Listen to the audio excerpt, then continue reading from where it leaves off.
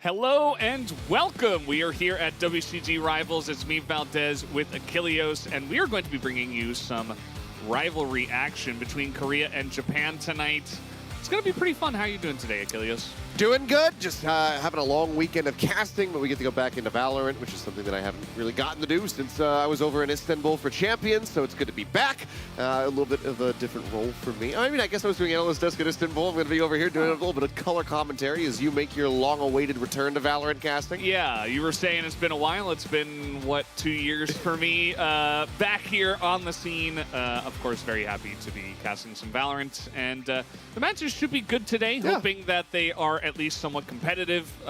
We'll get into a little bit of the interview videos and stuff like that a little bit later on, but the Korean players are very confident coming in here against Japan. Yeah, and I think for decent reason. Obviously, there's some competitive experience on the side of the Japanese squad, especially as we focus around the streamer matchup. But the Koreans, they've been in competition for quite some time. We're talking about some legends of FPS that are going to be playing in our streamer showdown to kick things off. But here's an overview of the Rivals event. Yeah, we got 3 games here, Hearthstone, Clash Royale, and Valorant. Obviously, the one we are doing tonight is Valorant, and $30,000 on the line. So not a small amount of money that everybody is going to be fighting for here. Not at all. And we'll take a look here, zoomed in on today. So we have our influencer, our streamer match, kick things off, and then it's going to be going into our pro gamer matchup. So we've got a Japanese squad in SCARZ going up against Damwon Gaming KIA, which is going to be exciting to see because Damwon obviously going through a little bit of a rebuild, didn't make it into the partner program, but are going to be playing in the, trying to play through the Ascendant tournaments throughout the years to try to get into the partnered league, I suppose, at the end of it all. But here we are. So yeah, Damwon versus SCARZ. Yeah, that's going to be the second match. We do have, of course, Korea versus Japan in that influencer matchup. And that one is going to be pretty interesting. Should be a lot of names that you should recognize. Obviously, they are influencers. They're very famous. They have big brands, and they're going to be here. They're going to be here playing some Valorant for you guys. By the way, we do have an event. You could win a Valorant swag kit t-shirt. It will be given to 5 people through a lottery who are successful at predicting if you do vote in the WCG newsfeed post. So make sure to post event 1 in the chat. It's real. Yep. Just follow that link, and I believe that we're going to be doing multiple of those as the evening goes on. So if you're not one of the first 5 that get selected, don't panic. You still have an opportunity. So there'll be a couple of those going on as we go through our 2 series here this evening. So just make sure you keep your eyes out for it in the chat, and there'll be a little thing on the screen as well that tells you it's time for the event. So you'll have to make sure that you get your preds in, get them right, and maybe you walk away with a nice little T-shirt.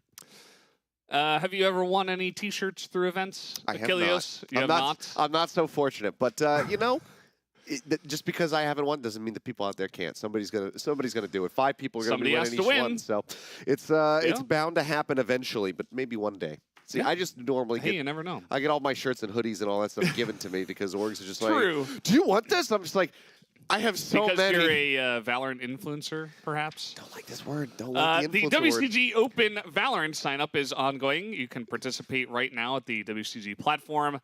There's the link right there.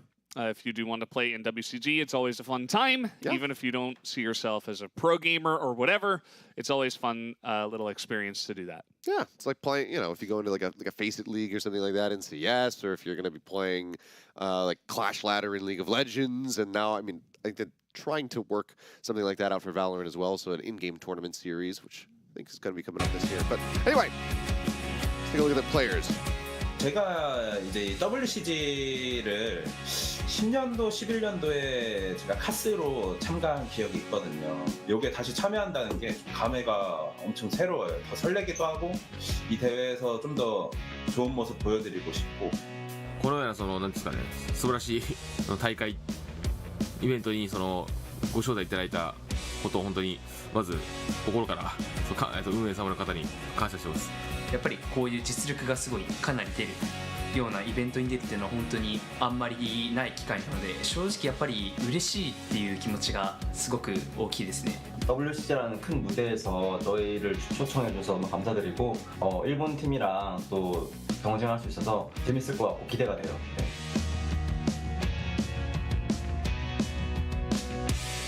일본 분들이 조금 총을 잘 쏘면서 좀 더 신중하게 하는 스타일이라고 해야 되나? 팀 플레이를 위주로 하는 플레이가 많더라고요. 그리고 약간 꼼꼼하게 플레이하는 게 일본 팀의 장점인 것 같아요. プロの選手もマッチングしたりするんですけど、すごいレベル高くて、ストリーマーの方も日本なんですかね、トッププロと変わらないぐらい強い方々だと思うんで、そこはちょっと楽しみですね。 단점이라고 하긴 되게 애매하긴 한데 좀 일본 팀은 좀 틀에 맞춘 플레이를 많이 하지 않나. 털을 찌르는 이제 플레이에 좀 약할 것 같고, 그리고 이제 한국 팀한테 좀 일본 팀이 말리면은 또 이제 공격적으로 저희가 좀 잘 풀어나갈 수 있지 않을까라고 생각합니다.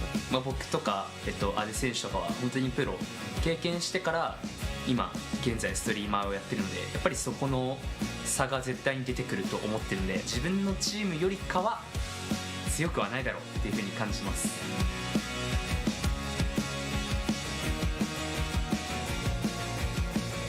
제가 프로 했을 때 한일전에 별로 좋은 기억이 없는데 이번에 좀 그 기억을 좀 바꾸고 싶습니다. 이번에 치러지는 한일전 같은 경우는 꼭 이기도록 하겠습니다. 한국이 왜 게임의 강국인지 보여드리도록 하겠습니다. 僕の日本ナンバーワンの夜を韓国の方々にちょっと見せつけたいなと思ってます。 일본 팀들 좀 많이 준비를 해왔으면 좋겠습니다. 저희랑 조금이라도 잘 비빌 수 있게 좀 도와주시면은 감사하겠습니다. 일본 팀은 한국 팀한테 안 되죠. 僕めちゃめちゃ強いんで、まあ右手オンリーで勝てるかなって思ってるんで、正直めちゃめちゃ余裕だと思ってます。 한일전 저희 한국이 무조건 이기도록 하겠습니다. 일본 선수들 좋은 경기력 보여주시면 감사하겠습니다. 파이팅! 하지만 저희가 이기는 걸로.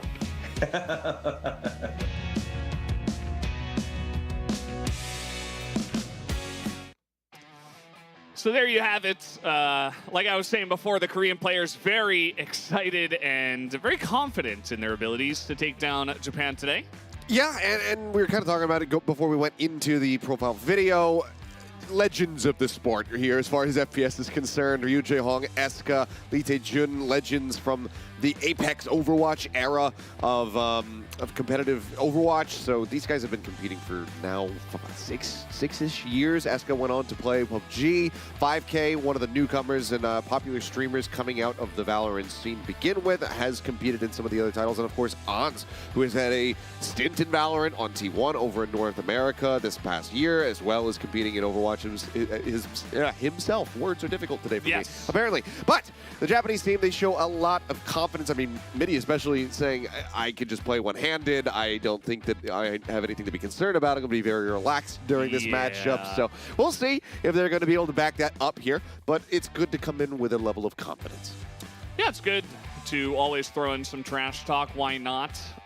Even mittiii saying that a couple of the guys, at least on the squad, him and Ade, have some good experience in the scene as well. So hopefully they can kind of gather everybody together and do a good job. I mean, as SurugaMonkey was also saying, you know, a bunch of the streamers are on a similar level, or at least they say, you know, we can play at a very high level at least. As we're going to take a look at the maps right off the bat here.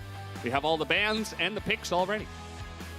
Yep, and nothing too shocking, I suppose. We're going to get some of the newer maps out of the way, go back to some classics here. Icebox having been the more recent addition, I suppose, to the pool. So you see the Breeze band coming out of there, the Fracture in with Pearl, then Haven, which is a little bit surprising. Haven is a classic map, but seems like Korea wants to keep it super simple here with just 2 spike sites to worry about. So we will go for Ascent, selected by Team Japan.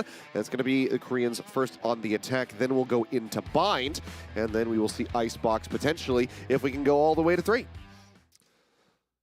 Yeah, I'm you know, this is pretty interesting, you know, for me. I've not cast this game in a very long time, but a couple of the same maps that we did back in First Strike. It's going to be very familiar for me, and it should be a lot of fun. And any of these maps stand out to you as kind of like, this is a really strong Korea map, like the Korean players are really good at this, they favor this map, or anything like that? Given that it's a mishmash of different players from, you know, different previous teams, players from different games and whatnot coming into this, it's really hard to get a read as far as a tendency or anything like that. But we'll have to just see how they play it and what the comps are going to be looking like as we go straight into the agent selection. So off the rip, you can tell what kind of guy mittiii is. He's like, I'm just going to insta-lock Jet and wait and see what everybody else does around me. But Mother 3 is going to be bringing out the Sova. I'm just curious mostly to see what kind of info-heavy comps we come in with, or if they're going to be going for a bit more of a classical, like, double initiator, one, you know, entry, smoker kind of style. And right now, it's seeming like that's going to be the case. We're not seeing things like the Fade come out to go alongside the Sova, alongside the KO. This is a bit more old school style, I would say. Yeah, some of these guys, you know, bit of old school players themselves. They've been around for a long time, so perhaps that's part of the reason. Very excited to see EscA versus mittiii on the Jet versus Jet matchup, if you can call it that, to see who's going to stand out a bit more. We were talking about some of the Korean commentators, and they were saying a little bit worried about maybe the agent pool for the side of Korea. Maybe everybody would just want to play initiators and stuff like that, but not the case. Yeah, I mean, Ons is one, obviously, that you don't need to be too concerned about. I'm not worried about anybody when it comes down to just being able to aim and really figure out how the guns work in these games. It's more about, you know, how fluid are you going to be playing the agents that you're going for. Looks like Clutch 5 will just go ahead and have the Killjoy here at the very end. This is online, so hopefully it's no disconnect. But should have that locked in, and we should be ready to go ahead and get loaded up into Ascent. But yeah, it's mostly going to come down to how they play this out. So I'm sure that the likes of ryujehong, LEETAEJUN, EscA have been playing Valorant since it came out, since that beta first hit. In all likelihood, it's just about how well versed are they. Well, they're really good at shooting the guns, as you were saying. You know, you're not going to be worried about the mechanics of FPS for any of these guys, any of the 10 players in the lobby. As we did start off here, this was, of course, the Japanese influencer team pick, but Korea did go ahead and pick attack first. So we'll see what kind of strategies they want to use as they get in here. Is there anybody in this lineup? You know, they're kind of like 5 separate influencers, you know. Is there anyone who you think would be the leader if you had to look at one of these guys? It's probably FiveK, just given that he was the team captain and kind of shot caller over on the side of F4Q. Not necessarily shot calling, but he was always seen as the leader of that squad. I would assume that he is kind of going to be in that same position. Otherwise, Ans, because he does have, also competitive experience playing this game. Granted, not too much success with T1 over in North America. We'll see how T1 fares next year in the VCT. But could not be either of them. They do have this double aggression setup because they are running the Reyna. This is kind of classic FiveK. He was leaning more towards the sky when we were seeing the back end of him being a pro player. So he's not going for that info-heavy setup, having this guy, having those flashes. Dude just wants to straight up kill people with his Reyna, and he's definitely capable of doing just that. A couple attempts at the wall bang there, trying to catch somebody at switch, doesn't happen. Yeah, it's pretty interesting. They kind of left this A side open. They're going to be going for a 5-man retake here. As you can see, Clutchfly up top, and already a bit of damage done to LEETAEJUN. He's a little bit isolated here. Oh, okay. On the entry, let's see if he can get anything done by himself. As in comes mittiii, lands a couple of shots with that Sheriff, and he's getting a ton of damage done. This could be the retake for Japan, successful, and that was clean. Yeah, only losing one player. I mean, time is ticking down, but they will have just enough to be able to get this and have a couple seconds to spare. And there you go, everybody getting a piece of Team Korea in that round. And a bit unfortunate of a setup. The blind comes in, or the flash comes in. ryujehong ends up getting flashed. Or LEETAEJUN rather, ends up getting flashed while he's tucked away over in wine. Then he's put into a really bad spot because he's knocked down to 30 HP. The shock throws are flying at him, throws in that smoke, he throws out the paranoia. But he just can't get out of that position. He knows that they're already swarming onto the site. He can't get out of wine. He's unable to trade anything. And it's unfortunate that they get a site for free, but they cannot convert that into a round win. So that's going to feel a bit bad for Team Korea. We'll see if they can answer back, though, as they go into the eco round. I think the only purchase that I did see is EscA with the Sheriff. So he's going to be looking to click some heads, but he's already dead. So there you go. Mother3 just spamming through the wall. A classic Sova maneuver on Ascent on that B site. Just wall bangs in, gets him in the head. Oh, and we're getting this again as well. mittiii, for the second time now, pushing up he not mid. notice? And he didn't see him, although we did. But of course, looking the other way, it looks like, as FiveK trying to get some shots himself with a Sheriff, but not going to amount to too much. They're just trying to take out as many people as possible in this round. I think the Sheriff in hand does help make that a bit more of a possibility. The Ares, though, tucked away in market, is going to prove to make things a little bit more difficult for them. Even if they could send somebody on a flank, the alarm bot is set up over in mid, just outside of market, so that's going to be FiveK taken down. He snuck in there so well. He was really well hidden, but then simple peek out from one of the other members of Japan. Oh, the dart. An easy kill. It doesn't see. Yeah. Oh, well. Oh, boy. He saw Ans just enough to be able to take him down. And he's got a pretty good idea that ryujehong is here as well. As the dart is in the smoke, they know exactly where he could be. Yeah, I mean, at this point, he's got it's not going to be a... he gets the dink. Yeah, he did. Not bad. Well, they got one. It doesn't get a weapon out of their hands, but at least you do the economic damage of being able to deny his armor away. So that's going to be another 1,000 purchase coming through. But you can see this is just the fairly standard setup for a Sova. Swarm grenade out. Either throw throw a recon dart or just go for the blind spray. He opts to go for the blind spray, and Mother3 comes up big. So right now finds himself at 4-0-1. So really good. Just Jehong and EscA, a kill apiece so far that's been found here for Korea. So they're averaging 1 kill per round. Let's see if that changes now that they have some rifles in their hand. Let's see what happens here in this bonus round. It is in goes mittiii with the flash, and he's gonna light one guy up. He does get taken out though, as there were quite a few members from Korea in position, but Mother3 with the long-range Ares still getting value out of this gun. They do take Mother3 down to about 85 HP. The drone now flying up. No leers for FiveK to try to breach this position. He's got to be ready to watch, and he is, but the headshot comes in a bit faster there for Clutch Feet, so the kill is found. He's going to recover the Vandal for a brief moment, but yoshiii crucially does manage to shut him down. Yeah, now a 2-on-2. A very important moment as Japan is just loving pushing out on mid. Nice little shot there from ryujehong to make things a bit more interesting. Okay. Like I said, you know, the aiming's good.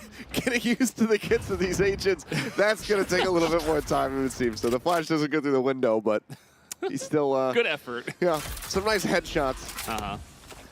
This is not a terrible position for Japan. You know, only 2 guys left on Korea, and Ade, he's got a chance. He's very sneakily moving his way into B just right now, but you got 2 guys on the back of the site here from the side of Korea, now spotting Ade. Okay, he's gonna use the smoke, fakes the TP to try to make it seem like he's down into the site, but until they hear a tap on that spike, they don't have to be that concerned.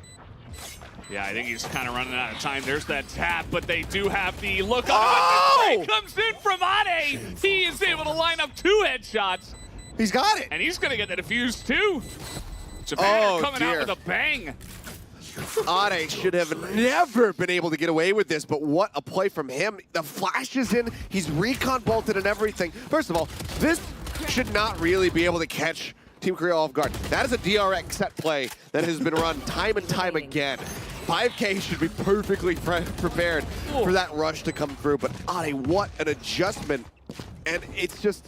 so clean. He hasn't died yet. Yeah. It's just way too rushed here from the side of Korea. They're getting ahead of themselves. They're swinging out not really together on that. Both of them spraying should be able to take down that Omen. Maybe Korea underestimating Japan a little bit here. Maybe playing a little bit too fast and loose to start, but now they've really got to hunker down as they have lost a 3rd round in a row. They're going to go for what worked in terms of getting the site in the first round. You want to talk about playing loose? I mean, just look at the positioning for Team Japan at the start of every single round. They're fanned out. No one's on the A site. Meanwhile, you've got mittiii just wrapping all the way through. He's about to enter into Gelato. He basically full sprinted out of B. Just hasn't stopped moving, and now he gets the hit across there onto LEETAEJUN, takes him down about 40 HP. Yeah, and this is how they handled it last time with the retake onto A. They don't want to hold this site, but let's see how it goes. Uh-oh. This paranoia does come through as in the corner, he gets taken out. EscA does get one, and he's going to have some help from his teammate, but let's see if FiveK can actually hold this one down alone in the 1v1. He does line it up, and finally, Korea are on the board. All right, boldly played there from FiveK. I thought maybe he was going to wait out for a tap on that spike, but instead just decides to push through the smoke. A very risky play considering how the last round just ended for them, but he's able to line up the shots. The big issue here for the side of Korea is that these rounds haven't been clean, so the money is... you know, they get this win. Their cash, though, they still need to spend down because there's 4 people that die in the round, so they're not really able to establish much of an eco. They have had that loss bonus rolling into the year, but now they're going to have to deal with an operator as well from mittiii, so challenge is definitely set up for them. Half armor on everyone, though. I think we know what he's going to be doing. Let's see how aggressive mittiii likes to get here, as Korea, once again, they're going to be just pushing into A. As a team, they do have their Reyna, I believe that's FiveK, just slowly on short there as, okay, mittiii and Clutch gonna pick up those first couple of kills. Yeah, mittiii swinging out, waits out the drone and just manages to find the kill. He's got the dash at the ready, so he's gonna go for the push. He actually does find yoshiii as well. Yeah, he's getting another one. This time they are defending the A side a little bit easier in this case with the economy the way it is, as now they know exactly where Ons is, so they're just gonna chase him down and not really waste too much time. Ade gonna spot him. He's being surrounded. Let's see if Ons has got anything to deal with this. Okay, he's got one. And that's probably better than he could have expected there as Japan take another very one-sided round. Yeah, I mean, Clutch was coming around from the backside, so even if he gets Mother3 there, he would have been taken down very swiftly thereafter. 5 ultimates at the ready here for the side of Team Korea. They need to start utilizing these. Problem is, there are 3 to work with for the side of Japan, and these are ones that can really slow up these approaches. Mother3 can go ahead, Not that Sova ult really trying to just stop up a rush on a site. You've also obviously got the lockdown from the Killjoy to really just try to shove and flush them out. We'll have to just wait and see exactly what happens. mittiii again still has EscA? the operator. Is he going to updraft here? Okay. Ooh. Goes for the jiggle peek. Yeah. Didn't see enough, but now he knows. That was a nice one. Went out a little bit wider that second time. Got the shot out. They have the suppress. He can't dash, but he won't need to. That's just gonna land that. Unbelievable. As this guy, I think you're right, Achilleos, he is playing the most fast and loose out of anybody. He is so confident. And I don't think he's playing with just his right hand, but it's still looking pretty dominant here. As he's gonna stay out and look for the pick again. He gets it on ryujehong. As this guy is single-handedly dominating. Now he's coming in here with the shorty, looking for a little bit extra. FiveK kind of anticipating, and well, now they know exactly where he's at because that ping from the recon dart. FiveK with a nice swing out. Catches Mother3 approaching, but mittiii just goes ahead, peeks into B lobby, gets the shot. 3 kills for him. Granted, you know, eco round coming into this one, but again, you know, the cash flow for the side of Korea right now is not looking good at all. You can see Ons with 2,800 already has his armor purchased, so cannot afford a full rifle unless he goes down to half armor. And mittiii not wasting any time, puts an end to that round pretty quickly as he is still on the op. He has the most kills in the game. He's got the most money in the game. Who's going to stop this guy? Korea's just going to go A again. They're going to need to do it pretty soon. I think that dart was actually supposed to go into the site and it didn't quite make it. They do have ult rolling for now, so just really stopping any utility. So SurugaMonkey ends up getting picked off. It's a good early kill here for the side of Korea, something that they desperately need. Let's see how Japan tries to turn this one back around. That lockdown available after the suppression ticks away, they could try to open up with that. We'll see how it goes. There's some trading here. EscA is going to get one, but mittiii immediately responds back as now he's looking to push here. Some ults coming out. Oh, the nade lands right on his feet. Yeah, he's in a little bit of trouble. As now pushing, Ade is just going to land that very long-range spray, looking pretty good. They're kind of running out of time here, though. Yeah. As doesn't look like they should be able to get this to fuse unless they just wipe everybody out right now. They're going to go for it, but at this point, they need to stick it. It's just not going to be able to happen. mittiii does get 2 more, though, as he'll finally be taken down. Yep. And crucially, Ons doesn't make it out with his weapon, so they do get the round win. They take the operator away, which needs to be repurchased, but you take a look at the bank, you take a look at how much money mittiii has, 7,800 coming into this. He's going to be able to get another operator into his hands should he choose to have it. But, I mean, a decent opening kill. EscA finally really getting himself on the board with those 2. But mittiii continues to be an absolute just force of nature when it comes down to his opping. He wasn't joking, you know, mittiii and Ade have really been the 2 that have had the most They're going to flash and dash into B lobby again. impressive, as this time Korea not in this position. They're playing way back just to feel the pressure. Once this Blade Storm did come out, that knife not going to land. Yeah, it seems like they had a little bit of a better read, assuming that he was going to be going for the ult, and he goes for the push. FiveK shuts him down. Yeah, I mean, at this point, I think Korea's doing a good job. They're like, okay, well, if they're just going to keep pushing us, why not just sit here and wait for them?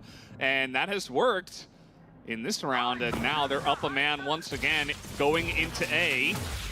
Okay, and Mother's going to try to slow this up with the Hunter's Fury. On's actually getting ahead of the doorway, but now they know. Yeah, he's just gone. Mother3 gonna get that free kill. It's a cheeky play.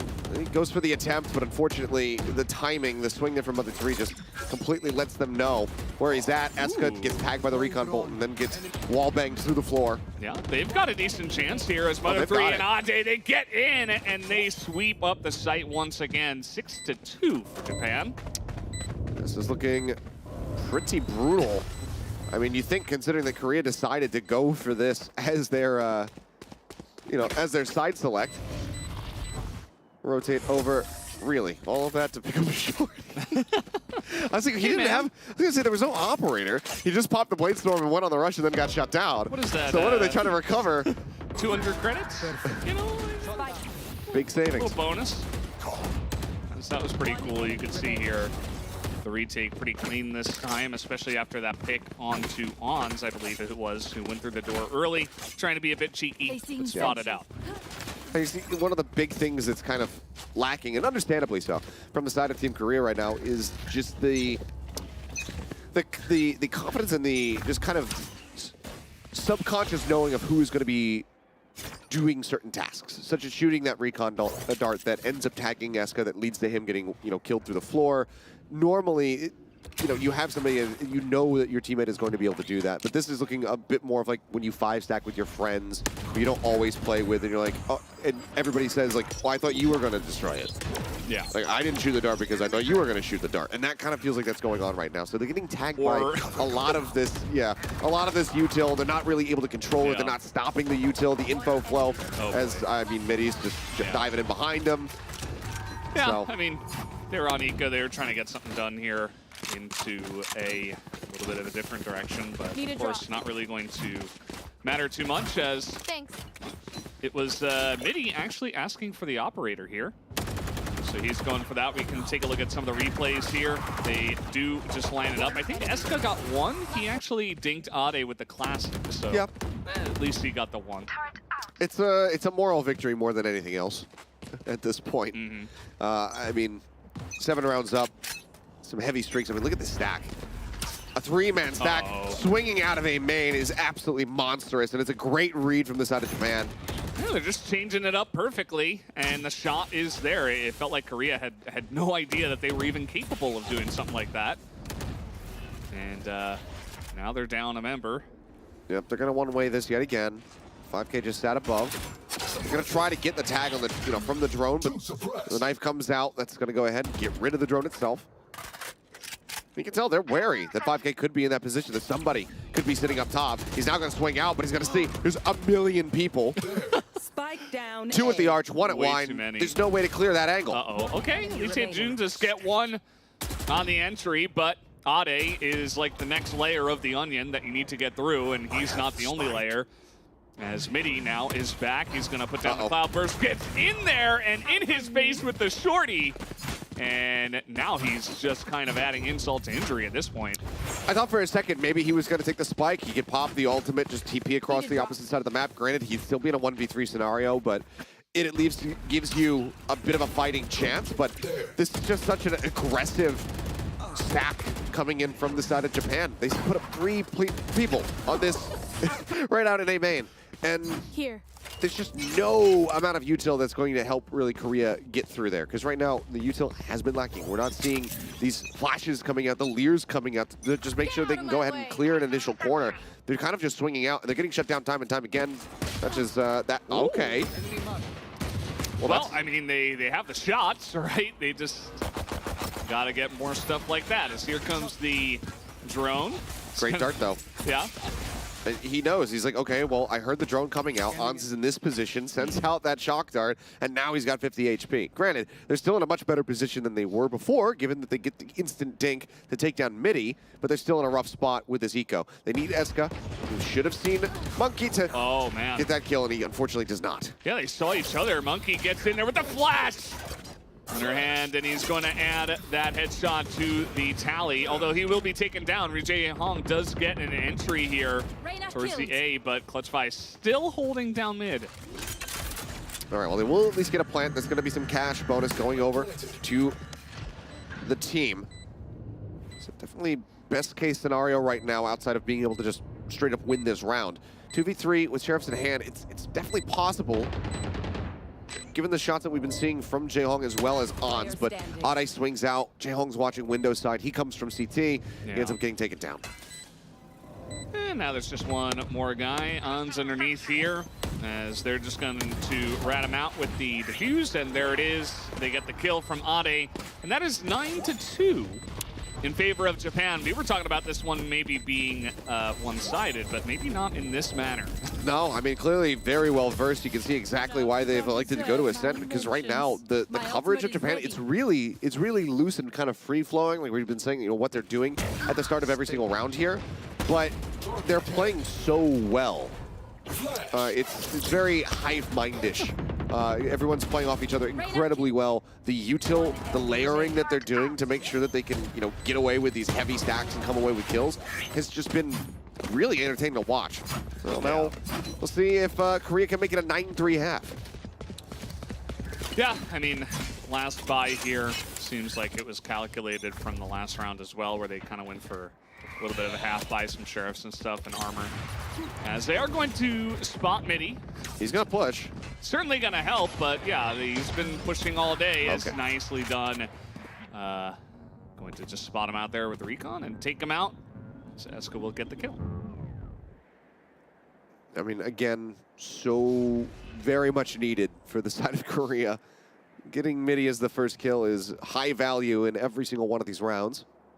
Looks like for now they're going to start inching their way over towards A, which, as we can tell, is definitely the better play, or the best idea for a play that they can make. You see Clutch kind of hanging back here in the defender's spawn. He can cut through and get to tree and window access pretty easily. But first alert is going to be this alarm bot coming out. Null command to try to lead the way. Let's see how this goes, as they're gonna land the smoke onto the backside where Ade is, but he's still gonna line up a shot onto EscA. It's gonna tie things up here 4 against 4. And Okay. Japan has been so good at retaking this A site. FiveK has not been scouted. He's making his way all the way through the defender side. He's gonna go for a backstab play, and this could be absolutely monstrous. Makes his way up into heaven. If he just peeked through window right now, it would be huge. He's gonna get the angle. He gets 2 of them, and that forces the push as SurugaMonkey lines up 3 kills for himself. But now it's LEETAEJUN, and he gives away his position. He's got to dip back into wine. Yeah, Stu, here's the defuse to force him out, and it does not matter. Shoots him through the smoke. Nicely done by LEETAEJUN to kind of short things up there at the very end of the half. Yeah, I think that maybe they thought that fragment nade was actually going to block off a little bit more, that LEETAEJUN wouldn't be able to push forward. So Monkey maybe misjudging a little bit there, but wanted to get himself onto the spike. They were running out of time, so it was at least trying to go for the half hold. And then it's a good swing there from LEETAEJUN. But, I mean, this was the backstab of all backstabs. Unfortunately, does get taken down. He wanted to be able to destroy that lockdown so that it was not a concern later on. But LEETAEJUN was able to play around it, avoids getting detained by tucking back into wide. So it's a nicely won round, 9-3. A very rough half here for Korea. Japan looking absolutely excellent. And mittiii going on the attack, I think, is going to be... pretty damn entertaining, because they're going for a maybe full 5-man rush. Yep, they might show him how to push onto the B site, something we didn't really see, as there's mittiii on the board once again. Gonna get that entry with They are the not ghost. ready for him at all. They had no idea, he's just in here. And that's a second kill, he's on 10 health. He doesn't really need to do much else, as gonna try to distract FiveK there. He will go down, but it does not matter. Japan are in onto the site easily. As now it's all to LEETAEJUN, and that'll be an easy kill for Monkey. And just like that. Yeah, it feels like the comms are now very muddled, like no one having any awareness that mittiii is already in that position. He's pushing down the side of the site, getting ready to drop in, and you just see FiveK running out, you know, with his knife, trying to get tucked away in boats. It's pretty rough to see. They are going to go for a bit of an investment, though. Everybody buying a sheriff, no armor to be seen. Looks like Jehong opting to stick with the classic because he wants to bring some util into this, so I'm expecting that he's at least going to have a flash and a fragment, if not, you know, yeah, a full stack. So he's got everything now in the kit. So wants to still play a util for his squad in all likelihood. Yeah, and interestingly enough, Japan gonna kind of slow it down this time around. Well, I say that, but here comes mittiii on the push. Once again, he is kind of hunting him down. As in he goes, the flash is pretty good. He's able to dash out. Meanwhile, Ade gets a kill somewhere else, and now Jehong just on the run. He is going to survive for now, but I don't think that's going to matter for this push. Yeah. Fragment used as well. Trying to stop anybody from pushing down into that smoke, so spike gets planted in front of the generator, and gonna have a similar backstab moment coming through as EscA's about to clash, and cannot get the shot across, so Clutch is still gonna be full HP. Yeah. Seems like they were ready for that one, and mittiii still just using the ghost is going to take him down. Actually, it was Clutch 5 from behind, but either way, it's a flawless against the eco, well, kind of the eco from Korea. as you mentioned, kind of getting a bit desperate, it feels, on the side of Korea. Yeah, and because they go for that buy, they're going to find themselves with, you know, half armor, rifles in hand coming into this second half bonus. Let's see if they can make anything happen here, but yeah, I mean, mittiii not getting clipped in the head, stays alive. The back covering fire comes in from Clutch as well. There's just nothing really that FiveK could do in that situation. And now he's got an operator. Yeah, aggro peek. And you can see, like, he's not even bothered by that recon. He knows that it's going to get cleared out for him. So he just continues to plus forward, scoped in, completely and utterly fearless. And he's probably pretty confident in his ability to just get this entry kill as well, as EscA's not going to peek out of market. mittiii still looking to edge on forward. On's considering peeking that. He does a little jiggle. And he is going to survive for now. But here comes mittiii, still pushing slowly onto the site. Need some added util here to try to really slow things up. But it looks like after the shot goes wide, they will just go ahead and start backing away from this position. For a while, Monkey's got himself tucked away just next to the ult orb. Hasn't tapped it, so it doesn't really give any idea to his presence, and I believe he just successfully avoids getting tagged up by the knife there as well. So the 0 point not going to reveal him in that spot, but now they know that there's going to be a full rush coming through short. It's a really well-timed fragment there from yoshiii to slow up the approach here of Team Japan. Yeah, here comes the push. They're just straight on going through the smoke. Does not matter. They only had that one, and LEETAEJUN is able to cover the other angle, gets a couple. And now with only 17 seconds left, mittiii still getting work done here. He's going to pick up 2. This guy is kind of insane. I mean, at the end of the day, it's just not enough time to get the plant here for Japan. Yeah, I mean, this round is a wash. They're going to go ahead, throw out the paranoia, look to clear him. They want the kills. It's a huge round for TORANECO as he picks up 4. But really nicely done. And honestly, a lot of this comes off the back of ryujehong. Even though he's one of the first ones who ends up dying, he buys so much time for the counter rotate to be able to come in for the side of Korea. He gets the read, he hears the footsteps coming up short, throws down that fragment, delays them at the door entrance over to Tree, and then from there, they're so focused on just streaming into the site as quickly as possible. They know that there's one playing outside window. They don't want to have to worry about yoshiii, so they start rushing in, and LEETAEJUN's just tucked away in the corner next to the switch and is able to mow down member after member. So really nicely done, but you need to do that 7 more times just to tie it up. Get out of my way.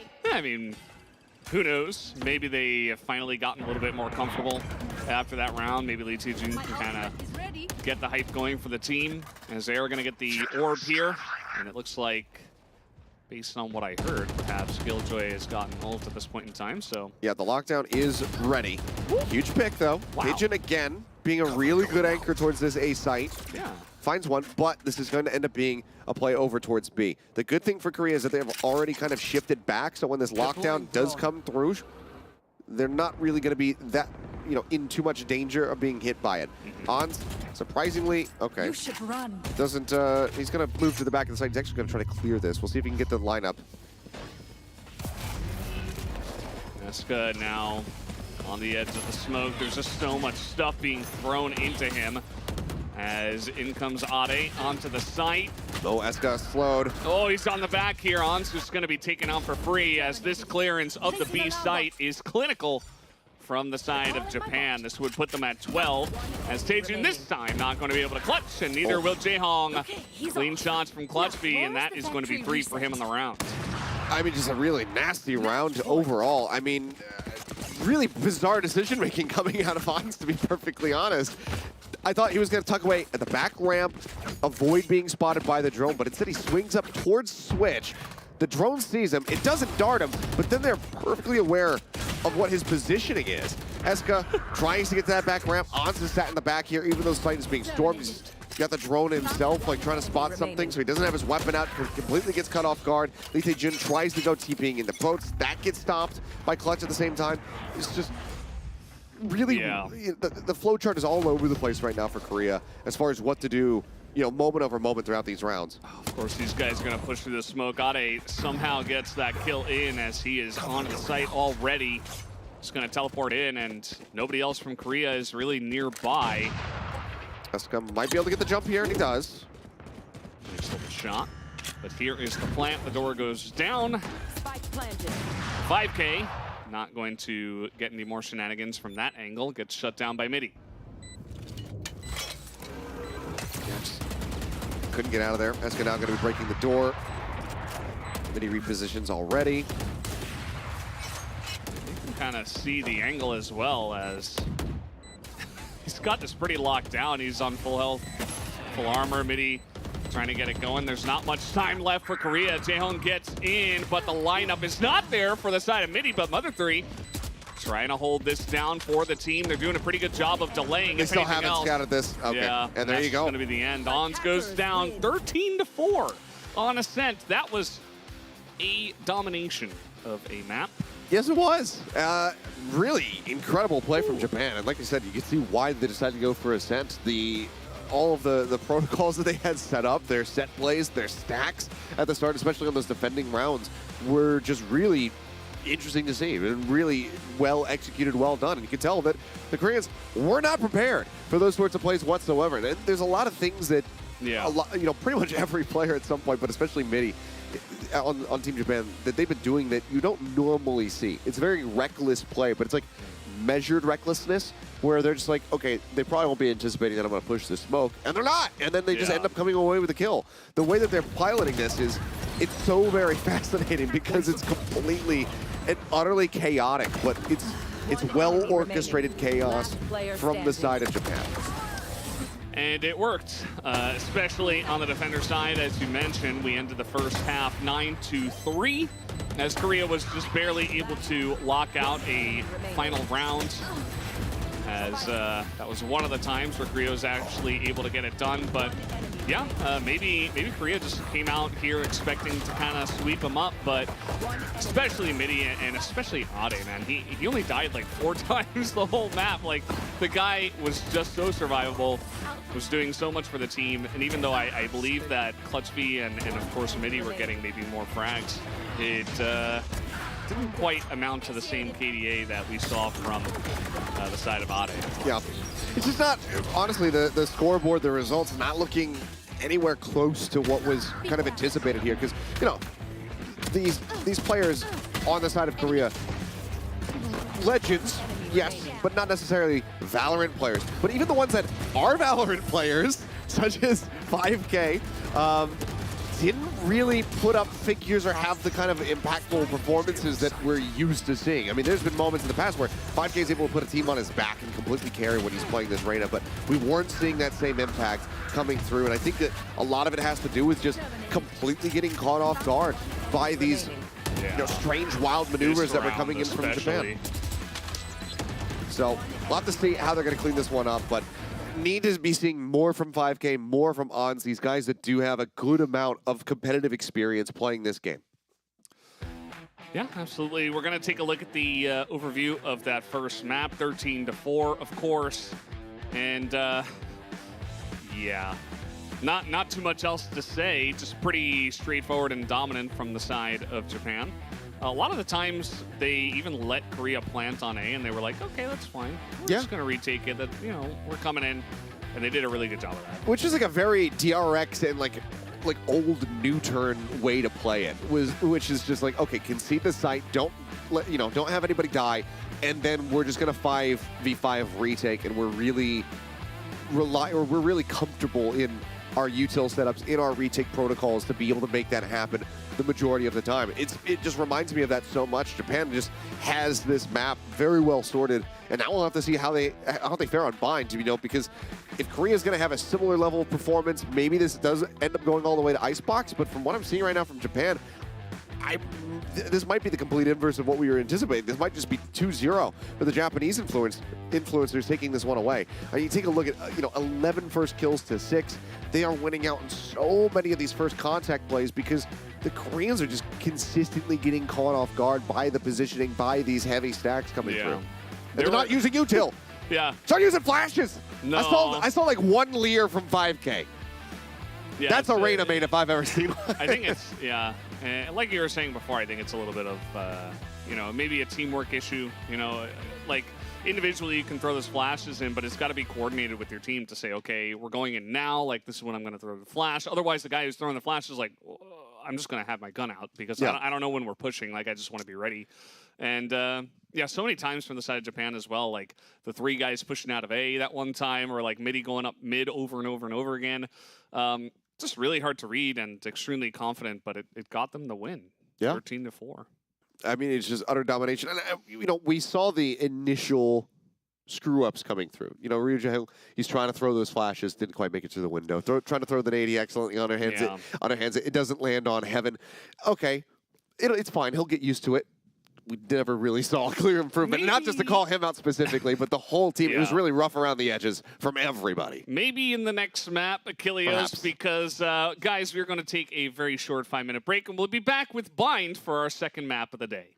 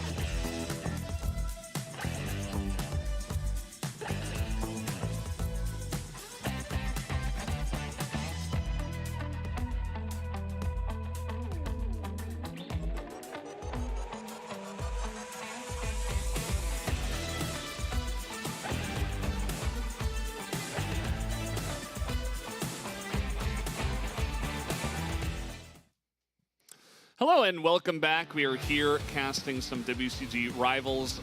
Not much of a rivalry in that first match, which it's not over yet. It is a best of 3, but Japan was able to take down Korea in a 13-4 on Ascent.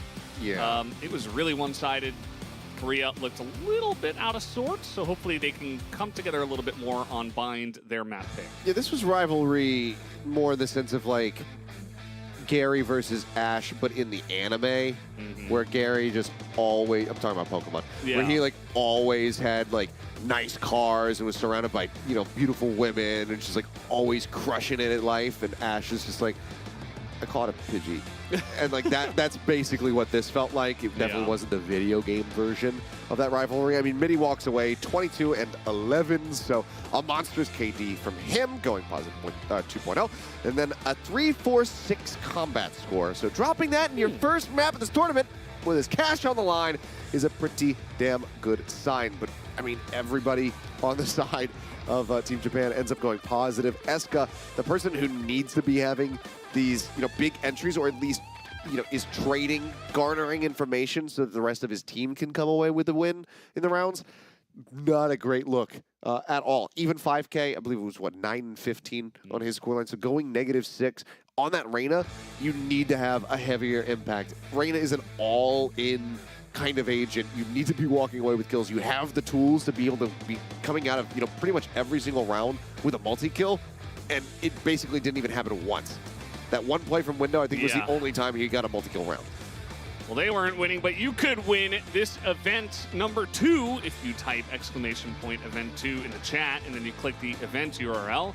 You got to predict who is going to win. Oh, actually, this one is a cheering comment for the influencers. The other one was prediction. This one is you know, give your little cheer up speech there on the wall. Maybe some stern words. WCG. Some stern cheering for Team Korea. Japan, sing them all the praises you want. There's plenty to cheer for given what we just saw in that first map. Yeah, so lots of fun events going on here. You could win a t-shirt. Yeah. I'd like to win a t-shirt, but I'll say they're comfy.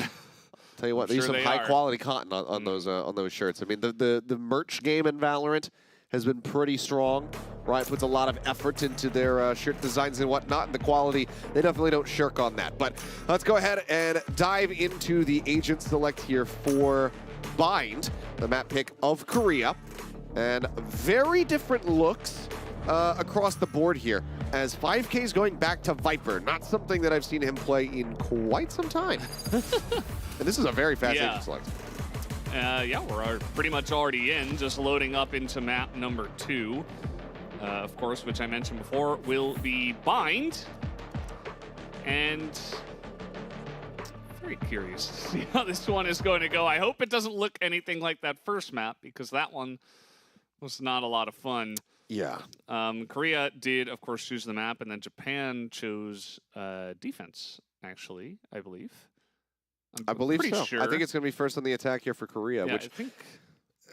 I mean, if they can get into positions early rounds and really get the setups that they need to make this comp work, they can have a good amount of success on the attack. Defense, their comp is incredibly strong, given that they're running this double smoke with a Viper Brim, but it's very different looks between these two teams. Even just the adjustment of going for the Raze over the Jet, that's a much more meta play coming in from Japan. EscA, I think, is mostly just trying to stick with maximum comfort playing this Jet once more, but you've got the Cypher, which is something that is very much making a bit of a resurgence coming through on not just this map, but every map. Yeah. And pretty much the only similarities is going to be the Brim and the Sky. So a little bit of info gathering there is, it does see LEETAEJUN.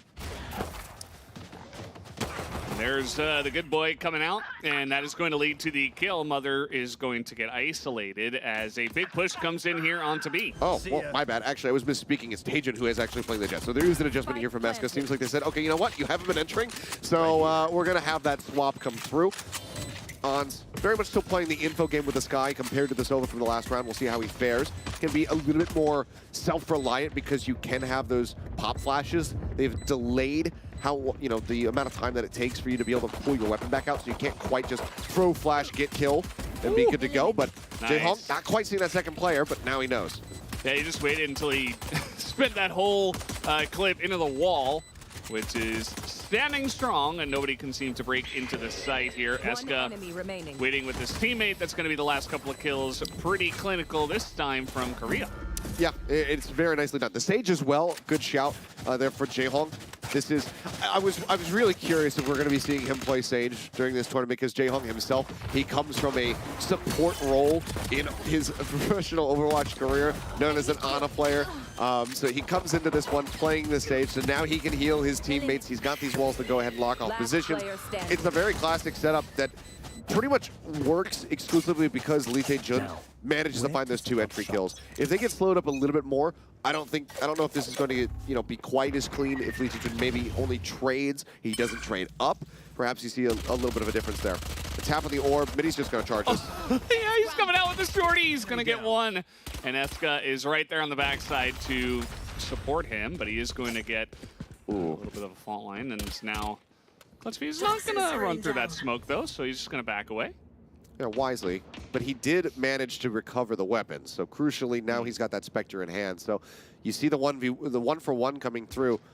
As Team Japan, you are kind of over the moon about this, just given that you are coming into this in an eco position. So now having that Spectre, that makes it that much scarier for people to try to get themselves here onto the site. 10 seconds until that next fault line is available here for Clutch. He's going to be trying to really make sure that he gets that online, but the flash does not connect and he ends up dying. Hey, he pushes out of the smoke right when everybody was entering, all 4 of them. So pretty Don't push this. Nice as, yep, that's Monkey just sitting here with the shorty. So there's going to be another kill for him. But they actually just wall this off, which is really curious. I mean, I guess they say, okay, you've got the shorty, now you have to try to play through this position, but more often than not, you would see the wall come through to kind of bisect the site itself. Yeah. An interesting decision there from Jaehong, but I mean, there's a lot of respect shown to the shorty. They're going to find another kill now. Yeah, I mean, so far, Japan putting up a very nice fight. I don't know if they're going to be able to get this one down, but it's not really going to matter. Nice little kill there from Monkey. He's got 22 health. You got to play this slowly. Now there's not enough time. No. So. Okay. Yep. It's going to give us a little bit of a diffuse. I mean, it's good for FiveK because you don't know if he's already pulled off the spike at that point. They both are aware this round is over. There's no way that we get this diffused. It's way better for FiveK to back away even though the round is won, not go for the kill, not greed for it. The best case scenario is he gets the kill, he gets another charge towards the Viper's pit. The worst case scenario is that he loses his weapon in a round where already 4 members of his team have died. So it's a heavy investment. So honestly, despite the 0-2 start for the side of Japan, you feel pretty damn good about taking away that many weapons from Korea. Yeah, I just assumed that he would continue to push, you know, get on in there, try to take another gun away, but maybe he just figured, oh, there's no way I catch up to that guy, so I'm just gonna go down with the ship. It's better to die to the spike. That way you still get your ult charge. This is gonna be a nice, easy swing. EscA does trade it. But yeah, it's better to die to the spike, get your ult charge, get your death bonus, rather than give that Viper that extra charge over towards the pit. Because especially on the attack, if you can get into a position where you utilize the pit, get that spike planted, retaking the site is going to prove to be really, really difficult. Well, this is a lot of green in the face. Japan right now is swinging around here as FiveK. He's going to pick up Monkey. And he is alone, from what I can tell. Oh, Mother, though, going to get picked off. So another little trade back, and this lurk from FiveK is absolutely gorgeous.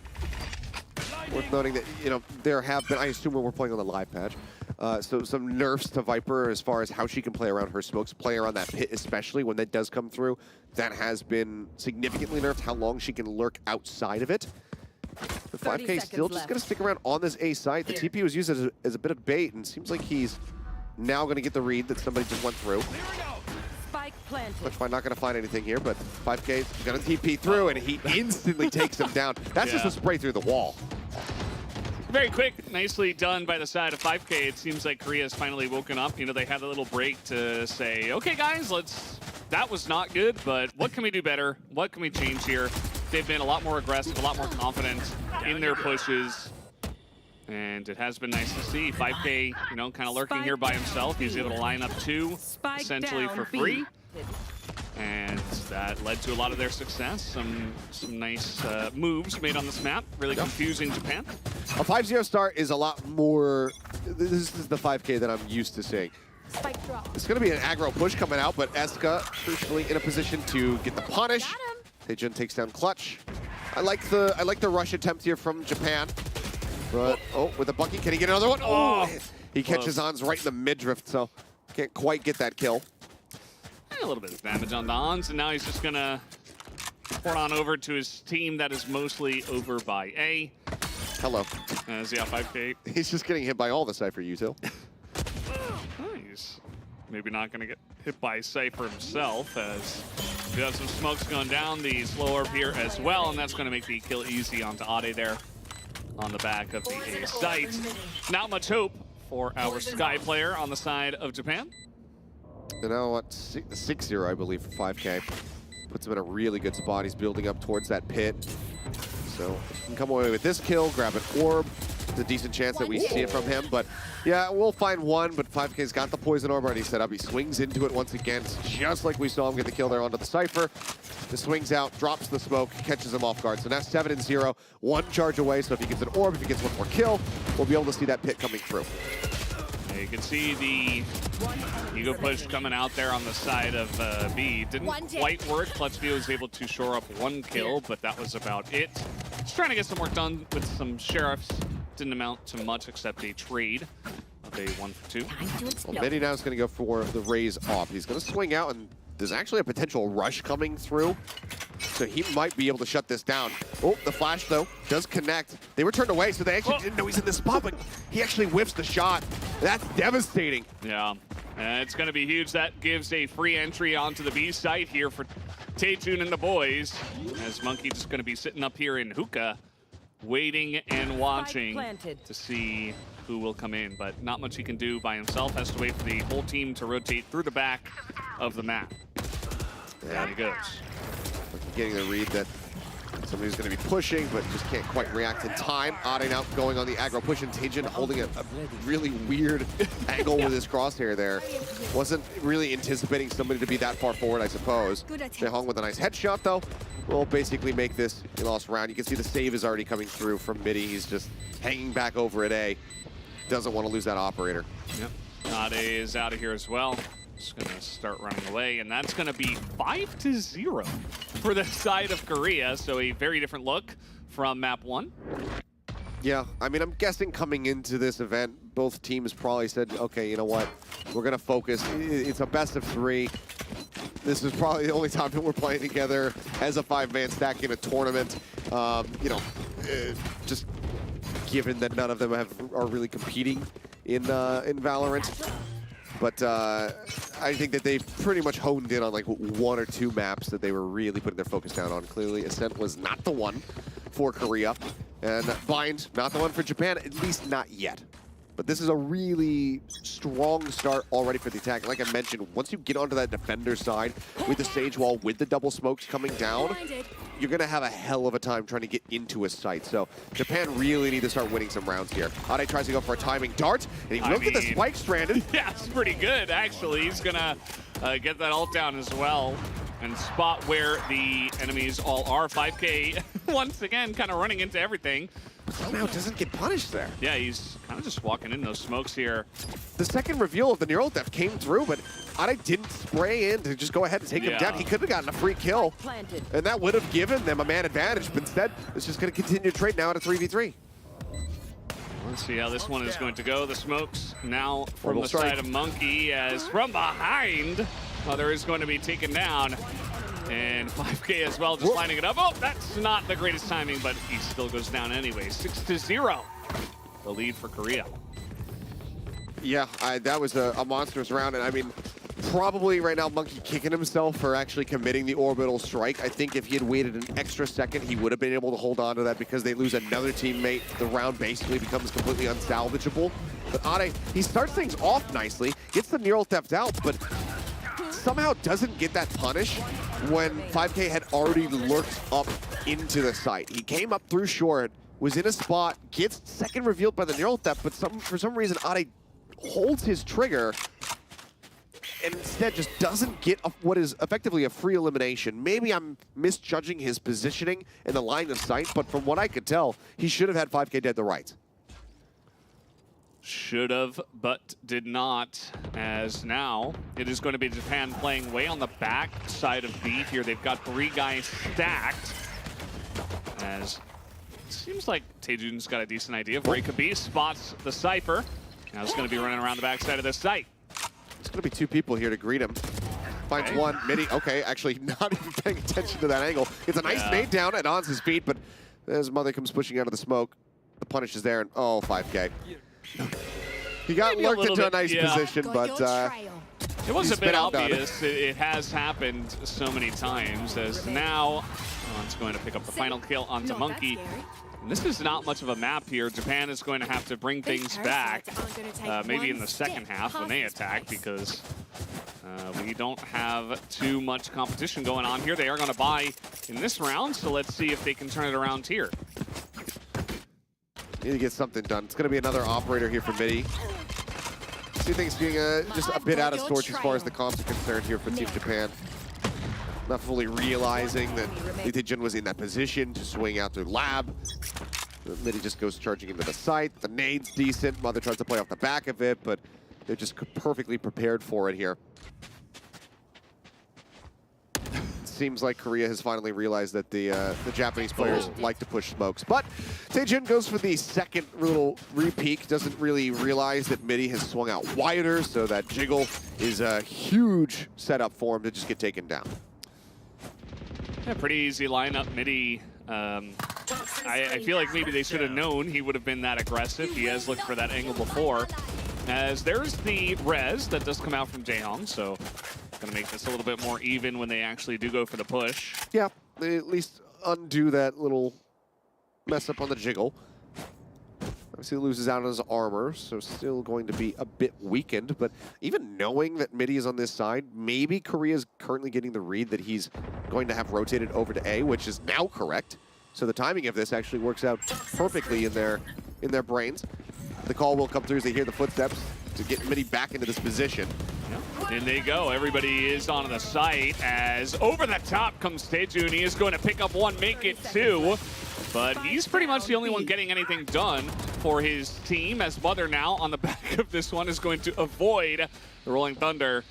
But that's the spike down. They have this pit, but the spike is just on the outside of it. And now Taejun's dead. As soon as he grabs it, yeah, they know that he's right up close and personal. Oh, he's going to get that kill, though. But he's got no time. Okay. I feel like he had like 8 seconds maybe, but not quite enough, as Ade is able to put an end to the dream. The 8-0 dream, that is, as finally Japan is on the board. I should say, he had plenty of time to get the spike planted. There's about 11 remaining at that moment. I mean, trying to play through 3 people in your Viper's pit and get that plant down, there's just no time realistically to make it happen. Ideally, maybe if there's another 15 seconds on the clock, the best thing that you could do would be get this kill on a clutch by, slip out of the back, go through the defender's spawn, get the plant down on A, and hope that you can clutch it from there. But just not quite able to happen. Yeah, not this time, as we do have Jehong looking to peek again, but mittiii not quite on as aggressive of an angle. And we're not going to see a second peek this time. Finally a push onto A, it seems. Dog gets cleared, but okay. FiveK, he sneaks up. He's going to try to jump over the rope, and he still ends up getting trapped. Hasn't taken any damage, though. This is going to be a really good aftershock if he actually committed it there. Ade now taken down as well. We've got a decent chance in here. A lot of smoke onto the site. That should be a pretty free plant. The grenade over the top. Going to do a lot of work into Jehong. But there's double healing on this team, so Jehong is going to be able to get back up to 100 with relative ease. Taejun, though. Shot through the wall. They've got a really nice crossfire here, though. The flash does come out. As okay, EscA lining it up. They know where he is now, though, as in through the flash. They all come, and 3 of them fall like dominoes, as Japan gets a very nice re-entry into defusing this spike. Yeah, a bit more like the Team Japan that we saw in the first map. Everybody playing together here for this retake, despite the early losses. It's a really good and a really necessary round win for them. As mentioned, playing into Korea's comp once they shift over to that defender side is going to prove to be pretty damn difficult. EscA, he starts things off with a good initial kill, but you can see that it's a little bit slow from him at the moment. He's got to get used to turning away from these flashes because time and time again he's getting caught full-blown flash right up in his face. He gets that full blind and he's just not able to really trade anything else out. So just something to kind of build into the muscle memory. Hawk goes for a little journey as Ade is just going to use that here. He is going to spot the push coming on in as Ade is in the corner. Oh, and here. did not quite read that one. Yeah. A little bit slow here from the rest of they're Korea. just pushing out. Clutch Buy is going to pick up 2 as that is going to just make it a 2v2 here. Not the cleanest fight we've ever seen. I thought they were going to go for the TP. This actually would have been decent, but okay. 2 players from Japan, they end up splitting apart. Now that they hear this Trailblazer on the site, the wall coming up, they know it's going to be a full middle here onto B. They're not going to be taking that TP. Really good ult to delay. Yeah. Just going to get his raise over. Make this a more classic 2v2. Monkey gets the 1. And now ryujehong pretty low on health. Not even going to... He's got to heal. Okay, he is going to go for it. If he gets a kill, this will get him the res. Oh, nice little peek there. And now they can just double peek together. Very nicely done. mittiii distracts and Monkey cleans up. 7-3, 3 rounds in a row here for Japan. Yeah, and if they, I mean, right now with the momentum that they have, the cash getting drained down a bit from the side of Korea, I guess it wouldn't be drained enough to be able to, you know, give them a big advantage and really take the money away from them. So they will be able to buy out for the rest of this half. But there's a very real possibility that they end up running this back into a 7-5, which is not excellent given, you know, again, the comp setup that Korea are running, but it at least puts them in a very good spot overall as they get ready to go on the attack. mittiii looking for the aggro push, whiffs the shot though, and LEETAEJUN, he does not. DWG's right there. Here comes ryujehong now, looking to push with the spike. Is already on the site. Just these Mission Impossible setups from Ade. Just they have to like jump over the one, duck under the next one, try to avoid the laser beams. Ah, he's right gonna push in front this. of him. Okay, there it is. Nicely done. That's actual Mission Impossible. Going through one smoke to the other, denies the plant, and now the... I mean, he had that pre-set up. That FiveK was just on the ground. Yeah. It's just a great read. And look at this, just cleaning everybody else up that had to push onto the site to try to reclaim this. And it is not going to happen. 4-7, 4 rounds in a row. I mean, this already starts making you sweat now. You get 7 consecutive rounds and then suddenly you start giving up 4 rounds in a row, maybe even 5. If Japan can close this, that is not going to weigh well on the mental game for Korea. On's trying to watch that back angle, doesn't manage to win out the fight, ends up getting picked off. And it's just these minor little trip-ups coming through for Korea that is allowing for this round snowball to happen over and over again for Japan. One last time on the attack here for Korea. Let's see if they can make it a win, get that 8-4 half. This time they're coming a bit quicker onto the A site, you can see.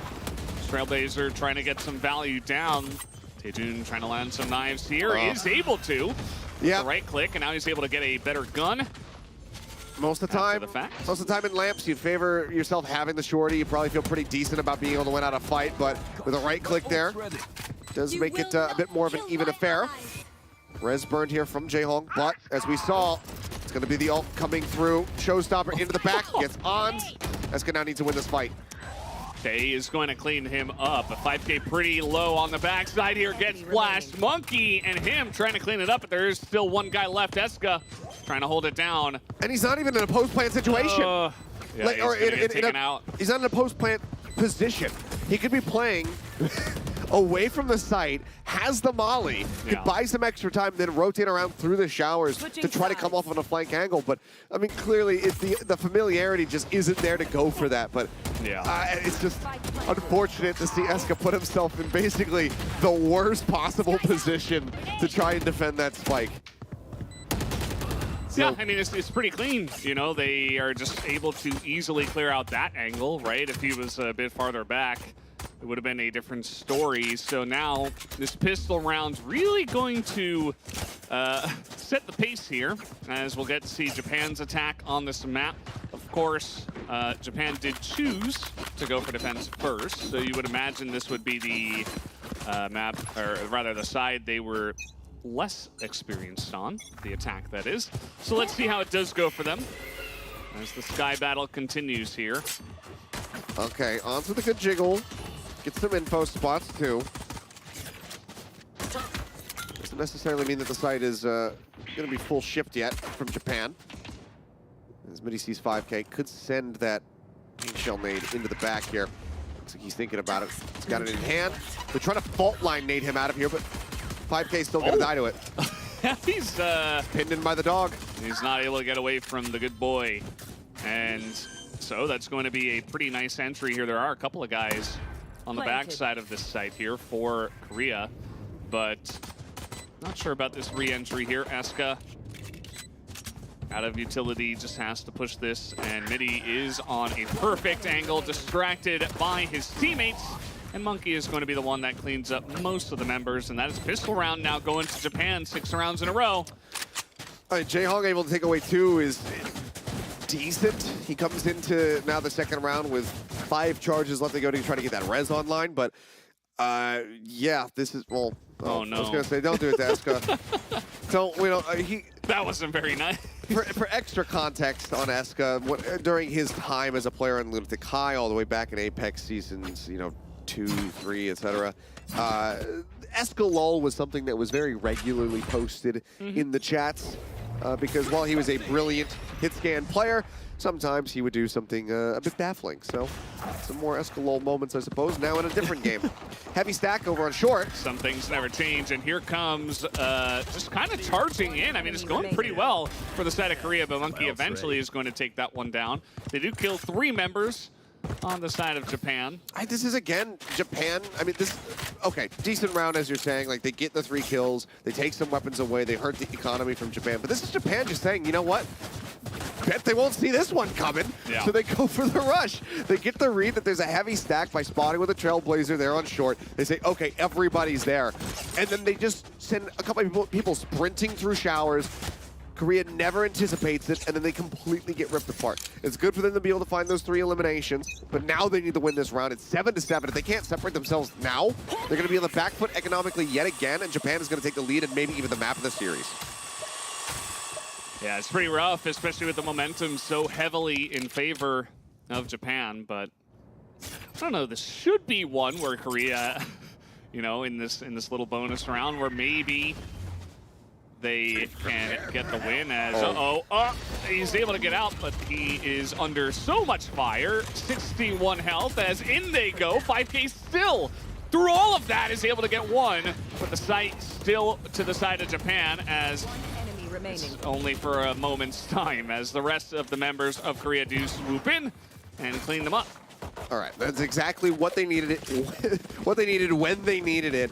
That was very much a screw you FiveK setup coming out from Japan. I mean, just the full blind send on the orbital strike, knowing where he likes to play on this B site. They send that out. They have the paint shells to try to cut him off. They do get some damage in, but the thing that they didn't really account for was the re-aggression. So as soon as the paint shells are gone, he pushes back into the side, is able to get that timing as mittiii is just planting his feet on the ground, leaping out of hookah window.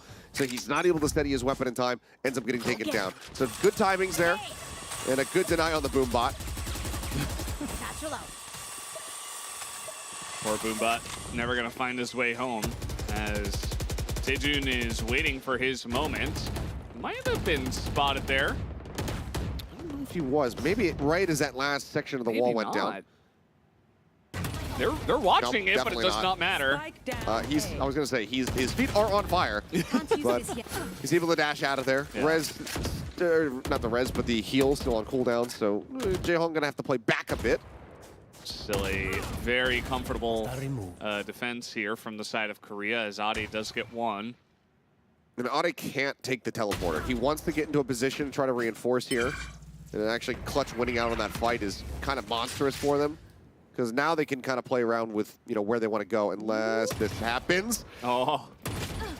Ooh, man, the ADS. I know exactly where you are. Well, that's not going to help you at all. Oh, man, they're sticking in this one annoyingly for the side of Korea. Just a pick here, a pick there. And now he's going to run all the way around. to the B site where there is nobody from the opposing team. And Ade is going to be holding this angle for now. I mean, FiveK is suspicious of it. That's why he's going to start creeping forward, but it's really risky to swing this corner. And okay, he's lucky that he doesn't get his head taken off.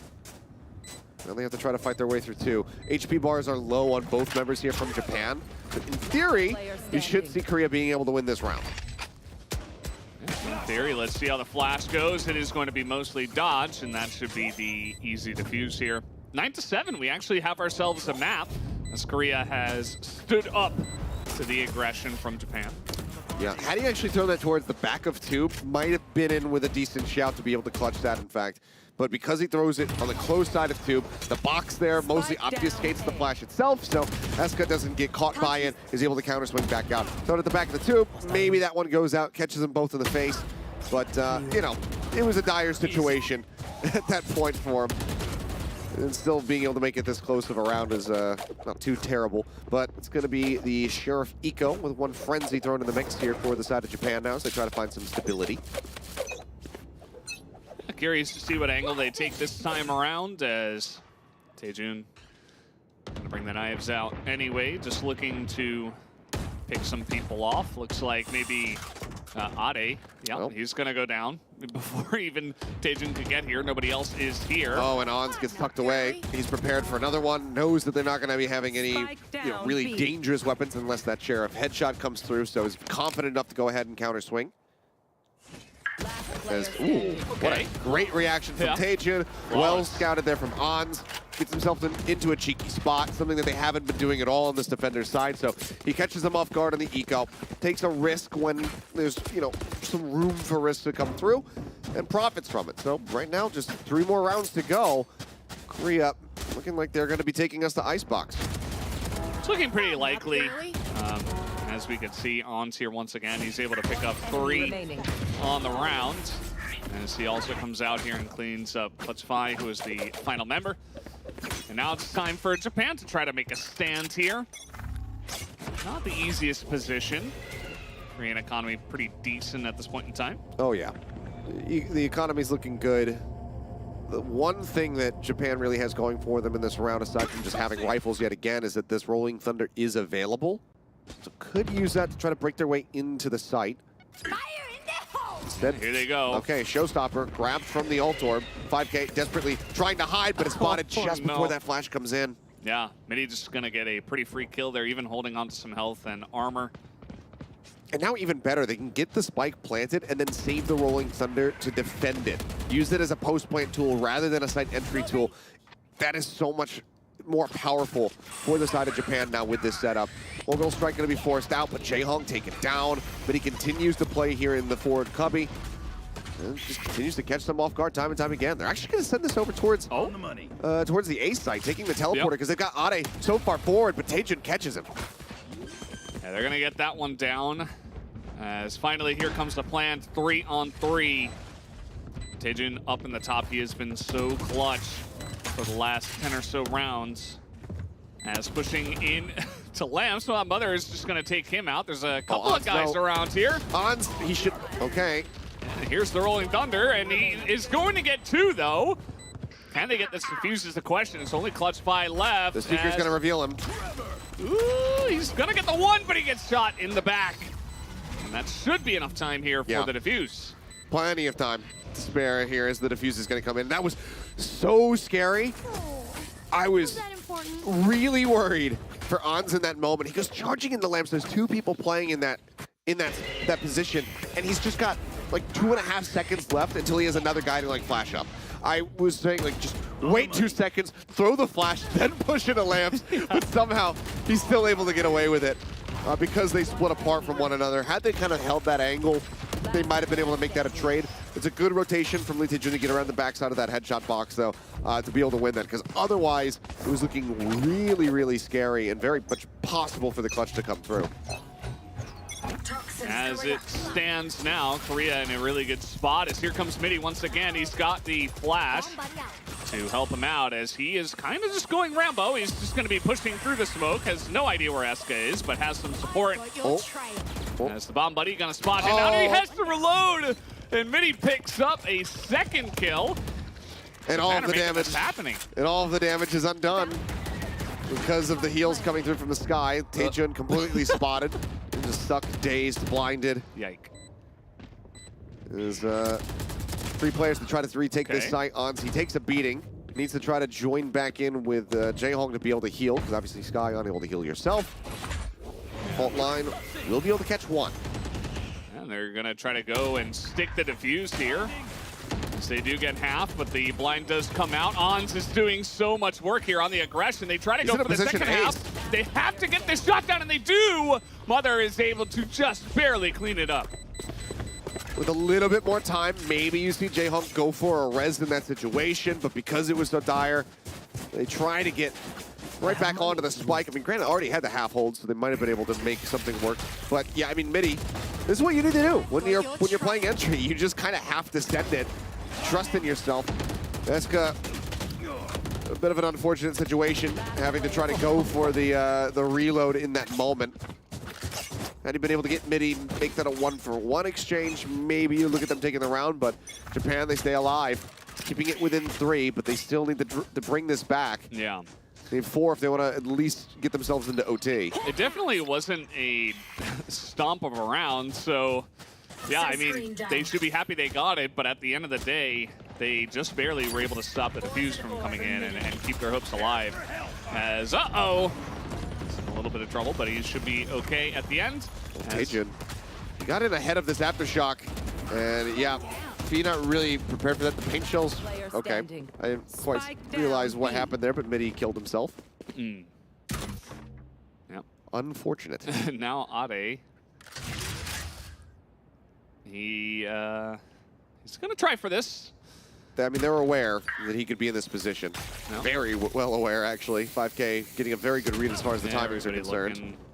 This angle, and he's just gonna go hunting. Then Ons will swing from the one side. Or TORANECO will just finish him off. All right, well, map point here for Korea. Now this is do or die. As you can see, the economy is in shambles for the side of Japan. Yeah, I mean, you need to you need to thrifty in order to keep yourself in this and then still win 3 more rounds after that to get into OT. So the deck is definitely stacked against Japan for the moment. So it seems like just about almost certainty that we will be having Icebox come up for a 3rd and final map in our first series of the day. And here's the pit. It's fun, you know, we get 3 maps for the influencer match, get to see everything they have to offer. As he is on the edge, and he is just going to pick up that free kill. mittiii, no chance for him. Risky business. You can see how quickly the smoke integrity is failing right now. He needs to get himself back into the ult in order to maintain that. And it goes up a hell of a lot more slowly. So as a Viper, you need to be playing within that smoke a lot more. Ooh. Aggressive push from TORANECO. I can appreciate the gall to go for it, but doesn't win it out.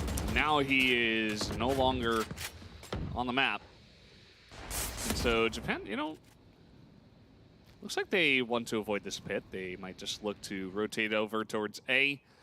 See Ade right now slowly pushing showers, trying to give as much information over, but 2 guys from Korea just playing the back of the site right now. 1 guy in lamps.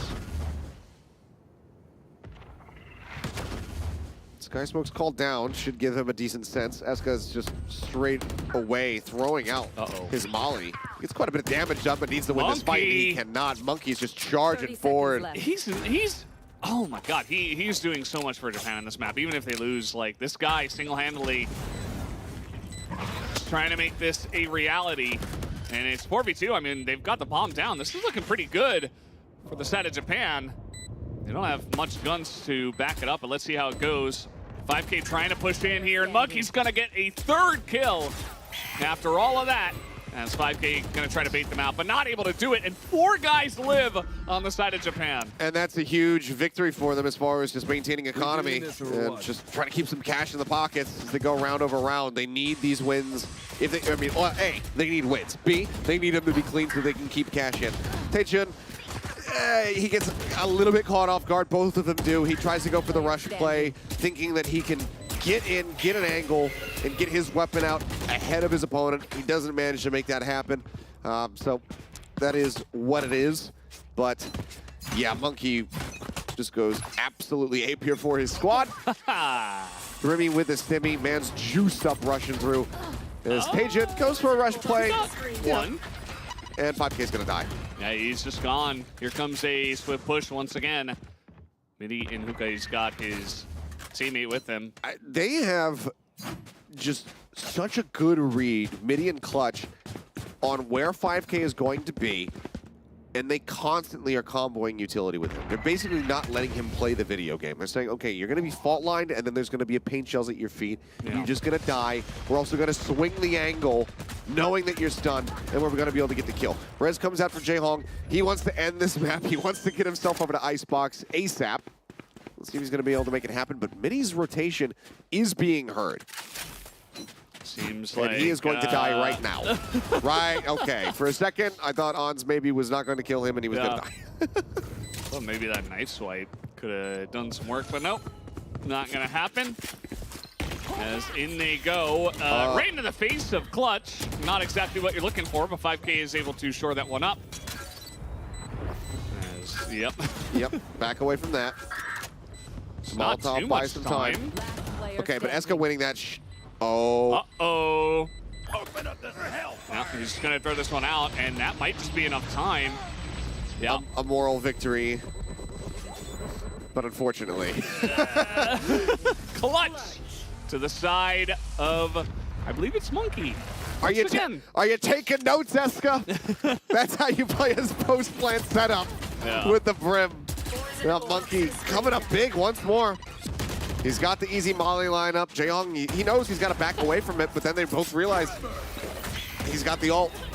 And what they needed to do was try to get that out of him a little bit sooner. They don't retap the spike. They're waiting out the molly. They don't retap the spike right away. So then, you know, he gets a little bit of extra window before he throws out that that orbital strike. And I mean, Korea losing a couple of rounds in a row now. This is not easy pickings for them anymore, although DWG has something else to say about that. She was able to pick up the op for this time.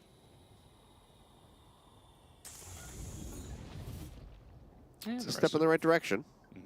But you've got Seekers, you've got a Showstopper. This is still a winnable spot here for Japan. Seekers do go ahead, lead out. Orbital strike to slow things up at Octagon.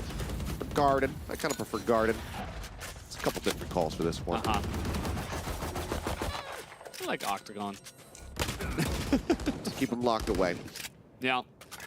DWG holding down this angle now, and he's going to swap and lose to mittiii, who's just going to line that one up, making this a little bit more even. Even gets EscA. I mean, and this is just how things continue to spiral. The Showstopper, it's not going to find anything for him here, but zoning tool. It doesn't even matter. Yeah, it buys more time. It allows. Lance comes in. Yeah. So now, 3v4. Need to reach 2v4. Uh-oh. 2v3. There's still a Rolling Thunder available, though. And you can see Clutch, he's got himself shifted away. He's going to be playing out of the hookah side. And if he throws this, it's going to sweep across the site, and it's going to catch everybody. Now just Yoshiii. And at this point, you're saying, no, save it for the next round. Don't use the ult here. Because we need that to take this to OT. Yeah. And now ryujehong alone. He is going to spot where Clutch is. No time, though. Yeah. Just trying to get as much work done as possible. Not quite able to tap any of the other heads. I mean, at that point, you're just trying to get some eliminations, hoping that they don't have money to go into the next round. And, you know, had you been able to get Monkey there, he would have been pretty tough as far as how much cash he had. I think he came away with that one with like 3,500. But, yeah, I mean, mittiii just gets so much done. It's such an aggressive, backed up, like nothing coupled with it peak from LEETAEJUN. He just straight up goes for the just aggro ego peak on the corner. Yeah. Gets shut down by mittiii because of it. And now there's 4 members of Korea that don't have full armor. Remember when Korea won 7 consecutive rounds? Yeah, I remember that. And then Japan, they won 6 in a row. It wasn't quite as good, but it's about to be as good. unless Korea can pull something out of the hat here. Okay. Well, there's a Rolling Thunder. Not going to be saving for a post-plant. They want to just get into the site.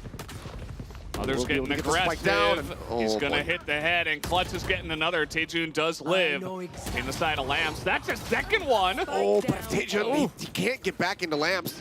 He buys enough time. I mean, he does a hell of a lot of work. Nailing that last headshot was beautiful. It was only him. Nobody else able to do anything yet for Korea. Do they realize? Nope. We're going to overtime. Any overtime enjoyers? Wasn't what I was expecting. None of this is what we were when expecting. we got to 12-8, but here we are.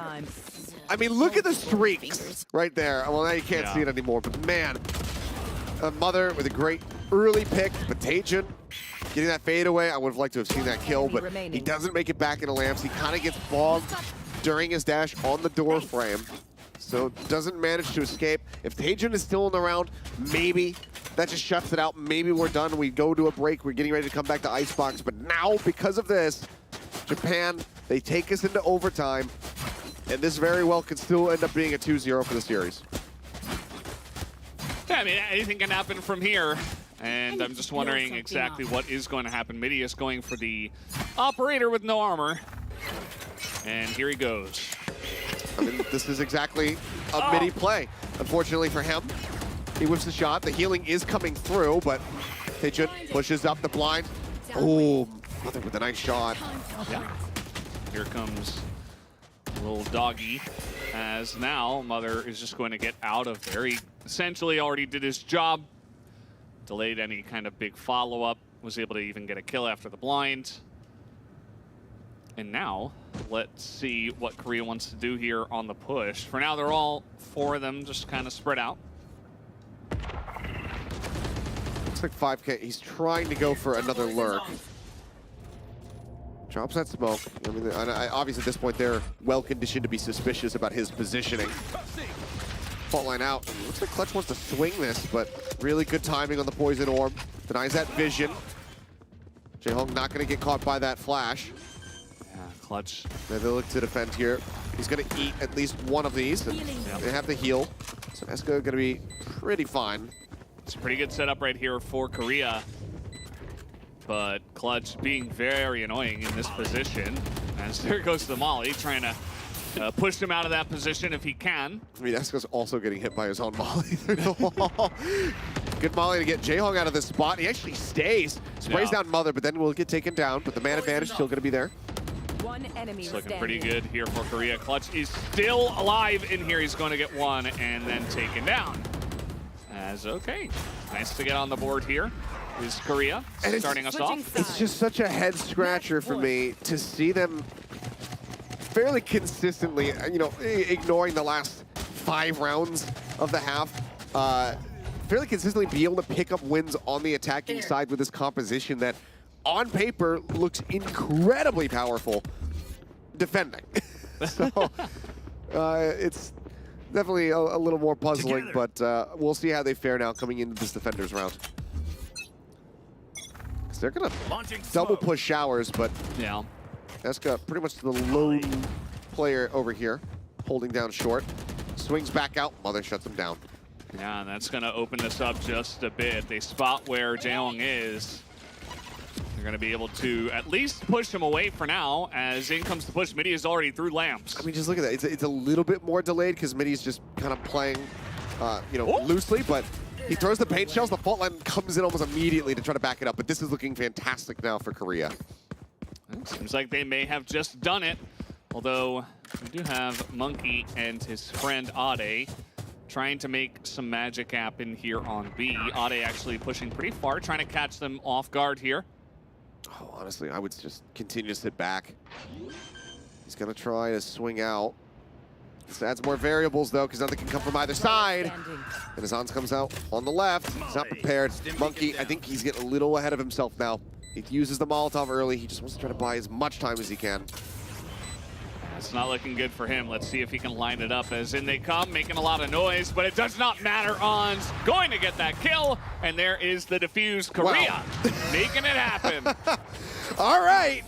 They give up so many rounds that they should not have, but they get the win in the end. So, okay, each team taking away their map pick, but now we turn to Icebox, which is, I think, a much more mechanically challenging map as far as like what your setups are going to be, lineups that you can utilize going into it for both teams. So I'm really interested to see in particular what Japan is going to bring into this, because they've already shown us some great couplings of utility. Like I was just pointing out in that last round, the paint shells gets thrown, immediately Clutch is saying like, okay, now I have to fault line though. It's got to go with it, otherwise like we need to guarantee that kill. It's a little bit too late. Jehong had already moved away from the paint shells to begin with, so they can't, but you saw time and time again during those attacks, just catching FiveK in hookah, in the back of sight. Icebox is going to be another map that allows for those kinds of coupled plays or those heavy stacks like we were seeing on Ascent. Three-man peek out of A main, you know, etc. I'm excited to see what Japan is going to be doing on this map. Yeah, and just as a team, it did feel like Japan were a little bit more coordinated, and even their ability to just come back on this map after you were talking about the streaks. It was 7-0, and then it was 7-6. So there was a nice little comeback brewing there for the side of Japan. Didn't amount to a win, but at least they pushed it to overtime. They made it really difficult for the Korean side to end this one cleanly by any way. Remember, it was 12-8. Some nice little setups here.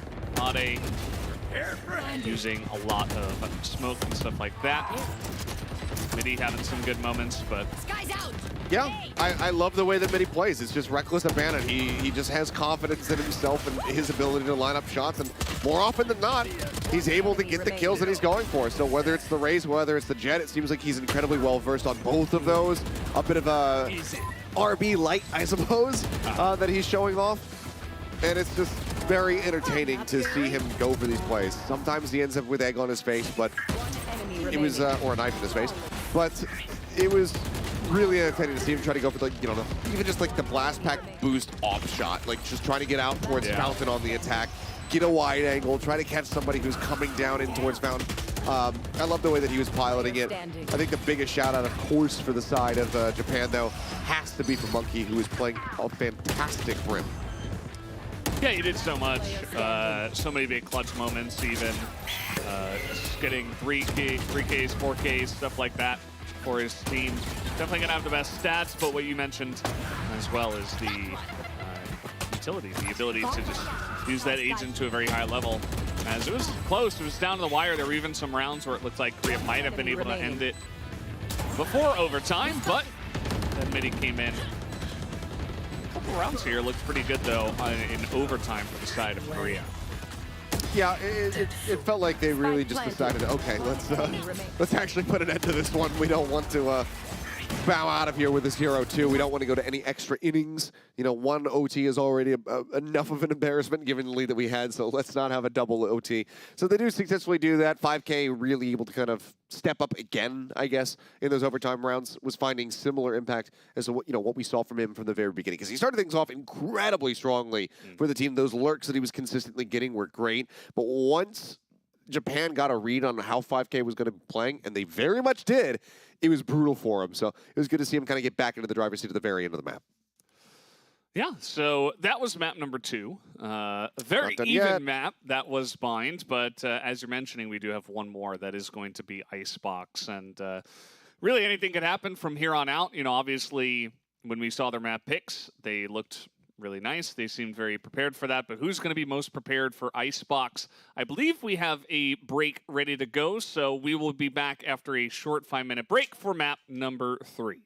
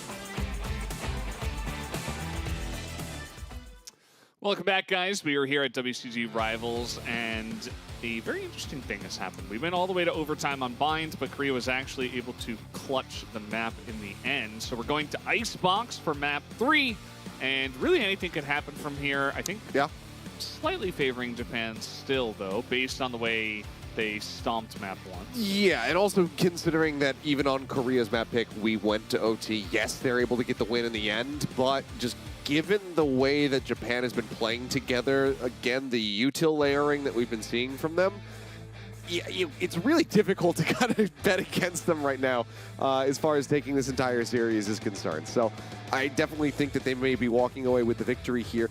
So we'll have to just wait and see exactly what happens on Icebox. Maybe there's a fire lit under the Koreans now. Maybe FiveK is really going to step up to the plate. We'll kind of have to just see what these comps are going to look like as well. Because Icebox is probably going to lend to a very different look as far as these compositions are concerned. LEETAEJUN, though, a breath of fresh air as far as, you know, what we saw from EscA on the jet in map number 1. LEETAEJUN looking a lot more at home with this pick.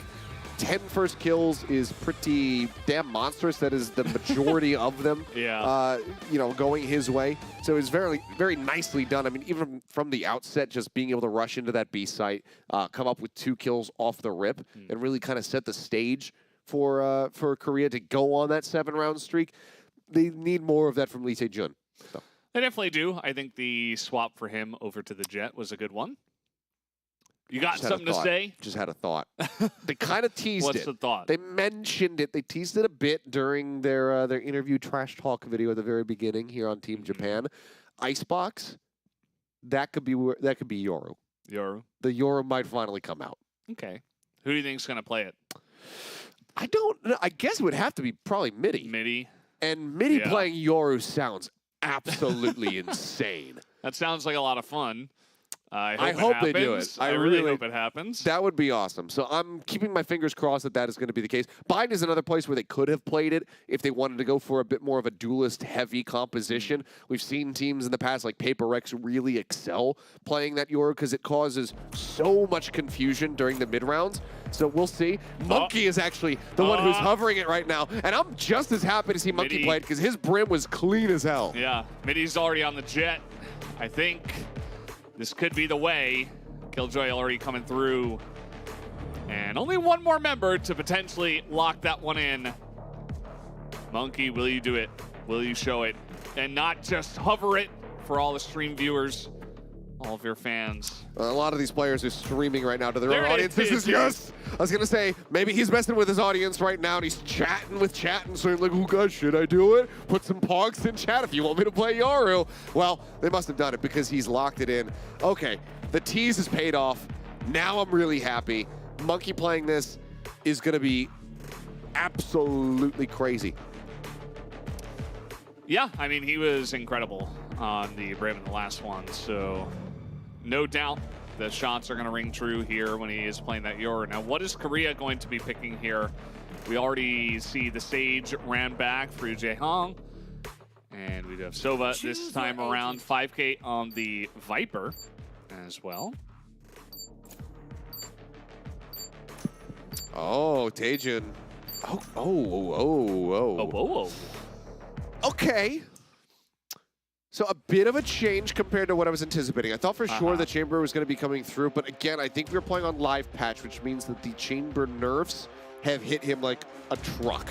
So no longer, in case people haven't been paying attention, now you can recall your trademark. You can bring that back to you at any point in the round. You can replace it, but it has a range. It operates very much like the Killjoy turrets as well as the alarm bots. So you have to stay nearby the trademark. Everyone's saying have fun, which is nice to see. So, but yes, you need to stay near your trademark, and you no longer have 2 teleport pylons. You only place 1. The range on it has been increased, but you teleport directly back to that pylon as long as you're within the radius. One nice change, I guess, that makes it not a little bit less terrible of a nerf is that it now works for any verticality as long as you are within that range. But not being able to go for really aggressive early lurk plays and then get out basically scot-free has effectively killed the chamber. So that's why we don't see it. I still would have liked it because I was going to say, that's why he's not here. I am a chamber main by all in all senses, but we do get to see EscA back on the jet, so maybe a bit of a redemption for him. Reyna on Icebox, very much just an old-timey pick, I suppose. She's been played on this map since the map was released. Ons gets nice early contact though, and gets the initial shutdown, so mittiii is out of the round. Well, turret going to be annoying for EscA here, trying to put on some pressure down the middle of the map, as it looks like everybody on the side of Japan -1, who is going to be lurking in. Here it is, Mother, but he immediately goes down to the ghost of LEETAEJUN. The rest of the team, though, are pushing pretty heavily in onto the A site already. Monkey kind of leading the charge, frenzy in hand. Yehong gonna get tagged up. So Monkey's pushing just below. Yehong's gonna be able to find the kill. Plano coming down, Ade is just around the corner. They get this reveal on the 1. Oh, EscA has the supreme angle. They don't even check it, and it's only one guy left as Clutch is going to go down, and that is a pretty nice round to start off for the side of Korea. As okay, they decide, okay, it's going to be ryujehong. No, it's going to be FiveK. Okay, he actually did. Assessing who they want to be able to give this to. FiveK not getting any kills in the round. They want to go ahead and hand over the fuse to him, because on Icebox, you can see, especially on this A site, the pit can get an immense amount of value. This is just LEETAEJUN kind of pushing the corner, catches Mother off guard, and then is able to get the multi-tap there, going through with the ghost in hand. But otherwise, fairly cleanly done. Without having the Sova, it does make approaching these sites that much more difficult, but look at this. For the first time in this series, Japan is going for a force buy. Yeah, pretty interesting that they do go for this. Maybe led a little bit by mittiii, picking up the Marshall, looking to open things up for his team, but you'll note that we've got a Sage Wall, we've got a Viper in position. Not going to be an easy entry onto this one. Oh, should have just been able to see the ponytail there. It's going to be the pop flash to the opposite side of the smoke. EscA forced to dash away, but mittiii is ready for the reposition. Takes him down. FiveK going to find 2. Yeah, FiveK doing so much work up top, but take a look at this. Followed up by the side of Ade and Clutch. As Clutch with that one, not quite able to spray them down. FiveK going to get 2 more. And FiveK, 5 kills? Maybe. There's only 1 more guy left, and he's got basically no health. Still somewhat clutchable if he can isolate the duels. This is the first step, but FiveK gets an ace. There it is. I guess he didn't need that ult charge too much. Yeah. I mean, hey, that extra orb, that brings him now within 2. True. So you take it. Well, FiveK seems like the start of the map is when he's the most juiced up, and then maybe he'll run out of juice a little bit down the line. But this is now twice in a row.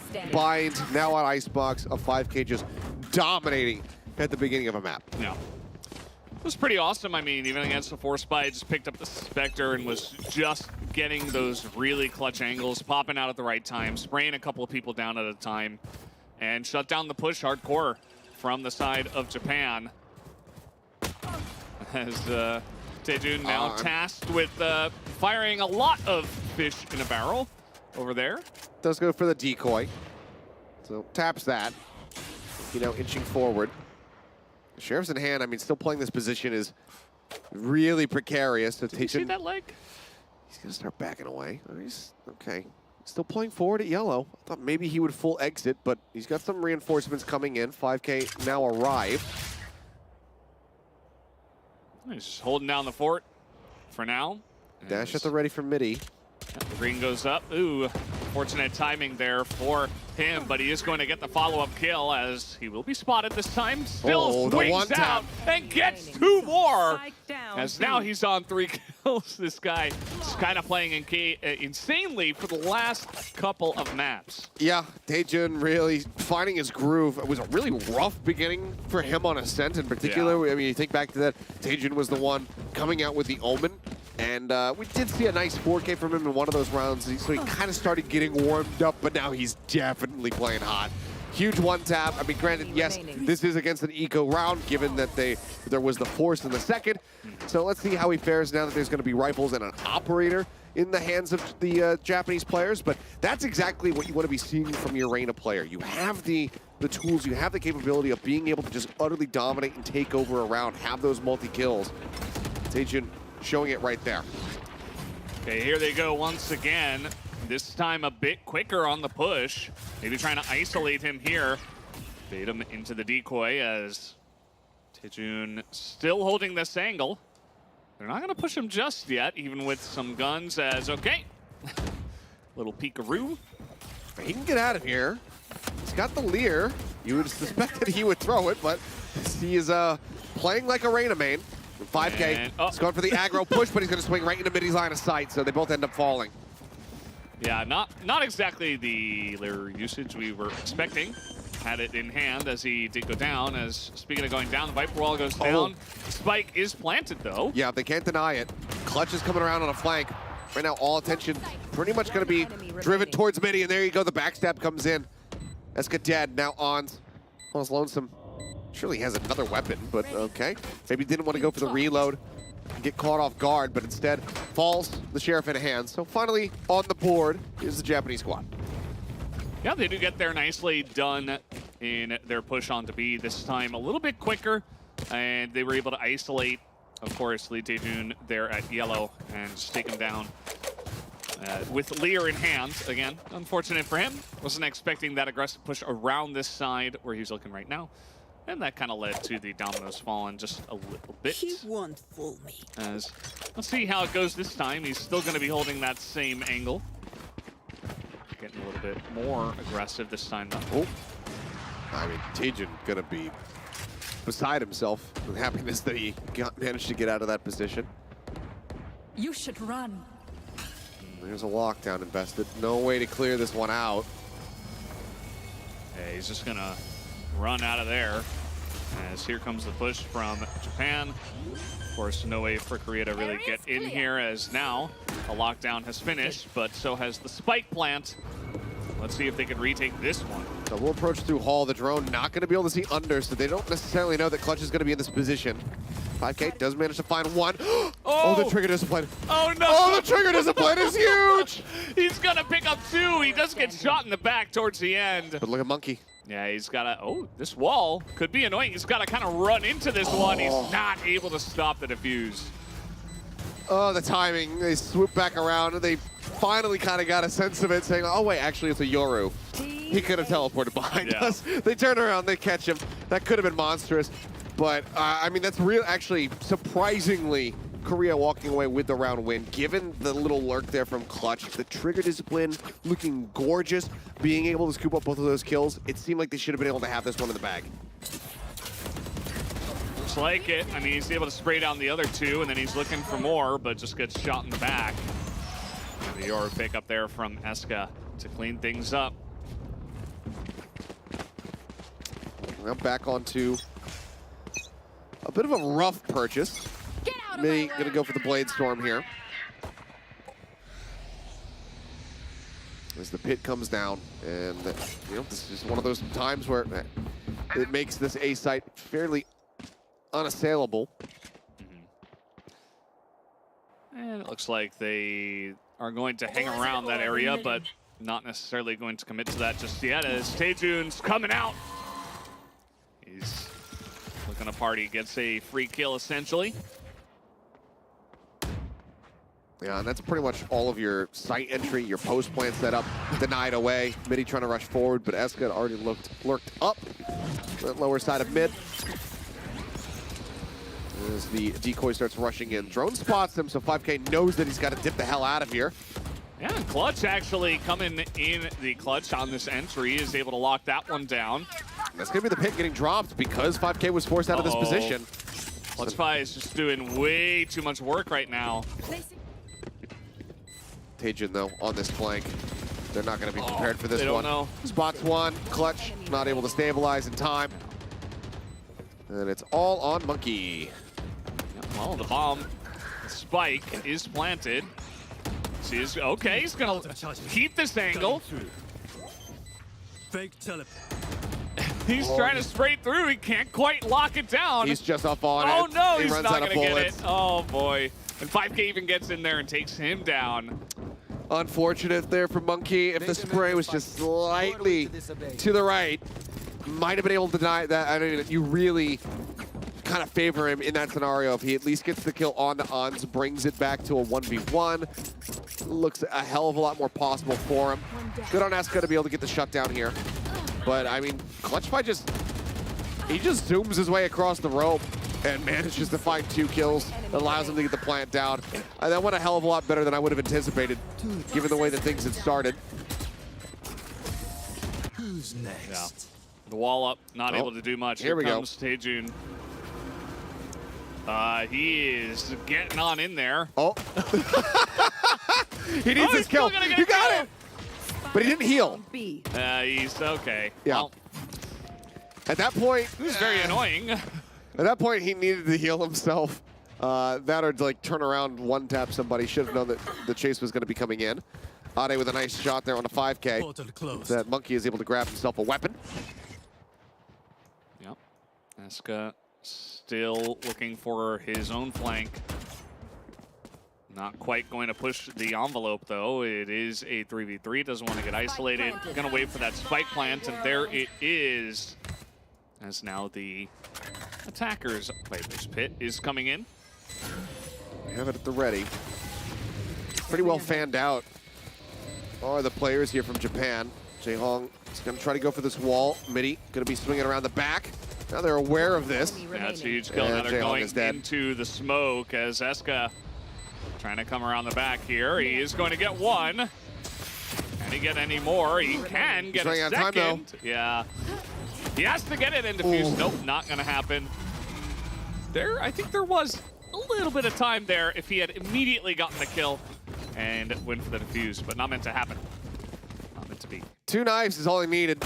Didn't need to get the headshot there, but I mean, TORANECO even being able to come away with a kill here is kind of a miracle.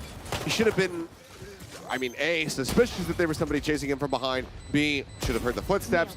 So taking the heal and kind of holding a hard angle to be able to try to get the one tap and shut down that frenzy. Definitely the way to try to play that one out, but the fact that he gets anything at all is still quite miraculous, to be perfectly honest. But Japan, in the end, find themselves with a 2nd round win. Or blocking off vision as FiveK is going to creep up. Take a look at this setup onto A right now. Here they go. Trying to peek forward as now the lockdown going to come in and clear out this A site. I mean, 2nd one in 7 rounds. No. Shows you how many kills and how much impact Clutch has been able to have. Plant now coming down. No way to deny this. Spike planted.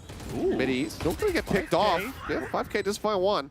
He's got this wraparound. He's got this defense pretty much on point. Now maybe going to set up for his own defuse. Gets on in there and nope. Nano Swarm. Yep. Just to buy some more time. And they have the reveal on Clutch. They know that he's playing up on pipes, but they just have no way of really displacing him until FiveK does this work. Hey, he's just kind of pushing forward. He's going to get shut down by Mother as the defuse is trying to come out. Oh, you got to cancel that, Mother. He does. Yeah, TORANECO trying to come on out. As now the defuse is going to work, as Mother trying to peek the angle, not going to work. And he holds the defuse. Well, very nicely retaken here from the side of Korea. I mean, FiveK being the leader, charging their way back in onto the site, comes up huge with a couple of eliminations. TORANECO as well, just double lurking forward, something that clearly Japan was not prepared for at all. So Clutch should have been a bit more concerned given that he was pinged by the recon dart, but he figures, you know what, no one's gonna get into position. I'm safely tucked away. I just have to wait until they tap the spike. Ends up getting caught. They don't anticipate that TORANECO is gonna be here as well, and while Mother does manage to win out the spray, TORANECO has bought so much time by this point. He's put so much damage down to Mother, he basically makes this an impossible situation. Back in live, mittiii's dead. I wonder how that happened. Maybe it was his pushing really quickly. He rushed under tube. Yeah. I've seen that before from this player. And now, I mean, Japan are really in a rough spot. Oh, 5K going to get another free kill. And how does Clutch get here? How did he get in here? Yoshiii! What are you watching? He just kind of, you know, went for a little stroll. You flick down, he's got it. Yeah. Ade. Like, I hope that the observers just give us a full replay of how the hell Clutch got up there. He must have just ran right from the get-go, but not run, but you know. Yeah. Just kind of goes straight in that direction right from the beginning of the round. And get in a position like that. Very strange, but it is Korea 7-2. Very easy round for them as the economy of Japan is pretty shot. It is. And right now, it's kind of just whenever we anticipated, the opposite is happening. We come into this, we're like, oh yeah, you know, I think Korea's probably going to be able to win this. The competitive experience from every single player on Team Korea seems just a little bit too good. We know that everybody's really good at it. You know, just has good natural aim no matter what game they're playing. No, they get absolutely steamrolled. Oh, look, you know, Korea's ahead 7 rounds. This should just be an easy closeout. No, it goes to overtime. Oh, I think going into this map, given what we've seen, Japan should have the upper hand. Nope. Here we are at a 7-2. So, just interesting the way that this has all occurred. It would be cool if Japan could force a overtime as well, as that was perfectly timed. Perfectly timed. That is so smart. Right as the dart is going over his... Yeah, and that's something that like most players don't think about, like integrating into their own play when they're just competing on ladder. Like if you're playing with somebody who likes to play Sova, wait until the dart's right about to hit. If you're really confident that somebody's going to be playing that angle, they're going to turn. They're going to go for the dart, and then that's when you strike. Beautifully played by mittiii.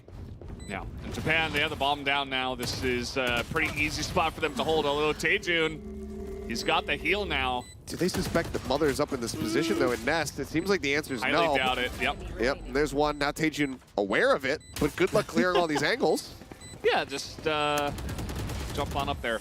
Nope, not going to happen. Mother going to clear that one out, and they will get away as well. So Japan, nicely done. They finally get a buy that sticks, and they pick up a pretty strong round here. Yep. Just perfectly timed. I mean, same with the repeak to take down TORANECO here at the very end. Mother waits.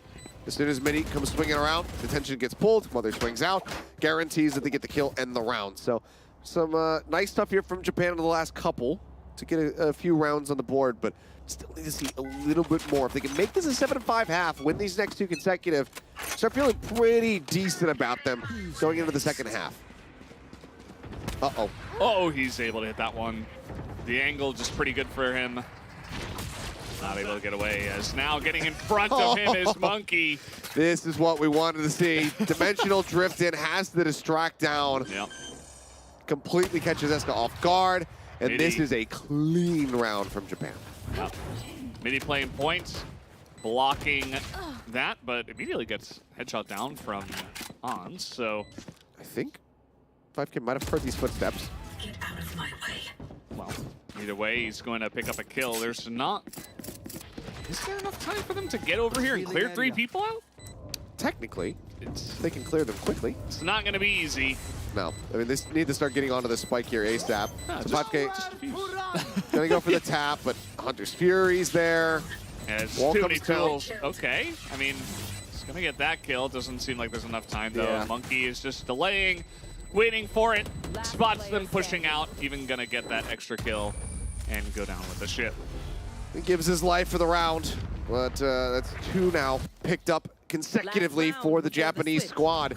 And they might just be able to make this 7-5 scoreline happen. I mean, you take a look at the kills comparatively, you wouldn't anticipate that it's actually quite as close as it is.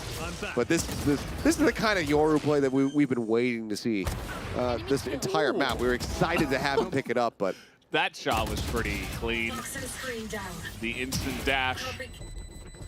And nice little kill on the way out. 15-6 is FiveK. But this has been a nice little resurgence from the side of Japan, making things a bit more interesting.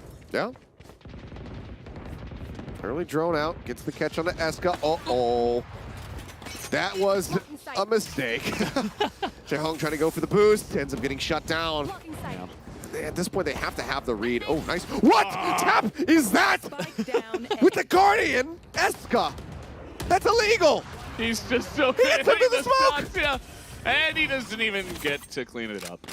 Goes into the ult, doesn't matter. He already did his job. That's a pretty nice little round there at the end. What in the hell was that? Let's take another, well, let's look at this first, and then let's take another look. And he waits it out. Knows he's not spotted. Okay, easy kill. That flick down to Monkey? Spike down. Nuts. Here's the spray. Sees the spray, and then just casually flicks up, catches Fi in the face with a Guardian. Yeah. EscA's been watching some fishy stool. That's a YouTuber who plays only Guardian and is incredible. Yeah. Well, that was pretty incredible. I was hoping that EscA was going to get the 4K in the end. It wasn't meant to be, but I'm sure he'll be happy with the win anyway. Maybe it's fishy chair. I think it's stool, though. I don't remember.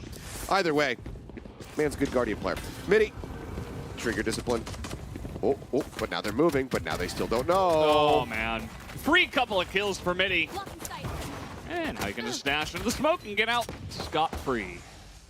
Yep. Great early rush. A little bit damage. They should have been able to kind of hear him getting into that position, but just didn't get a read on it. Jehong trying to bait a push, but none to be found. Spikes on him. They could try to wrap out of this position, maybe make their way to the B site. It's either that or you kind of sit here, don't make any noise at all, and hope that they start being suspicious and they kind of split things up. It looks like he might go and advance forward. The wall's going to drop quickly, and that dart needs to be cleared. Well, they're going to know that they're still in here. ryujehong, though, able to get on in, pick up a kill, and he's got Spike down A. a slow orb and a death. As now EscA going to be attacked from 2 angles, and all of a sudden Japan are making a comeback 5 rounds to 8, and they just won the pistol round. This is definitely doable for them. Absolutely, especially with mittiii kind of on this heater that he's on right now. 14-9-0, very much leading the charge as the only player on his team going positive. So, let's see though. Korea, with so many of these rounds across all 3 maps, have just been fairly minor mistakes that continue to stack up. Not checking angles, not being suspicious that somebody could have gotten into nest early. They don't really prepare for it. They don't think about it. It ends up costing them. Trying to play off the back of the dart again. Well, we'll just get him on the repeat. FiveK taken down. Dash across to one side. You know exactly where they're at. He'll split the difference. Goes for Ons in the center. Catches EscA. And mittiii might be getting an ace. Well, he's going to be looking for it regardless, unless Monkey's got something to say about it. As, nope, it's going to be a kill once again for mittiii, and Monkey takes the final one. But still flawless to the side of Japan here against Korea's eco round. mittiii not distracted by the many different members jumping across the screen, just lines them up calmly one after the other. Pretty insane stuff. You have the jiggling enchant on the left side, you just lock onto the Sova, and then Monkey's like, nah, I'm just going to take this one. I mean, he just made his KD a 2.0 in that round. It's pretty good. It's pretty damn good. So now, because of some minor investments, it's going to be widely half armor again for the side of Korea. And here comes mittiii. Are they ready for it? Well, now they certainly should be, and he can't quite get the head. Mother played forward as well. Of course. So LEETAEJUN and not against Hans. That's huge. Yeah. The drone as well. Gonna get some work done in terms of spotting where everybody is playing. He's able to throw out a shock dart, delay some time, allow his team to get in position. It looked like they could slow this down. Well, or EscA could just push the corner and get you baited, but they can slow this down and try to act like they're backing out of A site, but they have Clutch in a forward position. Now he's got a turret set up as well, watching from mid to see the exit of A. So if they try to go that way, they'll know about it. Yeah. Well, that didn't work. Yep, that is the classic attempt at a DRX corner plant going awry. Just put down a wall, forehead. What could go wrong? So the thing that people got to keep in mind about Sage's wall is that it takes a moment to reinforce itself, I think might be the technical term that they have written into it. So when you first place it, you've got about a second, or maybe like half a second, to shoot at it and really break it quickly. So when you try to go for that play, you kind of have to let the wall reinforce itself before getting behind it. You gotta wait until the ice cube is frozen all the way through. You don't want to take that out early. No, you don't. Well, Jaehong learning it the hard way as Monkey spotting Taejun. Looks like, no, he did shoot it. Never mind. Yeah. And, okay, EscA with a nice reply. Yeah. It's been pretty good about that. Mother trying to hold this angle.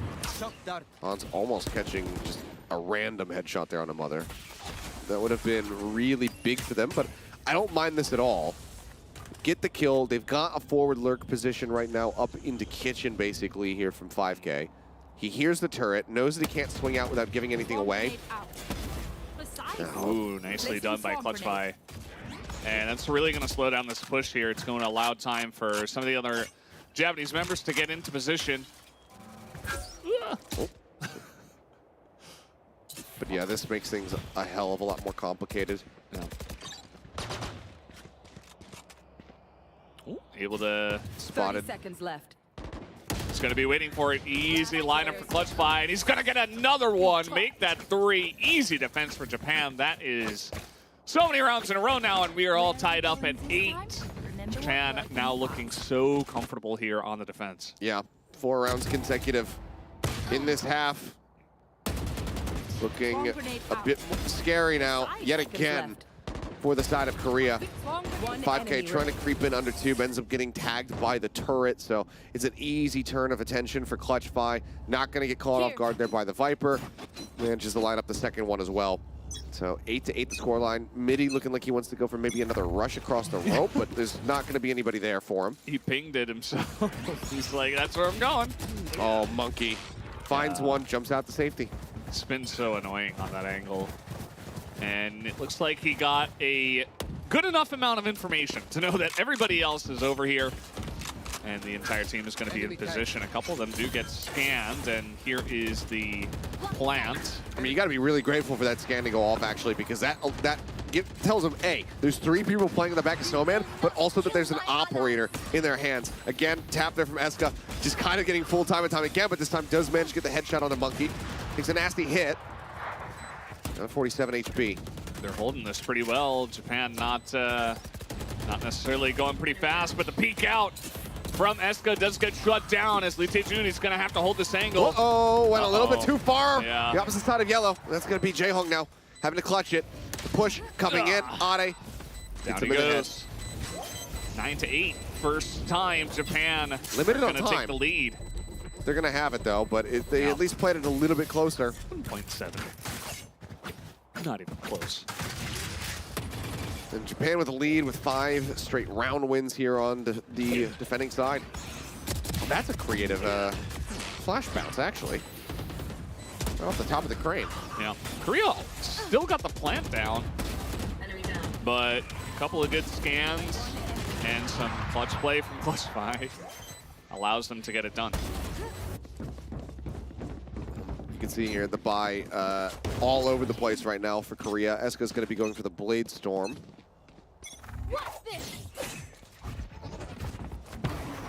Rushes across. Oh, could get the catch with the Mother. Needs to hit this, but nope.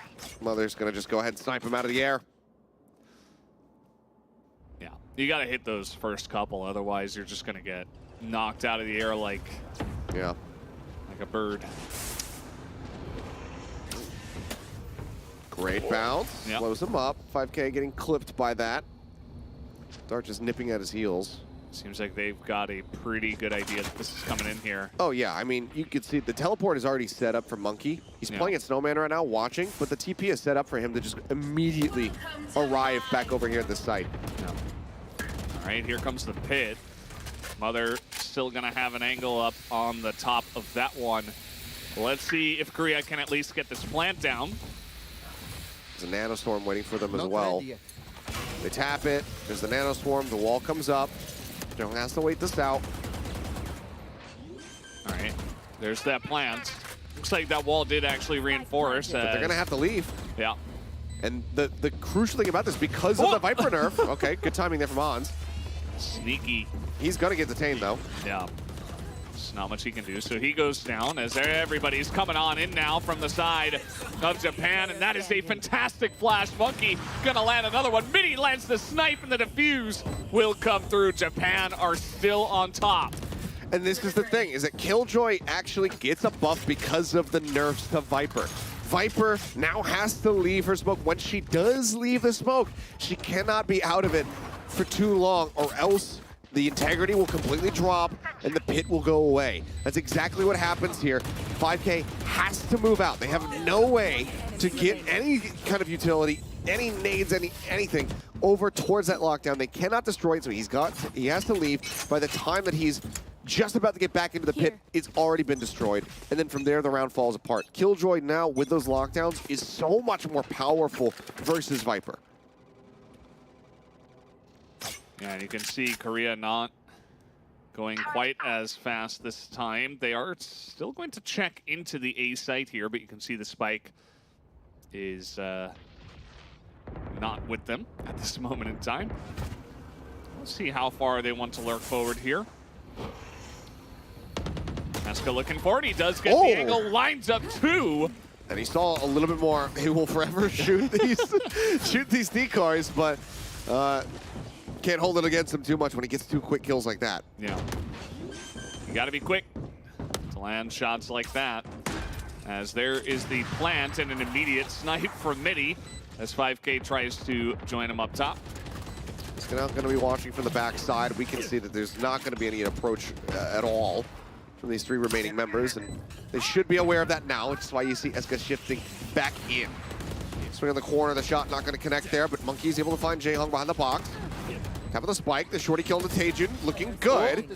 Ons trying to hold it down. He is able to get that last one. He switches to the Sheriff and is not able to hit the shot.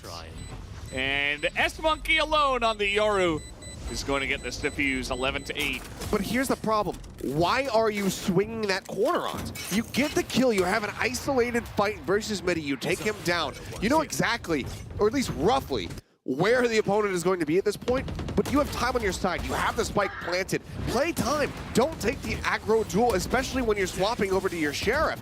You have a moment to swing back around this corner, go for the reload, and then try to clutch around from here. If he had just cut left instead of swinging out wide to the right, Monkey can't do anything other than try to tap the spike or hold it for half.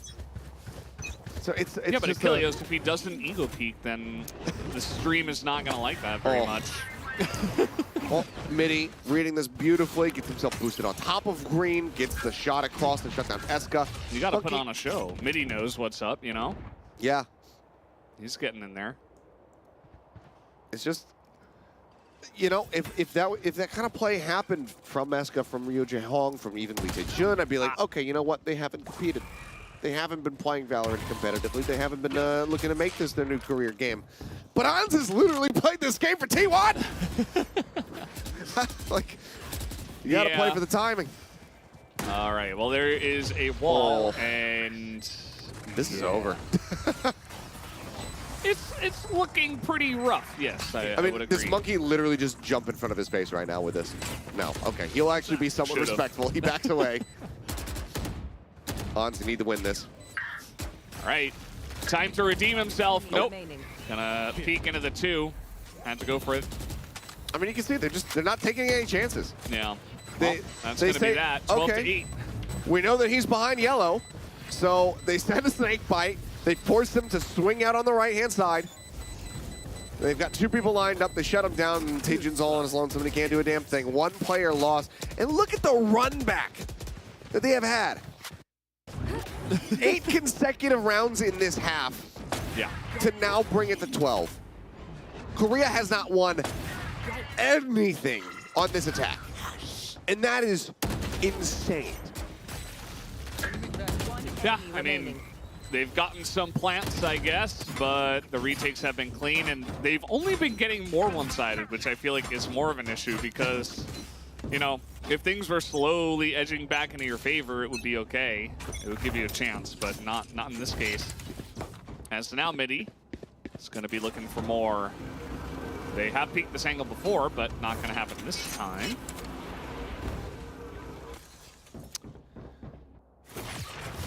They're still, though, in a really dangerous spot. I mean, Yoshiii is going to try to creep out here, but okay, they've noticed him.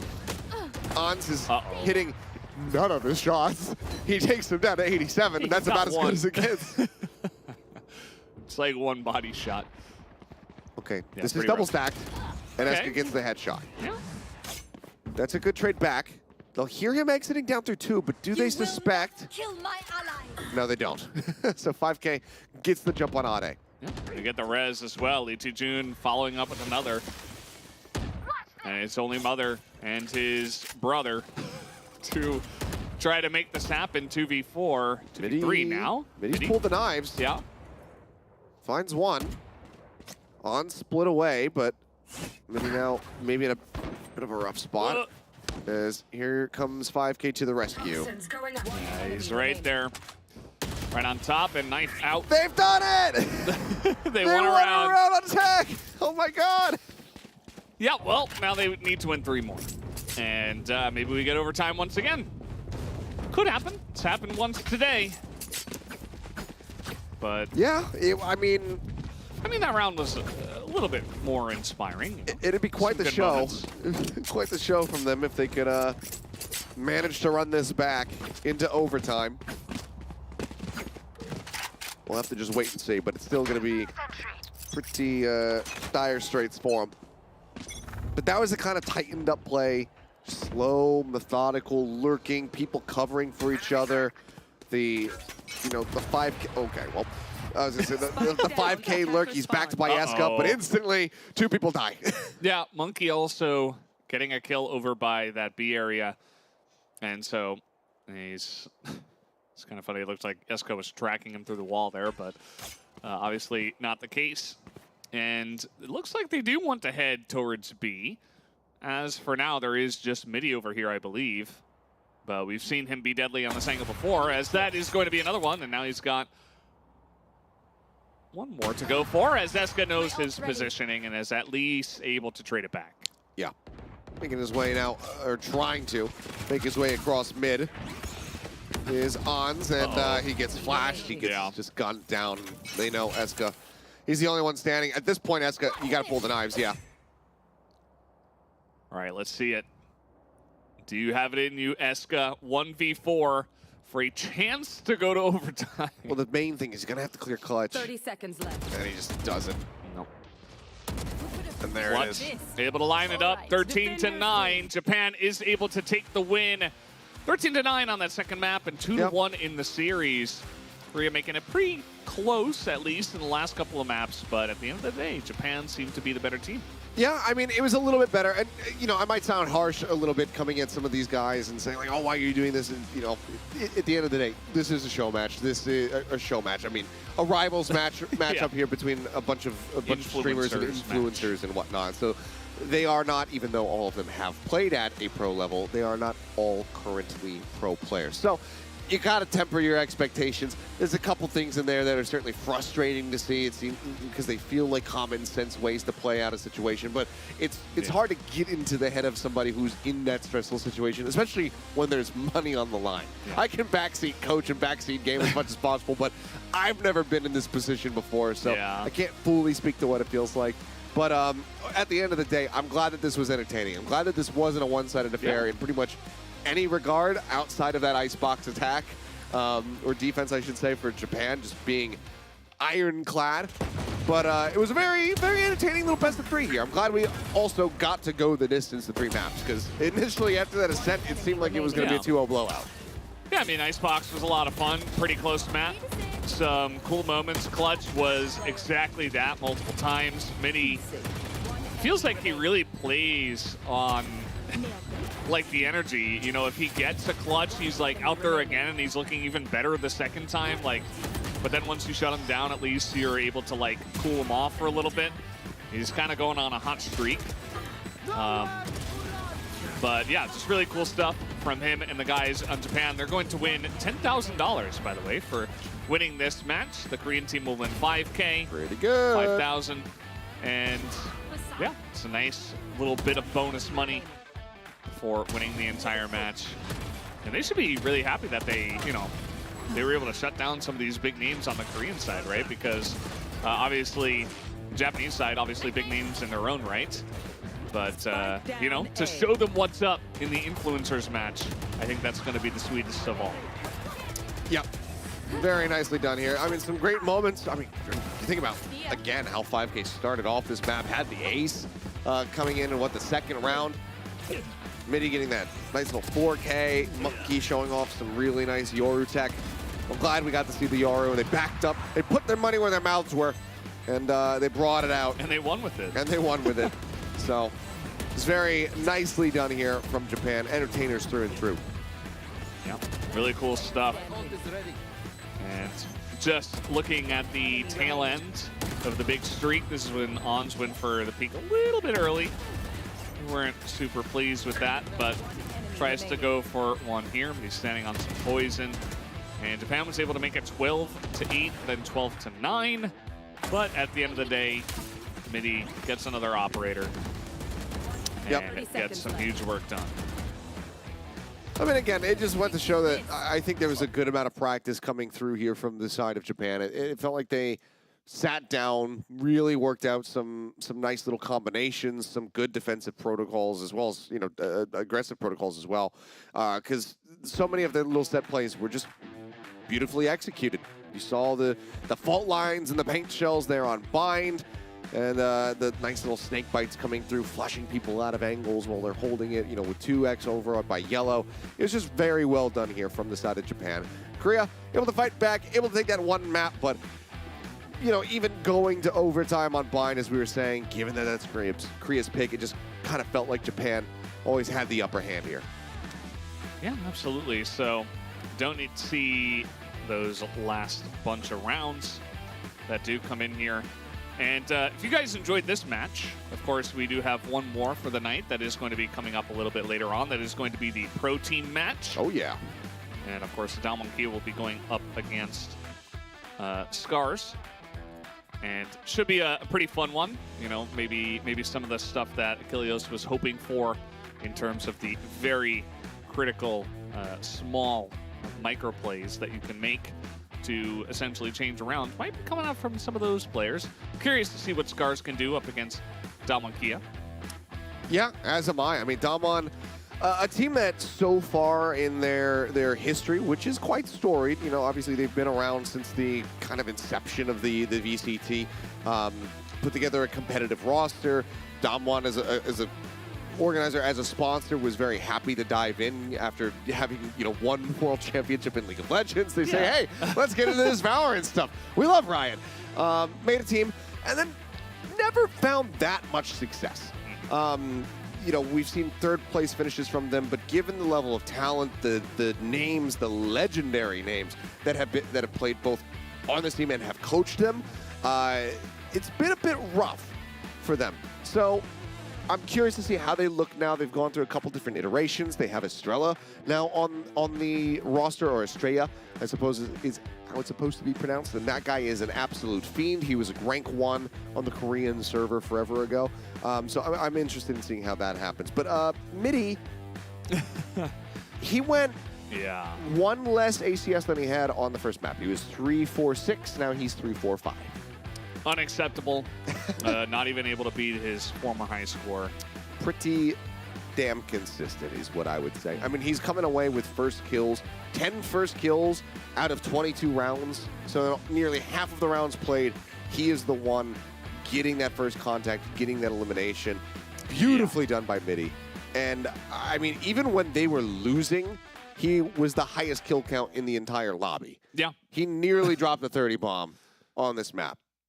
mittiii, a guy to watch. It's kind of hard to argue against that. FiveK did have a couple of nice maps himself. Thought he was pretty good on Bind, and then also the player of his team here on the final one. But this just tells you, like, I mean, now we zoom out. 13-4, he gets a 3-4-6. They play 5 more rounds comparatively. That's 5 more times that you're averaging this out, you know, and he still comes up just 1 point shy on his ACS. That's an impeccable performance from mittiii. I'm going to watch that guy's stream. I want to check him out. Yeah, I think he earned some, I think he earned some new viewers after today, for sure. Yep. Certainly showing off his stuff, and seems like a pretty entertaining guy as well. So all these influencers able to grow their brands here and, of course, gain some money at the same time. It was a lot of fun in this match. But as we were talking about before, we do have WCG up against SCARZ up next. We are going to take a bit of a break before we do get to that second match, the pro match, so don't go anywhere. We'll be right back.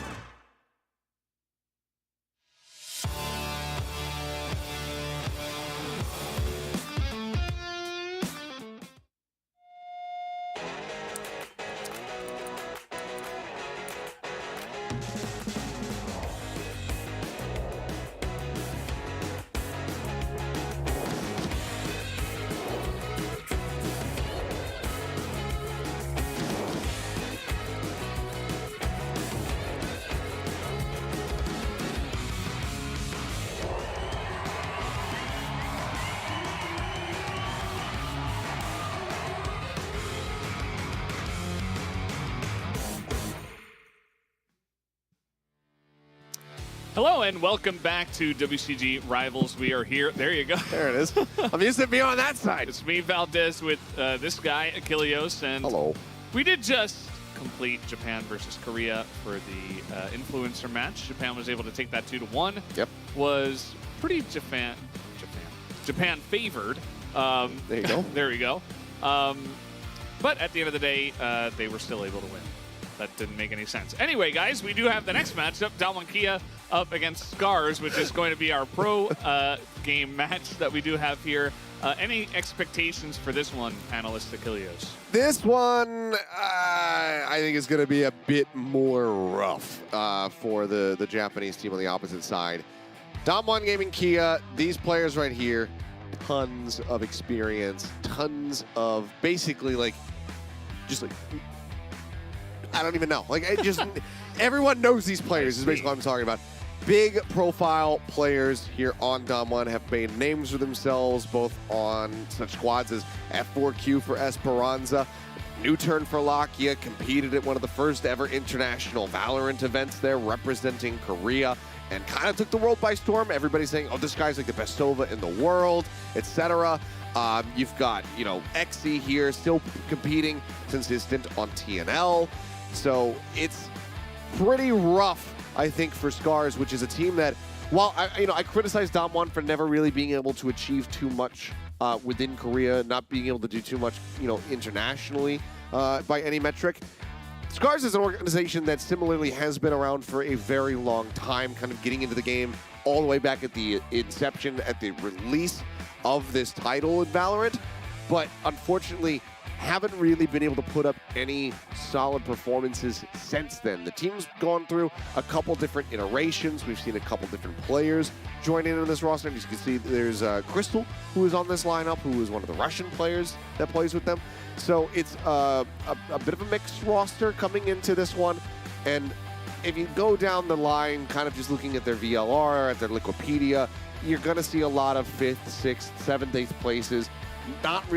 They've not been able to win a tournament, I don't think, since all the way back in 2020. So maybe this could be a big turnaround for them. I think it'd be a monstrous upset victory if they're able to find the win. But when your team coming in and you're playing like you don't really have anything to lose, that could be a big boon for you. Dom1, on the other hand, they have a hell of a lot to prove for themselves because they know in their heads, we need to win this series, because if they don't, the number of doubts that are going to be continuously cast on this squad is going to be insufferable. There's a lot of pressure on them to take a big win today, and you can see that SCARZ was able to get the first map pick as well after we did go through all the bans. They chose Bind.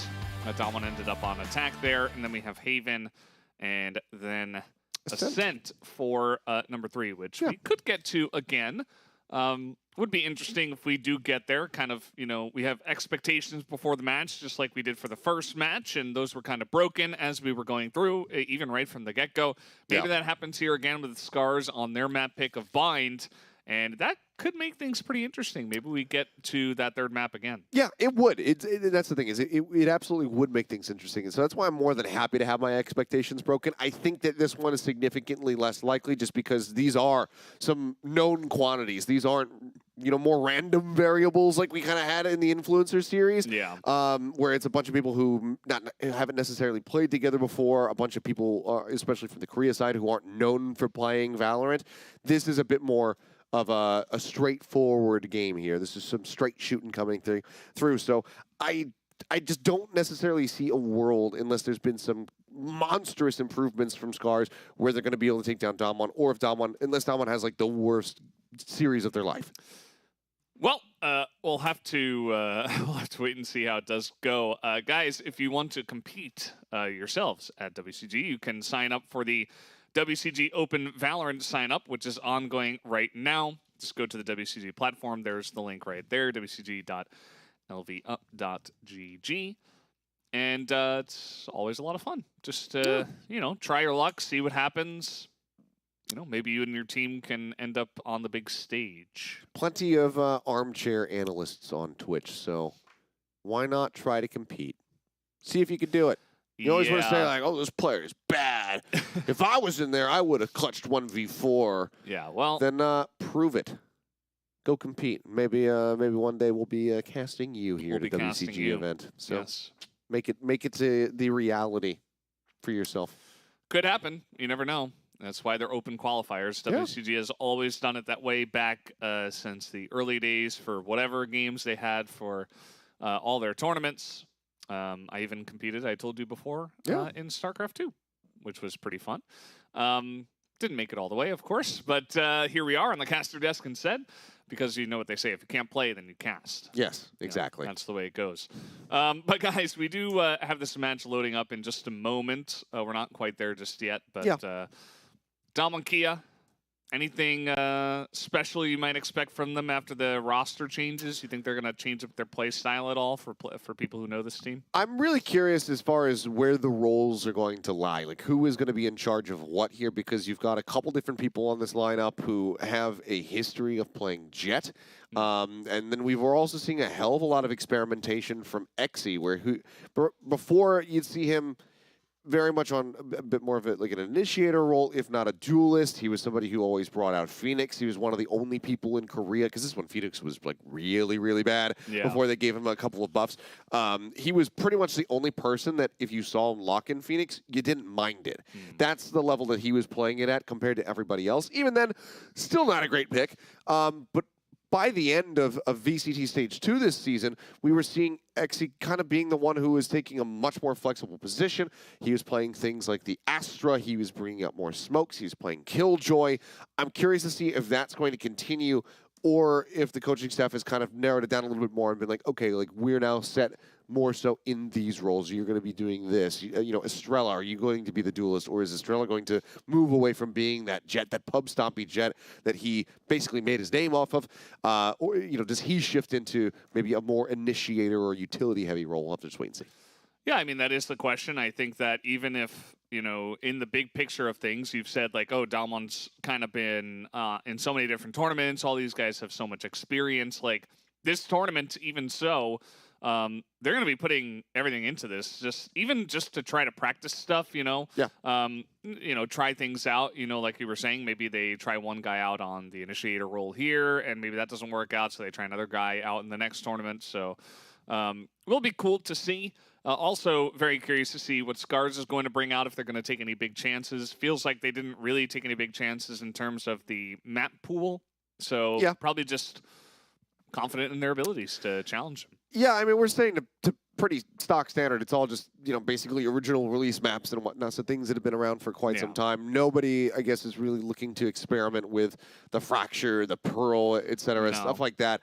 You want to start at the basics and then kind of build your way up. So Damwon, they've had this roster together and announced now for a little while, so there's definitely been a lot of scrims that are happening. Lakia did join the team during the last chance qualifier to try to give them another shot to make a run back and make it over to Champions Istanbul. Obviously, weren't quite able to do that, but already seeing some different looks. EscA locking in the Rays, as it's going to be a double duelist setup for them here on Bind. Very interesting. See them go for that. So far on the side of SCARZ, things looking pretty standard from what we can see. They've only picked a couple of things. Omen also going to be the choice, but WCG have already locked in their entire composition as KO and maybe a Sky for some nice flash action from the two of them. Let's see if they do lock that in. Yes, it will be that choice as we are moving in towards Bind. Okay, this is definitely a lot more adjustments, a lot more differences in the agent allocation for Damwon than I was kind of anticipating, and it's really interesting to see. I'm very curious to see how this is going to play out, because already playing double duel is not something that has been super meta for a while. Like I said, a couple teams, they get away with it. Paper Rex being one of the big ones that would consistently bring things out like that, but you've got Esperanza moving over to Smokes, where normally he plays Initiator. Lakia sticking with that for the most part there with the Sky. We've seen Sky from him in the past, even when he was playing for that very brief time on DRX when they were experimenting with the 6-man roster. So I'm super curious to see how this is going to get put into practice. But they are going to be starting things off on the attack, and with the Jet Rays, you very much can push the pace. So let's see what they can get done. Yeah, it looks like maybe EscA is, you know, he's getting in there, the one guy with the light armor and also a little bit of utility, so maybe going to get in their face alongside of a couple of frenzies. Blinded. So let's see just how fast they want to enter this site, as already the good boy has been used. As in they go, allows already onto the site. The frenzy here from TORANECO not going to land onto anything. Well, they get in. Still have to plant the spike. For now, things going to get slowed up. The sky smoke is going to be dissipating somewhat soon. Estrella goes for the plant just behind truck. Spike planted. Default plant out. Smoke comes down to try to block off short, but everybody is playing either in the site itself or over at shower. EscA now going to be spotted. Pop flash, tries to turn away from it. Still receives the blind. Paint shell's now going down. Slow orb as well.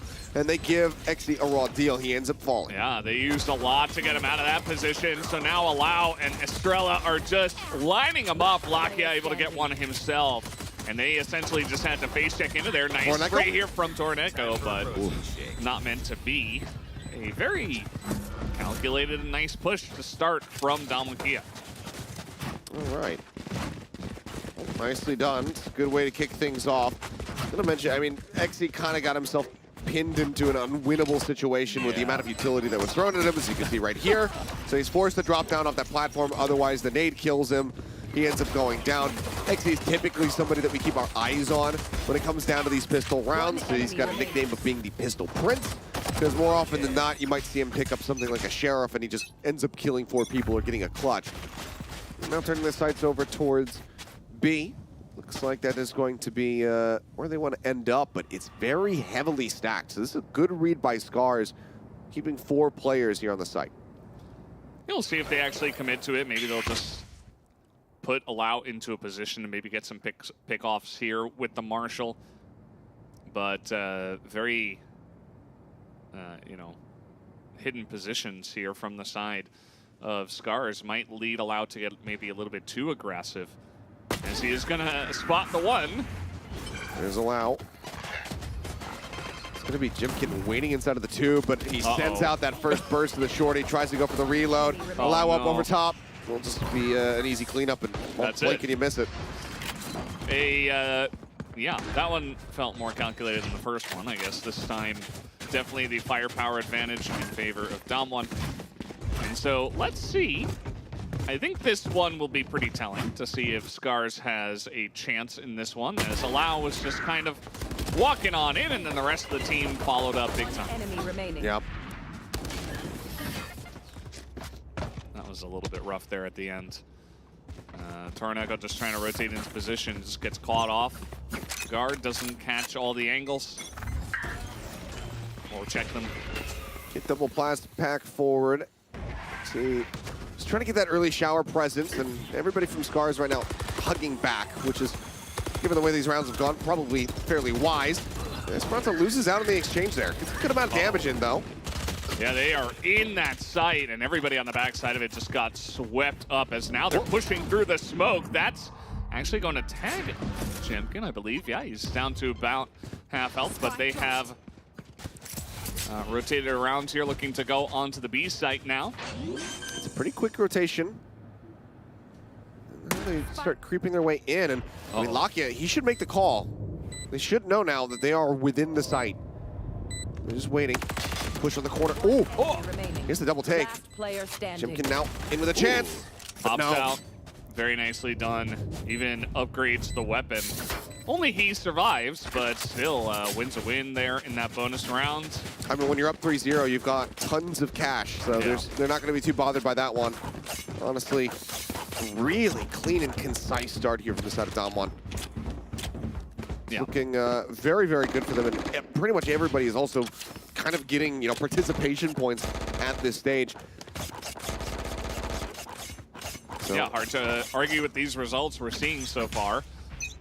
We had the closest round there, but now I have a feeling it might not be as close from here on out, as Allow is just going to take a little peek here on Belong and get a free kill, essentially. Doesn't take any damage. I mean, you can see, you know, SCARZ, they're taking some risks, given the eco. They're trying to go for this heavy stack over towards A, but unfortunately the read is wrong. at least initially. Still could end up profiting from this one. Push out though. Yoshi with a nice headshot. Yeah, he's able to shore it up just a little bit, but the entire team of WCG KIA is currently on the B site. So they need to do a little bit more, the two of them beginning to rotate around, but this is still free entry. Estrella will plant this on the back of the site. Yeah, plant down. They know, obviously perfectly well where the approach is going to be coming from. He tries to get away from that 0 point. Cannot, but he's going to be too bothered by it. And this is the problem, is that so much of this util just has to be used trying to get themselves into the site now. So fragment down, flash goes out. Yeah, and they're just running out of time. I mean, they got a swarm in here. There's still utility left over. Yeah. The Bomb Buddy goes out, and now Yoshii's just going to get taken down. Jemkin just doesn't have enough time. He tries to line it up even while flashed, but it is not going to happen. As they all go down in the end, but it's not going to be bothered. Still 4-0 for Moneybags KIA over here on the attacker side. Yeah, it's a bit of a brutal look. The lurk from Esperanza, they've been pretty damn clean. He was able to find that one on TORANECO when he came across in the teleporter. Now he catches one over there outside of showers. We'll be there. Just great punish coming through here. The reads from Damwon have widely been very good, but even when they have a slightly wrong read, they're moving towards the more heavily stacked site, they're still just executing really cleanly. Yeah, it looks like they want to make an attack onto A now. You saw EscA pushing aggressively through showers. So here we go. Blade Storm available as WCG KIA will push in once again to not much in terms of defense from the side of SCARZ. So that is going to be the plant that does come in. Well, then all command, it interrupts the showstopper, so the rocket can't come out, but EscA still managed to get himself into the back of the site, found the kill over towards Lamps, and it's just cleanly done. I mean, from this position, how do you even remotely try to retake this site? It basically, everything needs to go perfectly from here. But allow, gonna claim one, grabs the gun, still somehow is alive. He's just able to put the Cloudburst down in time, and Jemkin's the only one to get a pick off. As EscA and Esperanza clean it up for them, survive. And that was actually a decent amount bought in that last one from the side of SCARZ. They're still going to continue to buy here in an attempt to catch up. Yeah, I mean, at this point, your full loss bonus coming through, so the cash over every single round is not nearly as punishing as it is in the first couple, but even then, still picking up these Vandals when you haven't really been able to win too many of the fights. It does offset you from the rest of the team, so I'm not sure if I would 100% go for it. But yeah, I mean, it's just some puzzling things, some some head-scratcher decisions coming out from SCARZ, like having Crystal playing Omen with an operator in hand. Not something that you typically see at all. Paint shells in, try to clear out Hookah, not gonna find anything, and okay. 2 kills. Allowed, not looking the right way, it doesn't matter. As they do make their way in through the smoke, everybody here on the side of SCARZ in Hookah just holding it down. See, now at this point, the problem for Damwon is that they've gotten this spike all the way forward into elbow. Estrella does manage to find one. Just bait him in. Right there. But, and yeah, I mean, you need to fight your way out of this position. And here comes the showstopper. Lakia as well, coming in late. And this is actually a pretty decent scenario, 2v2, but Jemkin gonna hit that shot. And it's a 1v1 against Lakia. Okay, they're both approaching the same doorway. Jemkin decides to double back. You also see that the spike is on the ground if he continues to swing around here. Yeah. He'll just slowly begin to peek all these corners. Just make sure nobody is here. He's going to pick up that spike. And he's just going to get in there. Not a lot of time. The fake plant comes in. He's not able to get the kill, and now he has to stick it. Jemkin, he should have realized this. He gets pushed off it. Oh, but it doesn't matter. He gets the kill with like 1 second left. Oh, it was every right decision until he died. Gave him a little head shake. I mean, even me getting mixed up a little bit there as far as who we were watching, but oh, Jemkin, that would have been a monstrous round from him. I think he basically got like every single kill. Okay, TORANECO got one. This would have been a 4K for him. Oh. If he just got the blast pack and just backed away, yeah, it would have been a round win. Unfortunate, but that's one of those ones where it's like, you know, he doesn't necessarily 100% realize that he's actually denied the plant, so he's got to swing off of it. It's just an unfortunate circumstance. Yeah, so that makes it 6-0. And this doesn't really feel like our first match where, you know, one team would go 6-0, where it felt like, okay, the other team was kind of having some big chances. I mean, they got pretty close, but that last one did SCARZ. Oh, and he gets wall banged there, almost dies. Well, he's still alive. That's what counts. Yeah, luckily this guy can heal, but Jemkin as well, taking quite a bit of damage, so they're pretty much going to drain all of the healing here. DWG don't even have to go for this angle. The bomb, the spike rather, currently rotating over towards A. Right there. As we can see. There. He says right there. We're going to get in onto the A site. Right there.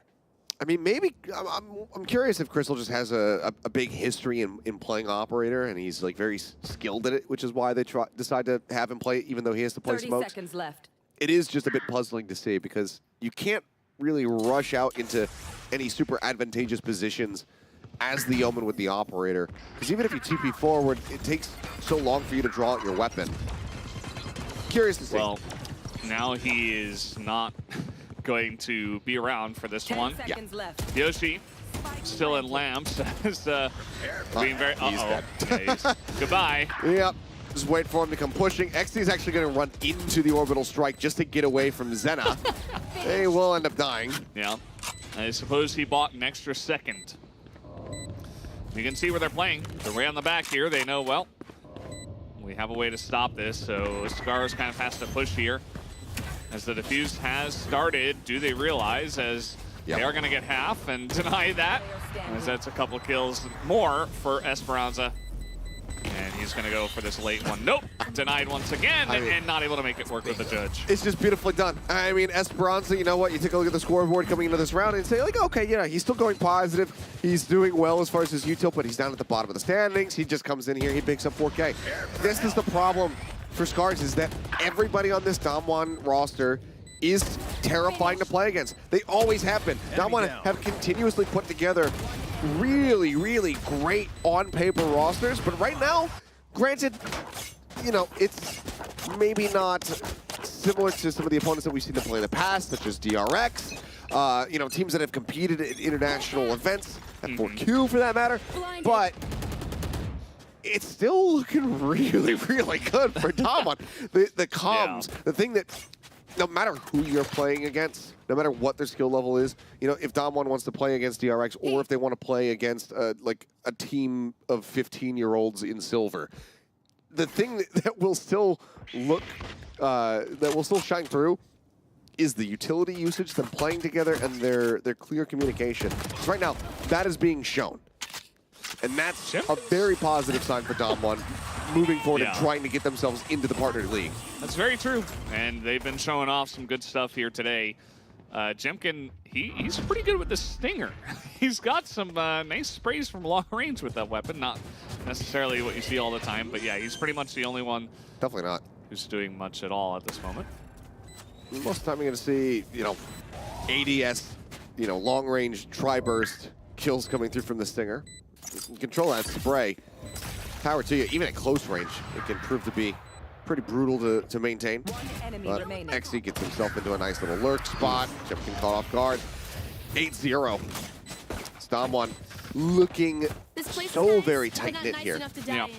Let's win and get out of here. Crystal still looking for his first kill, unfortunately. We're talking about him picking up the operator multiple times, not able to get any of the shots or win any of those battles. Okay. I agree with this. I think it might have been. I think this might be a little late, but it's good to see the timeout. You know what they say? Better late than never. Yeah, that is what they say. But yeah, I mean, maybe I don't really know what you say in this moment. You know, like you're saying, you know, if it was 4-0, you could be like, okay, let's calm down. You know, there's still a lot of time. We've got a lot of angles. This is what's going right for us. But every round that goes against them, it's like, ooh, well, maybe we don't have much to go on here. So the problem is there's so much to unpack. The longer you wait, the more issues are going to be surfacing, and then you're giving yourself less and less time to tackle each and every issue, because the timeout is going to only last so very long. Typically, you get a minute, 90 seconds, whatever it's going to be, depending on the tournament rules.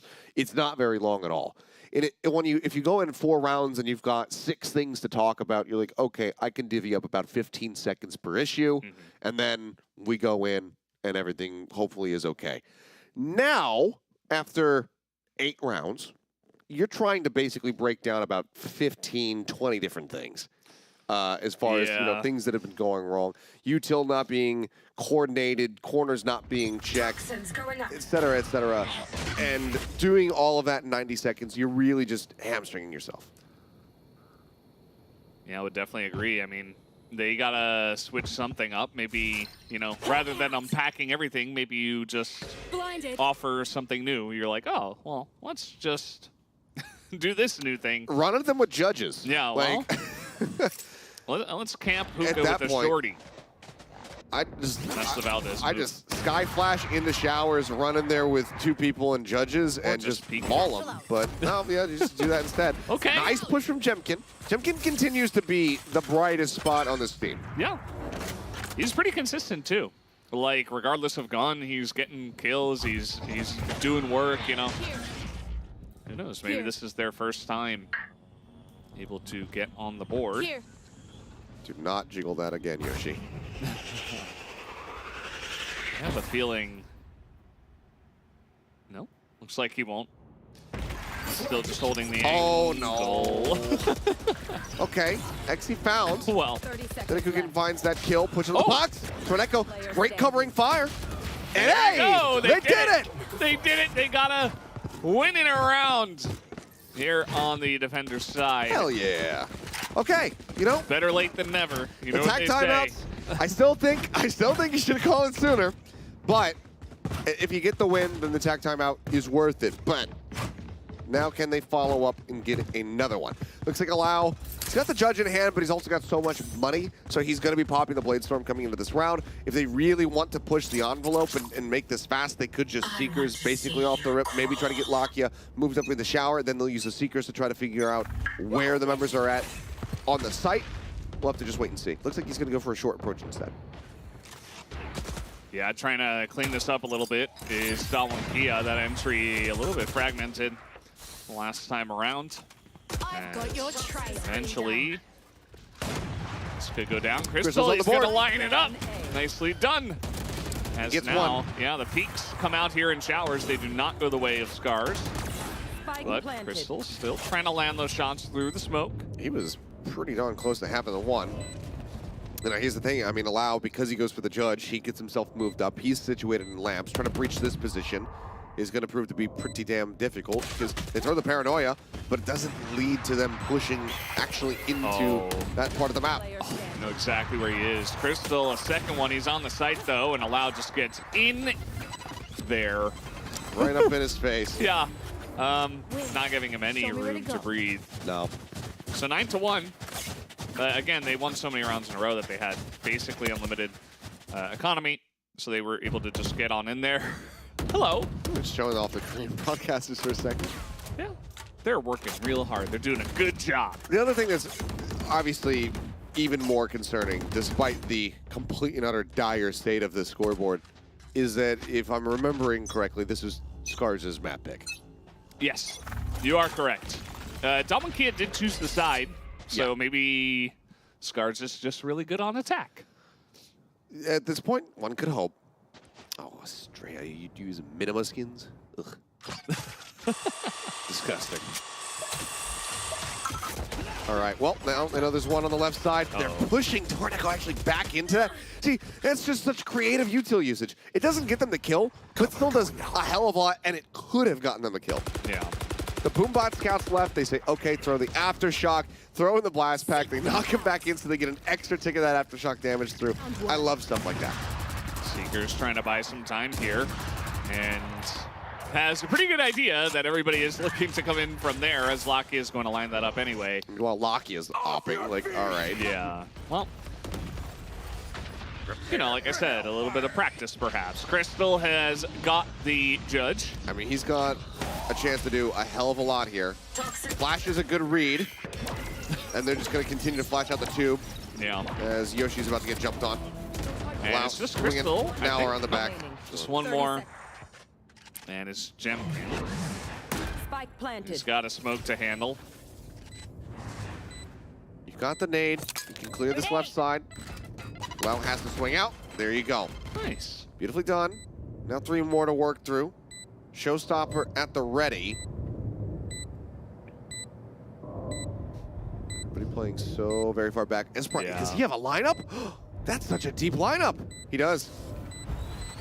Oh, this is already over. I'm sorry, Jemkin. Yeah. The round is done. Yeah, he's straight up can't win now. Well, he's gonna get in there. He gets a kill. And he's looking for another, but not gonna happen. XC lines him up, makes it 10-1. Last round And in the half. yeah, you talked about this being SCARZ' map pick. I do not, I don't even know what is going to happen on Haven, because this has been incredibly one-sided. I could see some further adjustments here from Dom 1 and maybe have XE go back over to something like the Killjoy once we get to Haven. I think that they're probably going to go for a really info-heavy comp with some long legs. long legs. Legs. I love the, oh, I love that. Jemkin. Somebody get this guy. Okay.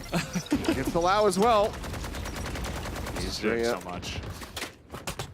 T-Rough on the HP bar. The Boombot not going to spot him, though. So they might not know he's in this forward position tucked away on the short cubby. Yeah, Crystal has got a pretty deep position as well to try to cover this. They're going to move through this. And this should be brutal. Jemkin, okay, flushes out Estrella. Yeah, but Crystal still hidden, waits for it, picks up one, and there's only one more. So it should be a second round on the board here. Surely Lakia doesn't ace clutch. Surely. Well, this guy could do it, as that bird went for a little...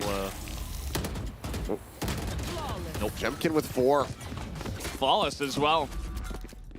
Very one-sided. All started off with Jemkin getting the initial pick, and then the second one as well with the showstopper. All started with Jemkin. Yep. I mean, last round of the halves it didn't really matter, but it's always a nice little extra flair when you cancel somebody's ult. So he stops the showstopper from XE. So really huge shutdown. I mean, look at him, just 17 and 10. Yeah. In 12 rounds played. So very well above the average 1 kill per round for him. It's been a pretty monstrous performance. But unfortunately, you know, if you kind of extrapolate that out and multiply it out, even if he was dropping 34 kills, they would only have... what is going on here? They're just pushing through with a couple of frenzies. They're making this quick, although it does get traded back. It turns into a 2v2. Yeah. But the rush is happening from behind them. It seems like they're going to be aware of this. But Crystal throws down the smoke. The dog not going to get the connection. Yeah, she's Paint pretty shell low. just narrowly misses Yoshi. Had one of those gone off, he would have been dead. Crystal's liking this corner. And now the spike is planted, so they need to do something about this. Trying to see over the smoke as much as possible. Crystal now tucked away behind the Radiant boxes. They're not going to check this together, but Lakia is able to get it done with the frenzy. Yoshi is so low. Oh, he needs to hit these headshots. Oh no, not going to happen. Lakia just going to spray him down, and that should be enough time for the defuse. 11-2. Pistol round is Kia's. And it looks like we might be having a pretty swift map 1. It certainly does seem that way. I mean, it's just a great read. They say, okay, we're anticipating some aggression, or at least for them to be present around a short. The fault line comes out from Estrella, and it clips everybody in its path. Now you're at this point, yeah, down 2-11. You cannot afford to let this go into OT, so it's a force buy coming out here from the side of SCARZ. They absolutely need to get this win, and it also needs to be fairly clean, because you don't want to be going into the next round still having to win and, you know, lose out on 3 of these forced weapons. Seems like they're reading the push pretty well. Once again, the rotation already coming in.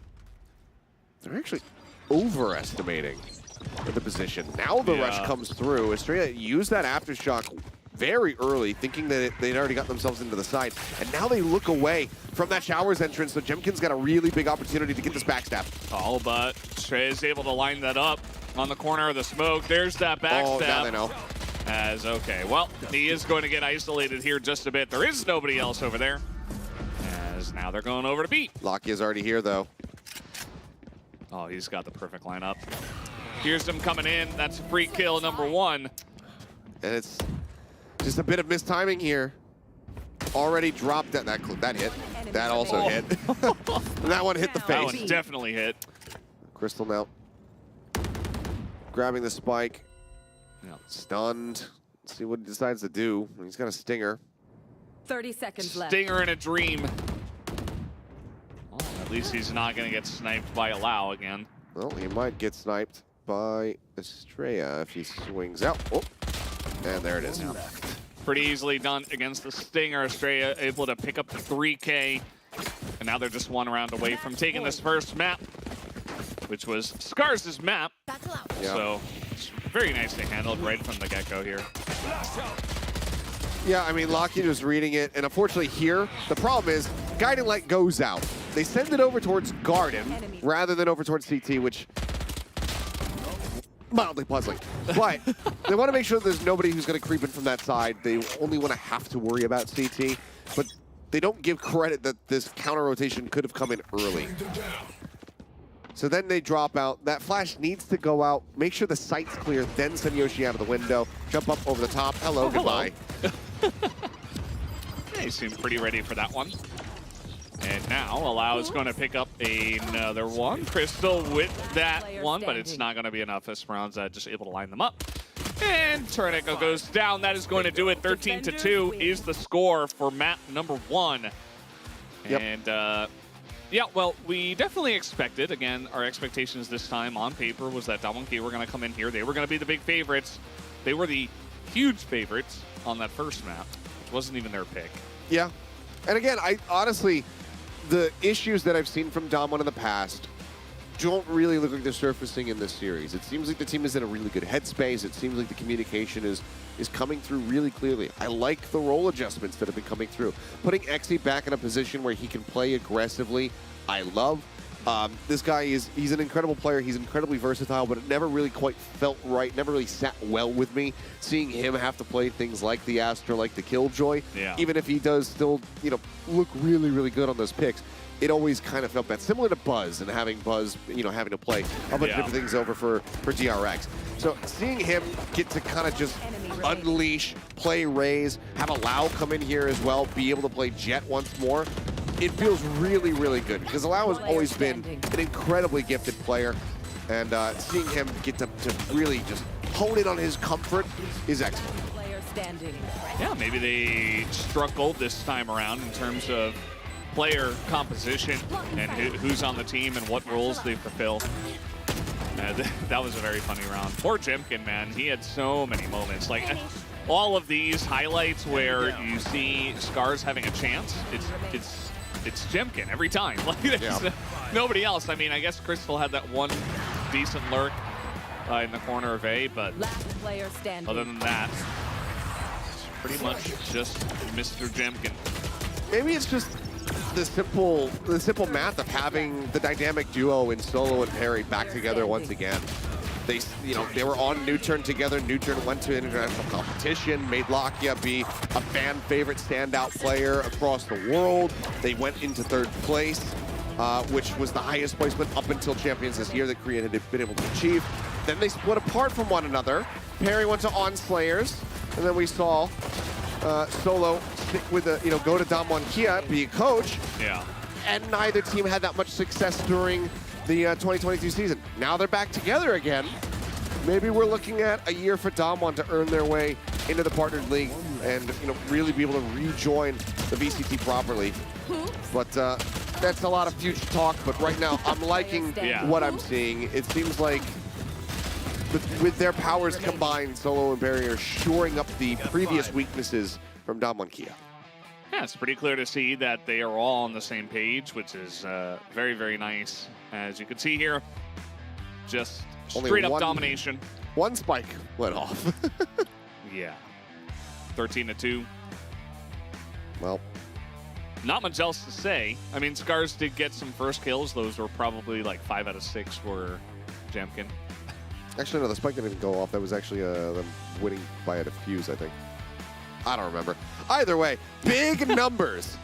Even in the loss, Jemkin being able to put up a 354 is, I mean, that's insane that he's able to do that. But slightly outdone by Allow with the 373. Comes out on top in first kills as well. So really great stuff here from Allow and from the whole team overall. I mean, it wasn't that far separated from Allow all the way down to the bottom. I think it still would have been Estrella, but we saw Estrella pick up a triple in maybe not the last round, but the round before that. Yeah. Esperanza as well with the Brimstone had that big multi-kill right at the end. It's nasty. There's firepower in every single seat right now for the side of Damwon. Yeah, absolutely. Well, guys, that was map number 1. We're going to take a quick break and come back for map number 2 of Damwon up against SCARZ.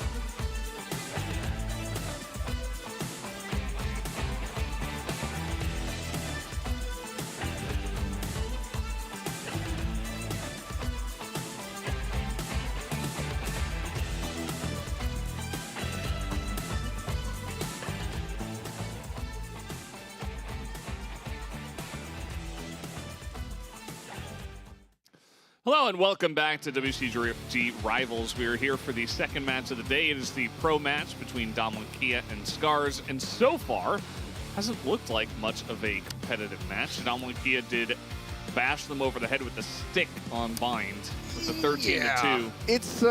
It was a really, really rough map, especially given that this was SCARZ's map pick. Some kind of confusing stuff, like not even comp-wise. Comp totally fine. I mean, typically. Maybe not go. I mean, hang on. Let me double check something. Make sure I'm not being I'm not being an idiot here. What did I do with my paper? It does happen from time to time. It does happen. We all, we all have our shortcomings. There it is. Yeah. I was gonna say, typically Brimstone, good, but decided to go for the Omen. Gave the Omen the Operator. Some weirdness there around Crystal. I think as far as what they're having him do. And the weapons that he's using to try to get the job done. I think that if they had just shored that up a little bit, would that have made the difference? Would they have won the game? No. But it might have led to some more competitive rounds, maybe some more rounds racked up for them rather than a dominant 13-2 scoreline. So we'll see how the comps look, because that was their map pick. Maybe that was a plan, a ploy by them to try to catch people off guard. You're going to see it's going to be a really big tonal shift, as Crystal now is going to be picking up Jet. Yeah, we'll see how this changes things. Obviously, Haven, pretty different map. And so this one being Damonkia's choice. SCARZ did choose defense first. So will that be the difference maker this time around? I'm not sure. But excited to see what Damonkia have prepared for this map as well. As we are going to have double Omen. This time Estrella is going to be jumping on that for his squad. And allows back on Jet. Of course. Big surprise. Yeah. I mean, after playing for Damon for, I guess he's probably been on the team since July-ish or something. It's been a while. He's been here for a good long time, but he has not really been able to play the Jet at all because he's been playing things like Raze, Chamber, and whatnot alongside Texture, who has always been one of the most consistent Jet players in the world. Now finds himself on Global Esports on like a 12-man roster or something like that. But this is now allows time to just be like, I can do it again. I'm finally allowed to play. That I actually didn't even intend for that pun. It still happens. But now I'm allowed to play Jet again. Yeah. That's got to be a great feeling, and you can see it in his play because it's looking really, really clean right now. Yeah, it's very nice to see. I mean, I'm sure for him this is, he made it look pretty easy based on what I could see. Looking to repeat that result, as DWG are going to be playing a lot of best of threes. It is coming back to us, guys, because apparently one of the players disconnect from the lobby. So, well, gotta wait online to tournament, sometimes that happens. It's unfortunate, but it can be an occurrence. So, luckily, this is the first one, so we were able to get through the whole first series of the day, all three of those maps, without really having any issues whatsoever. So, should be just a second for them to get back in. I think they just mentioned that it was EscA, so we'll get him back in the lobby and get things underway. But yeah, I mean, Damon also doing some adjustments, some big changes, I think, as far as who's rolling out with what. Allow sticks to the Jet, but we do EscA go back to playing less aggressively. He's going to be playing now a more supportive role. You've got Estrella, who's actually going to be running the smokes this time around. And then I was pretty sure Lakia was going to be the one who picks up the Sova, but I wasn't 100% certain about it, just given that you have Esperanza there. He's been a Sova main since the beginning of time. He is always kind of, in my mind, previous to maybe stage 2 of this year, fought against Lakia, against Zest, for the title of being basically like one of the best Sovas in the world. Yeah. But seems like Dom would say, it's Lakia. Yeah, we'll see if that changes in the future, as tons of utility to just open up the C site. Take a look at where SCARZ was playing. Everybody is over by a lobby now, trying to clear everything out. They're going to have to go for a retake here. They are making that early contact with the turret. Clear that out. And they're trying to clear the back of the garage here, but you can see that everybody is actually onto the site now. So Lakia going to be left alone here. He doesn't seem too uncomfortable with that. He's able to pick up 2 as now Jemkin gets in. So 1-on-1. He's probably going to He's going to hold it. He's going to hold it. Needs to break him off of this, and he's not going to be able to do it. I like the little dancer at the end. Defenders win. Nice defuse, just barely on time from guess who? Jemkin. Yeah, I mean, he's just, he's on another level. This man's crazy. Great read, though. For a bit, it looked like Lakia, with this position, getting up on the lumber, and he was going to be taken down, but Jemkin's able to get him through the smoke, I do believe, pushes out, gets that kill, and then is just playing it to a T. A little bit late on the fault line there from EscA. Still, though, damage dealt, but now Jemkin, given that he's playing Reyna, he's already got a Vandal in hand. Crystal gives his position away, does get a nice tag, makes it around the corner, eludes taking damage. He's going to make it out for now, but not long enough. Jemkin with a kill on the back of this side, but this is going to have to be another retake from the side of SCARZ. TK pretty quick, nice little shock dart bounce. Another one there, going to delay the plans here from EscA. As here they come, they're coming in pretty early, actually. Yeah, the paranoia through, but they don't really play off the back of it too well. Esperanza gets 2. Estrella as well with that stinger, and the force buy here from Damwon is looking fantastic. That's looking pretty good. And Zenna alone coming down from heaven. He is going to get the 1. He doesn't quite know where the second guy is, though, and Esperanza going to pop out for the 3rd kill. Yep, very nicely done. Still, you know, not clean from either side, so you take a look at the money and you're like, well, everyone's broke for the most part. So won't be seeing too many full purchases from either side. But, I mean, just good aggression. Allowed, basically didn't stop holding W for the longest time there. Enemy remaining. With Esperanza's HP bar as low as it was looking positive for him, but you can't really hold it against zennakukinn to not have the read that both people were playing in that smoke. You only you're going to be anticipating that they're fairly fanned out. Maybe one person's in the smoke. You dealt with them. Okay, the other person's probably holding in hell, or they're holding over it long. They're lurking in sewers, whatever it is. You don't anticipate that double stack. Oh, the head spotted. Yeah, is he going to get everybody else, though? The answer is no. Crystal comes out with the frenzy. And it's the 2nd time now that they've done this little push. Oh, but they want to get that gun. Oh. The problem is it's up in the box. Yeah. So that's not going to happen. You have to jump across, make it past this Marshall, and Allow is not having it. It's not going to allow them. Yep, saw that one. Sorry, I drove around it. Yeah. You ran it over. Yeah. Just had to, you know, make it clear. As now they're going to plant it for long. And they have a lot of different ways to handle this. Senna is going to get on in and identify this pretty early at least. As nicely done, going to check the cubby. And that will help out potential clearance of the back of this one. Still though, it's a nice headshot, but unfortunately trying to... Nobody's baiting the defuse. Yeah. So you don't have to peek. Yep, don't have to peek. Or you can. It's another one. Gets Lakia. I mean, getting out of here with the weapons would still be quite nice. Crystal's going to take 1 away. Allow. We'll wait. He's like, okay, let me just judge exactly how far this spike explosion is going to be. Then I'll get the Vandal. Yeah. Might as well. just to make 100% sure even if you play this map a million times. Wow. 4th round, and already seeing the lockdown ready for Esperanza. So, could come into play here in this round. Nice lineup from Zenna at least, but not enough to get them the round. DWG, they 4 spot, and since then, they have been flying 2-1 at this point in time. The weapons in hand, though. SCARZ, if they want to keep it close. This is the round to win. Keep it tied up. Like I said, lockdown at the ready. For now, Esperanza just lurking, staring over towards garage door. It's already broken down the armor panels. Jemkin waiting at B. Yeah, pretty interesting. I might throw him in. This is a risky swing.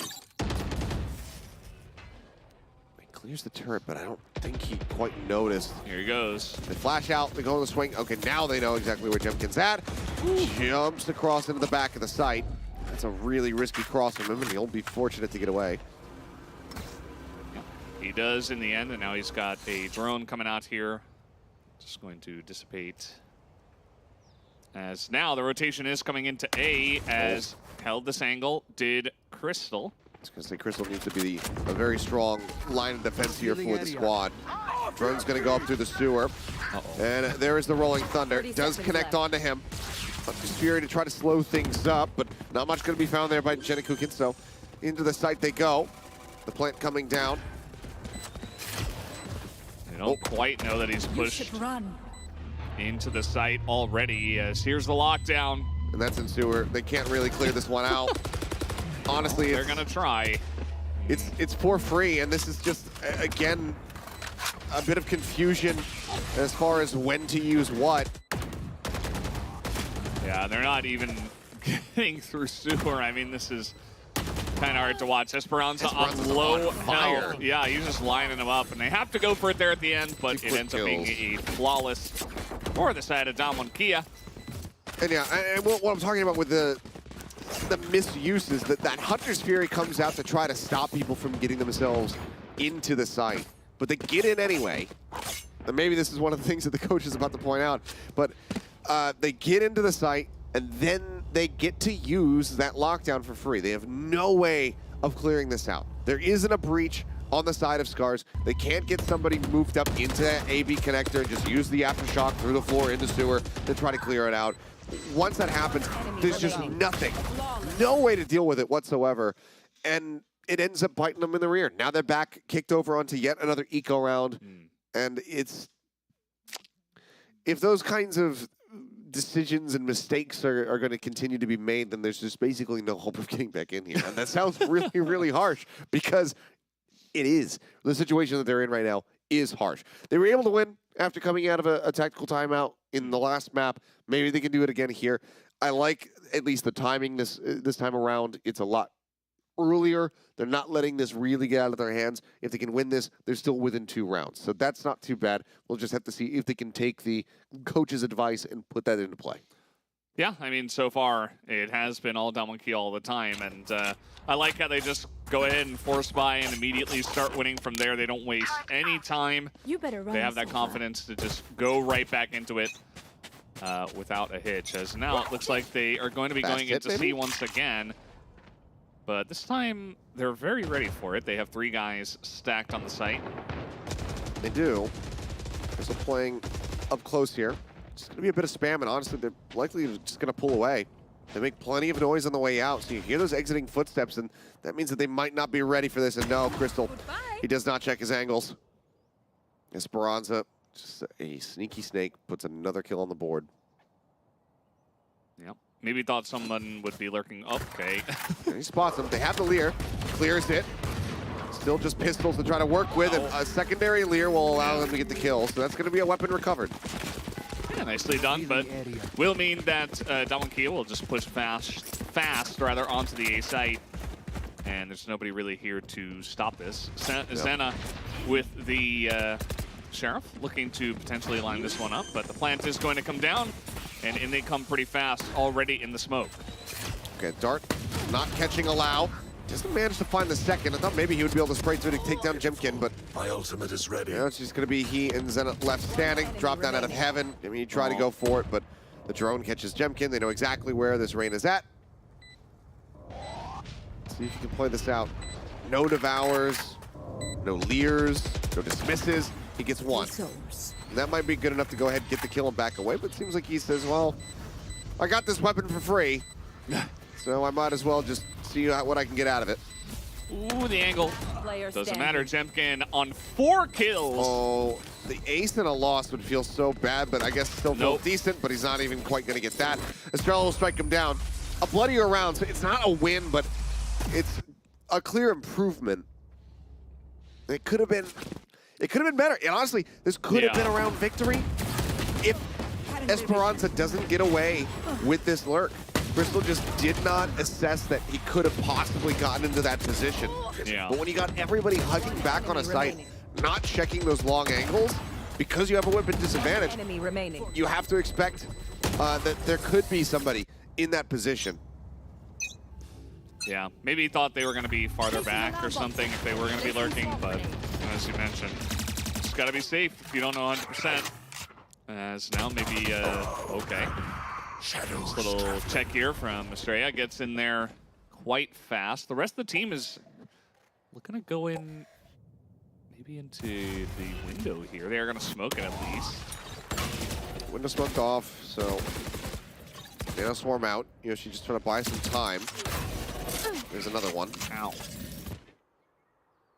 Uh-oh.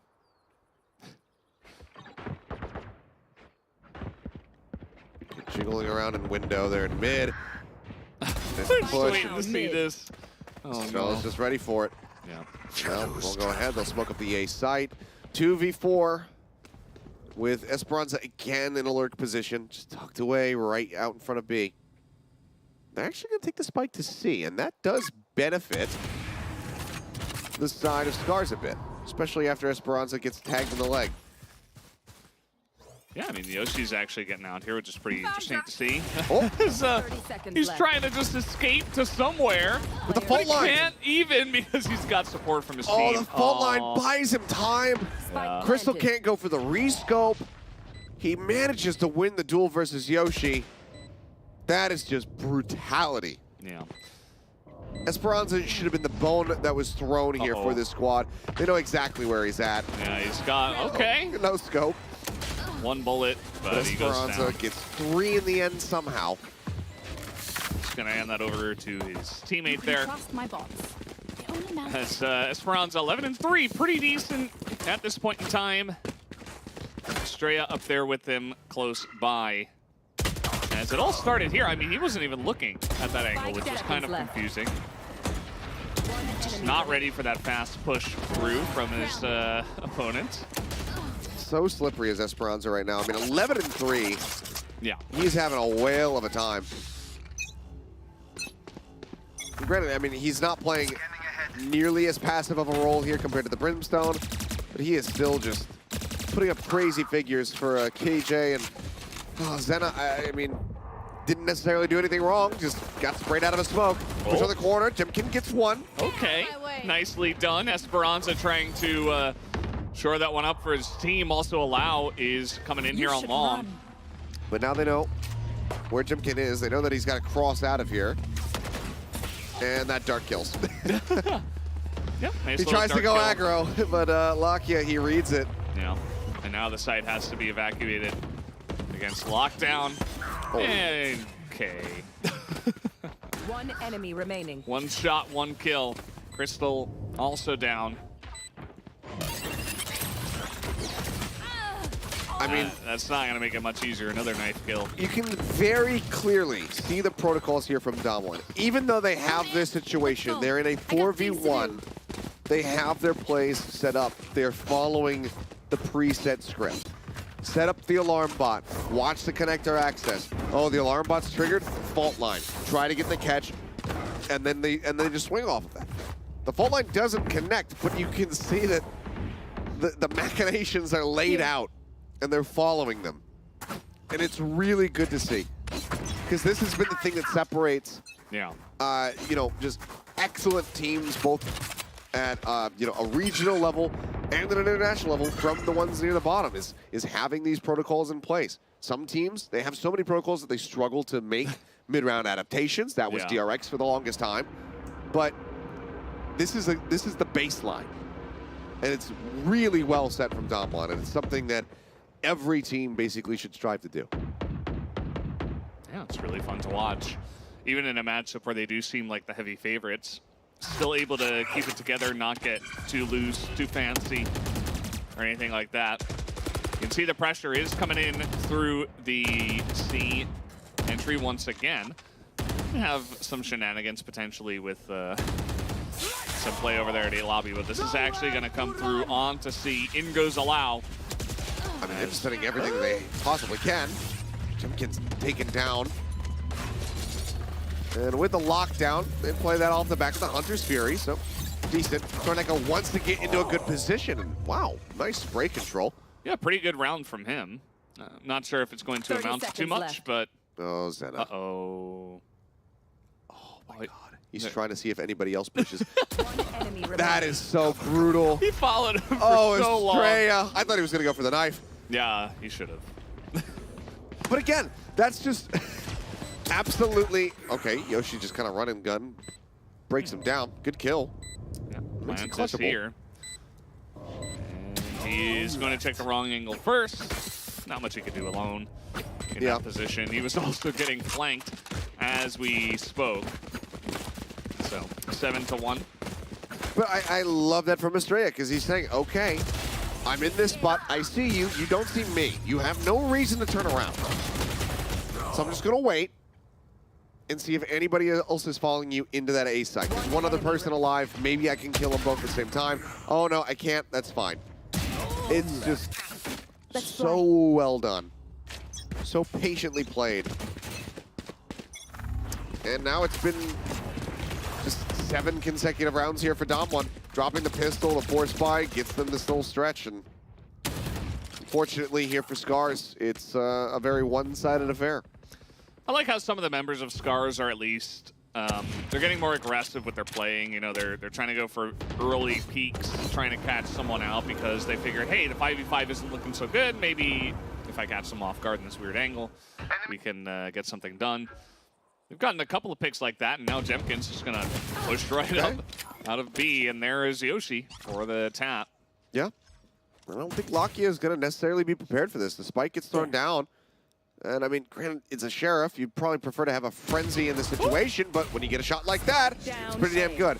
Paranoia going to be coming out. Estrella will find the kill. Eventually. It takes a good amount of damage. Yeah.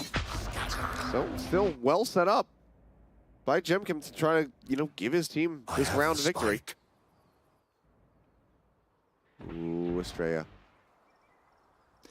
Yeah, they're coming in pretty far, but he's holding this angle. They're not going to expect this, but still, Crystal is able to land it, and he gets a second one after he picks up the Phantom. And now Allow, well, there's just not enough time. He says, yeah, I either got to go now or not go at all. Yeah. There's that the Cloudburst and a thrifty win. The only thrifty win. We didn't have any in our first set. None. But, yeah, I mean, this is what we were talking about, right? Like, they are pushing with sheriffs into the enemy, and even some extra damage here. 30 seconds left. And at that point, I mean, Spike down mid. Given the way that this has been going, a thrifty win is like the last thing that you really anticipate to see. Yeah. But it's very much needed, both in just the score and also just in kind of reinvigorating the team and instilling some confidence back in them. Crystal boosted up on top of center here in B. Looking to see if anyone peeks out of that window. And again, Jemkin is moved up, tucked away. Okay. A little Hunter's Fury action. Doesn't amount to too much from what I can tell. Not sure how I feel about that one.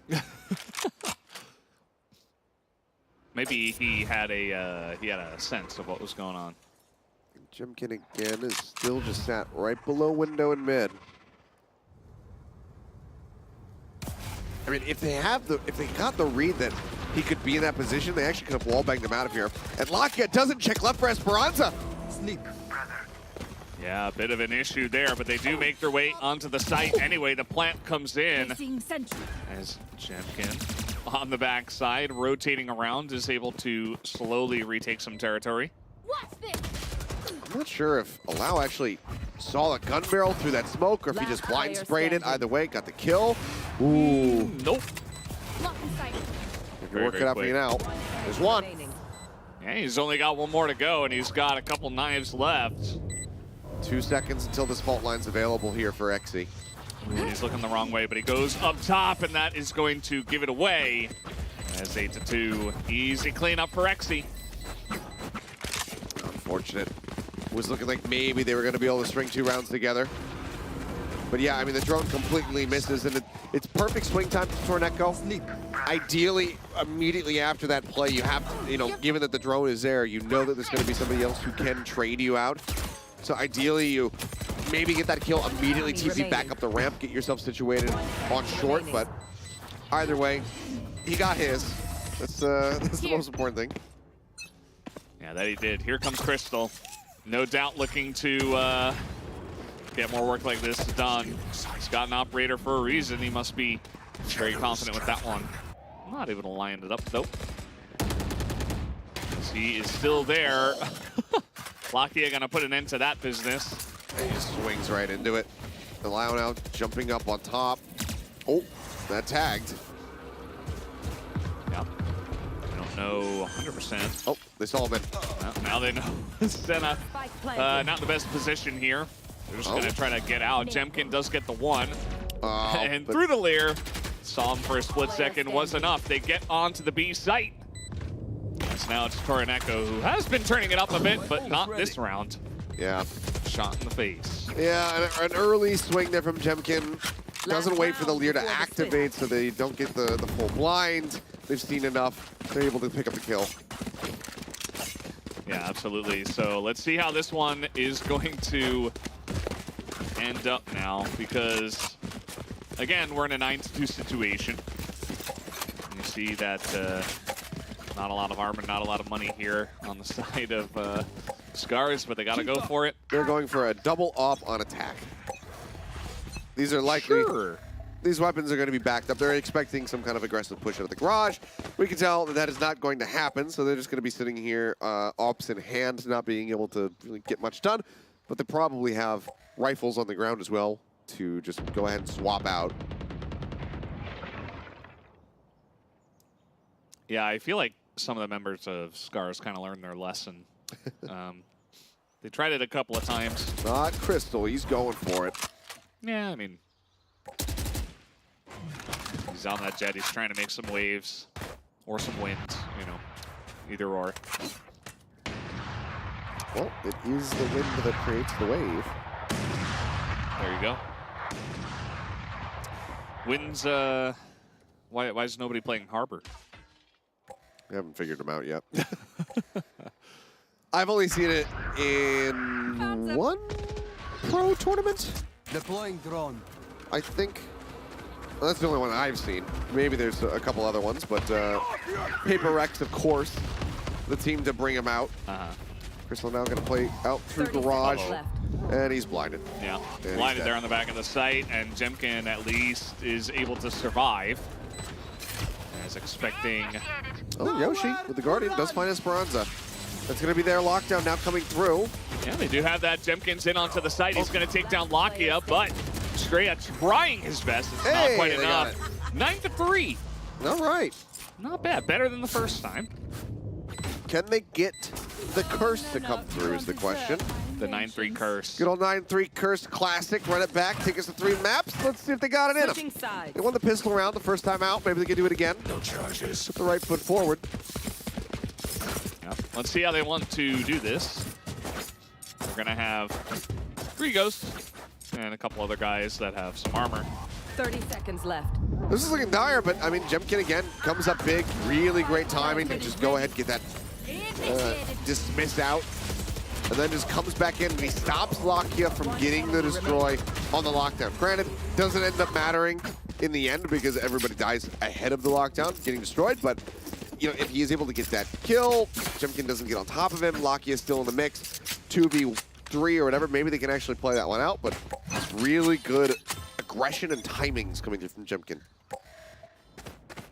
Yeah, he's been consistent. He is always at the top of the charts, regardless of if his team is getting kind of bodied. So it's nice to see that out of him. He's been playing this arena very, very well. As let's see if they can get the magic going. Spots one. Wise disengaged from Lakia. He's just going to be hanging out. Drone sent along. He doesn't want to give any information about his position. He might actually rotate out of here and maybe go up into heaven. There he goes. Right here. He's making the call, but the rotation's not starting yet. Yeah, well, now they have a pretty good idea. A little bit of damage Right down. here. Yeah, it's going to be pretty nice from him, as let's see if he can deny this. Pretty standard shock dart to come in, and there's another one. Oh, he barely gets on the outskirts of it. Yeah, and he gets the spike down pretty quickly. He's going to pay a very large price for that. So he got, what is it, 3 guys up in heaven? Here they come. Good timing Down on the they paranoia. go. Yeah, Crystal in the corner. They still have not dealt with him. EscA though, the pistol prince. Has to check, and now they don't know where the second guy is. Zenna on the backside. He has to The right walk click, around. the right click. There, the clutch comes through. Oh, he just jiggles it perfectly back and forth. Fantastic timing from him, and that, I mean that's both pistol rounds now in this map taken by the side of SCARZ. It's the comeback. It has to be. That paranoia timing is basically everything there. Yeah. TORANECO completely intercepts him. EscA still does manage to drag it back quite a bit. Then is caught off guard by Zenna being behind the box. And I mean, at this point for Allow, you gotta just be spamming that box. You gotta just try to, you know, get him with the wallbang hit rather than wait for him to re-swing. Maybe not knowing exactly how low he was, but he was quite low. Take flight. As we could tell. This could be rough. Does he check? Does he see? No, Nope. he doesn't. Look behind him. Okay, Allow should be in, but you can see there's still... Maybe he saw him. Yeah, must have seen him right at the end. Oh, is that enough to convince? Nope. Okay, they must have known. Yeah. The drone turned around right at the end and was able to spot him. So, okay. Comeback is real. Decent damage from Lakia, but can't get the kill. Entry onto the site. And yoshiii cuts his way through B, catches him off guard, gets himself a second, and Estrella is just going to be sitting back with a shorty saying, is anyone interested in coming to heaven? Nice try. Yeah. But hey, 2 rounds in a row. That is Everyone note down a your first. observations, then let's run it again. Yes. And now it's only within 4. This is suddenly incredibly doable. Yeah. But This is a big round for WCG KIA.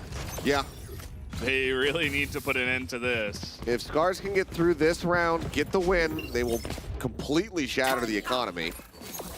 Placing swarm And grenade. it gives them a really huge chance to bring it within 2 rounds, field. which Here. seemed completely unfeasible just 5 minutes ago.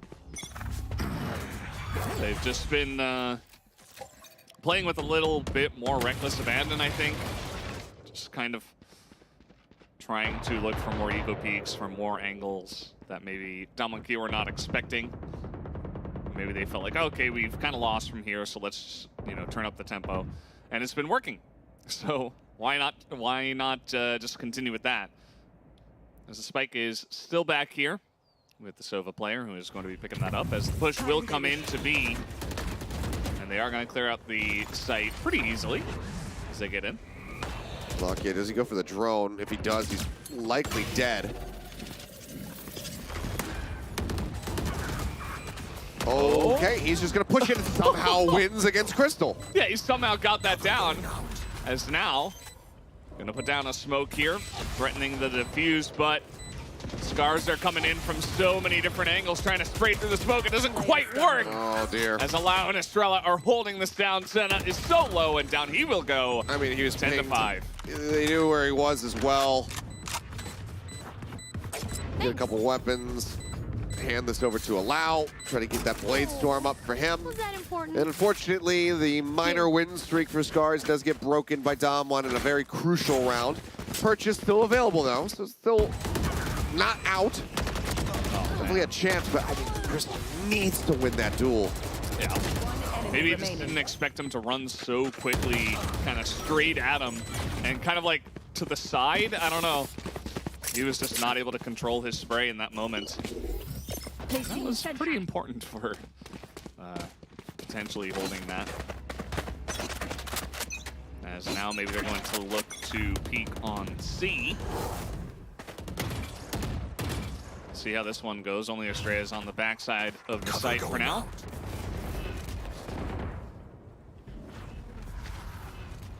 And some smoke's coming down, just trying to really dissuade them from going into C, and it works.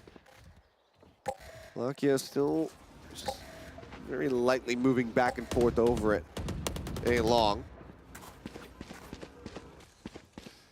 I was looking at the drone on the minimap. It checked that angle again.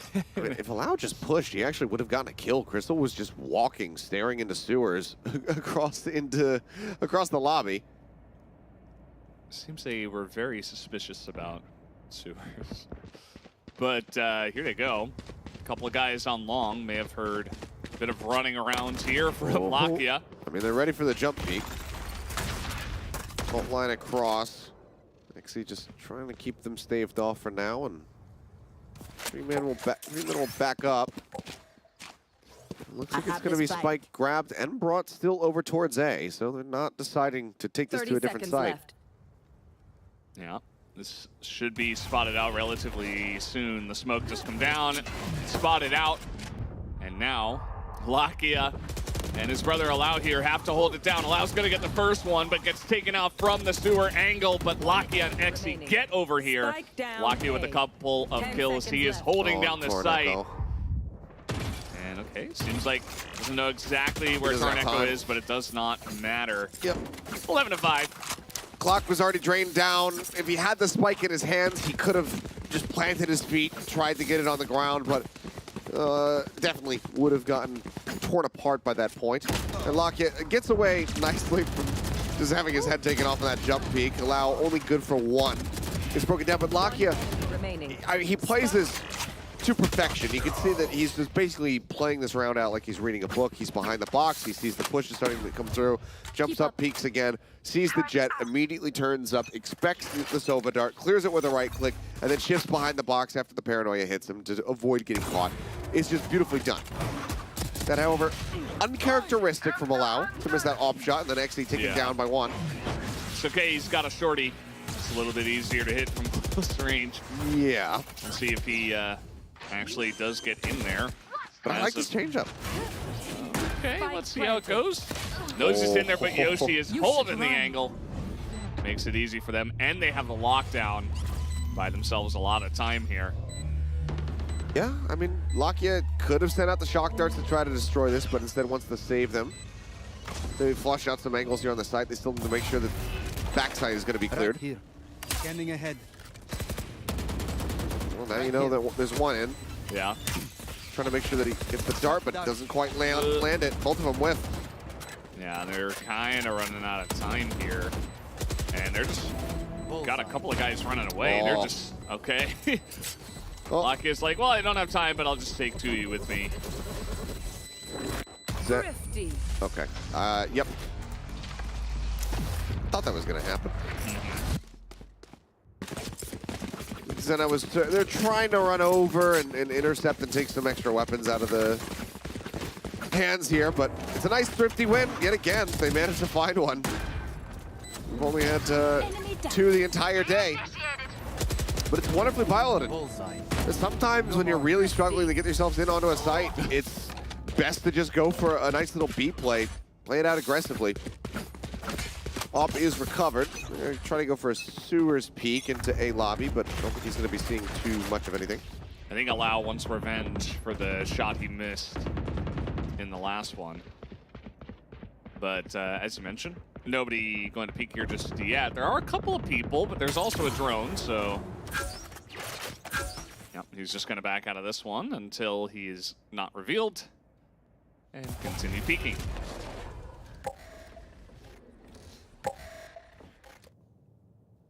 Smoke down. A very well held right now by Allow. They're expecting maybe that he's actually going to push out of sewers and approach, so they'll throw that smoke to stop him from making his way up into the A lobby.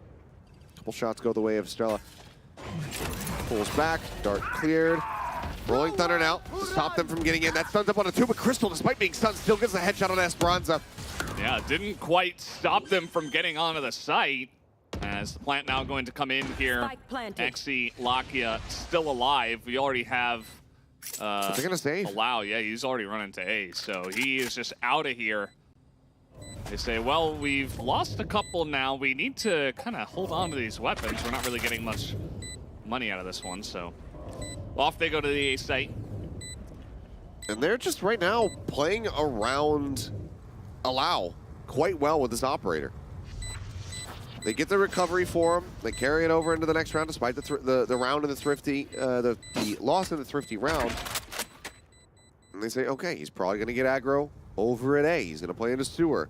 Let's not go there. If he's playing it long, we also just don't give him any opportunity. He's got the dash at the ready. He's got the read. He knows if they're going to be pushing me, it's going to happen right now. And Crystal gets him. Oh, no.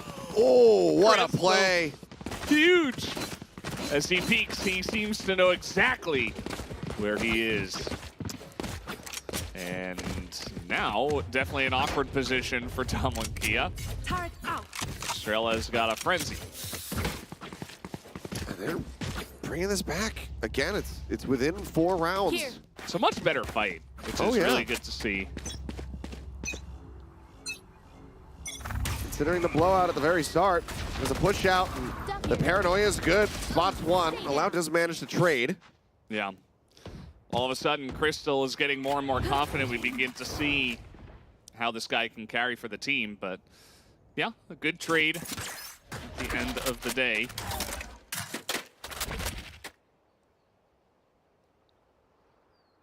Skips with the Vandal. Still seems like there's a lot of interest in this A side. They say, well, we got a pick here, so.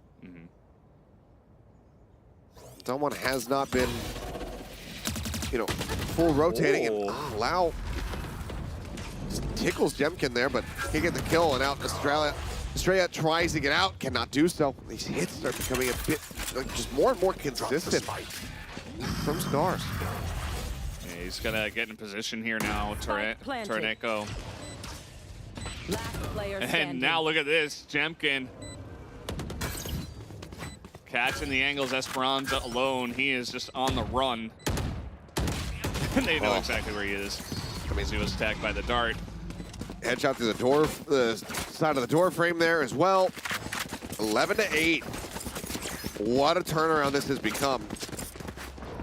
Yeah, and WCG continue to buy a little bit. You know, they're not going to go for a full buy or anything with what money they have. Crystal nearly able to pick up a couple in the beginning, and then Jemkin getting this pick onto Allow is really what gets started.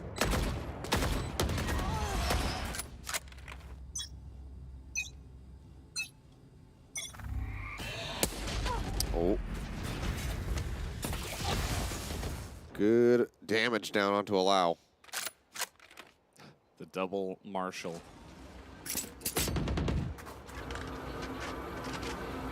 Gets out of vision from the drone that does come through, so Lakia is still unseen. He's been pretty good about that. Okay, there's a headshot. Instant adjustment. That Tells Zenna. Pretty insane. Drone. It's a very good hit. Drone should be able to clear Crystal. Nope, doesn't make it far enough. Not ready yet. Seems like he still has a suspicion, you know. And there he is. Yep. Crystal able to line it up. Not Got fast enough EscA reaction here. for that one. Sheriff. EscA trying to nail the shot. Can't quite happen. I mean, allow, like, what do you even do at this point? 5 health. Spike Waiting for your planted. teammates to join you. Well, let's see if Esperanza can open it up. Maybe they'll wait for him to push through long. He's got a couple of options here, TORANECO, but the swing out is very strong. It's a good adjustment. Estrella finds one as well. Bring it to a 2v2, but time is ticking. It's a close angle to try to clear. Oh, the counter swing is good. And oh, just the blind shot through the smoke. Hearing the footsteps. Oh boy, they're making it happen. 4 rounds consecutively now. Yeah, this comeback is real. It is really real. DWG are going to put on a full buy here in an attempt to put an end to it. As Lakia did what he could. Even Estrella somewhere was able to get that sheriff kill, but that was not enough to actually push onto the site with what firepower they had. Okay. Here. Alau's gonna go for a push out of the garage. Anticipating to be able to catch somebody. There's that. Oh, and he does. TORANECO not most fortunate position, but Crystal trades it back. Yeah, that's both Omens gone, so we're playing out the rest of this one smokeless. Dart gets cleared. And Crystal, yeah, I think he's surmised. He could have rotated over here by now. So again, it's looking like an A hit, and 3 members of Damwon are all over towards this C site still. Yeah, and why not just go A again? I mean, this has been working consistently time and time again. And it's been, you know, it hasn't been like super close even. It's been like pretty dominant from the side of SCARZ. So both teams looking good on each other's map picks, which is weird, but here they go. Sometimes happens. Here over the top. It's open. Esperanza not doing anything yet. He still holds onto the lockdown, but doesn't want to activate that until they're ready to really swarm the site. No util available to clear this. There's the lockdown. He's gonna get the entire site. Yoshi though, still a slight sliver. And finds XC. Crystal taken down. The Aftershock will find one. They have to detain, but they need to kill this guy right now. Somehow. Yep. Okay, they finally get him. And they get in there. They're gonna try to hold this, but not quite. Jemkin's gonna put an end to that as the shot will not go through. Jemkin is able to clutch it at the end. And even though DWG go for the full buy, it is not enough.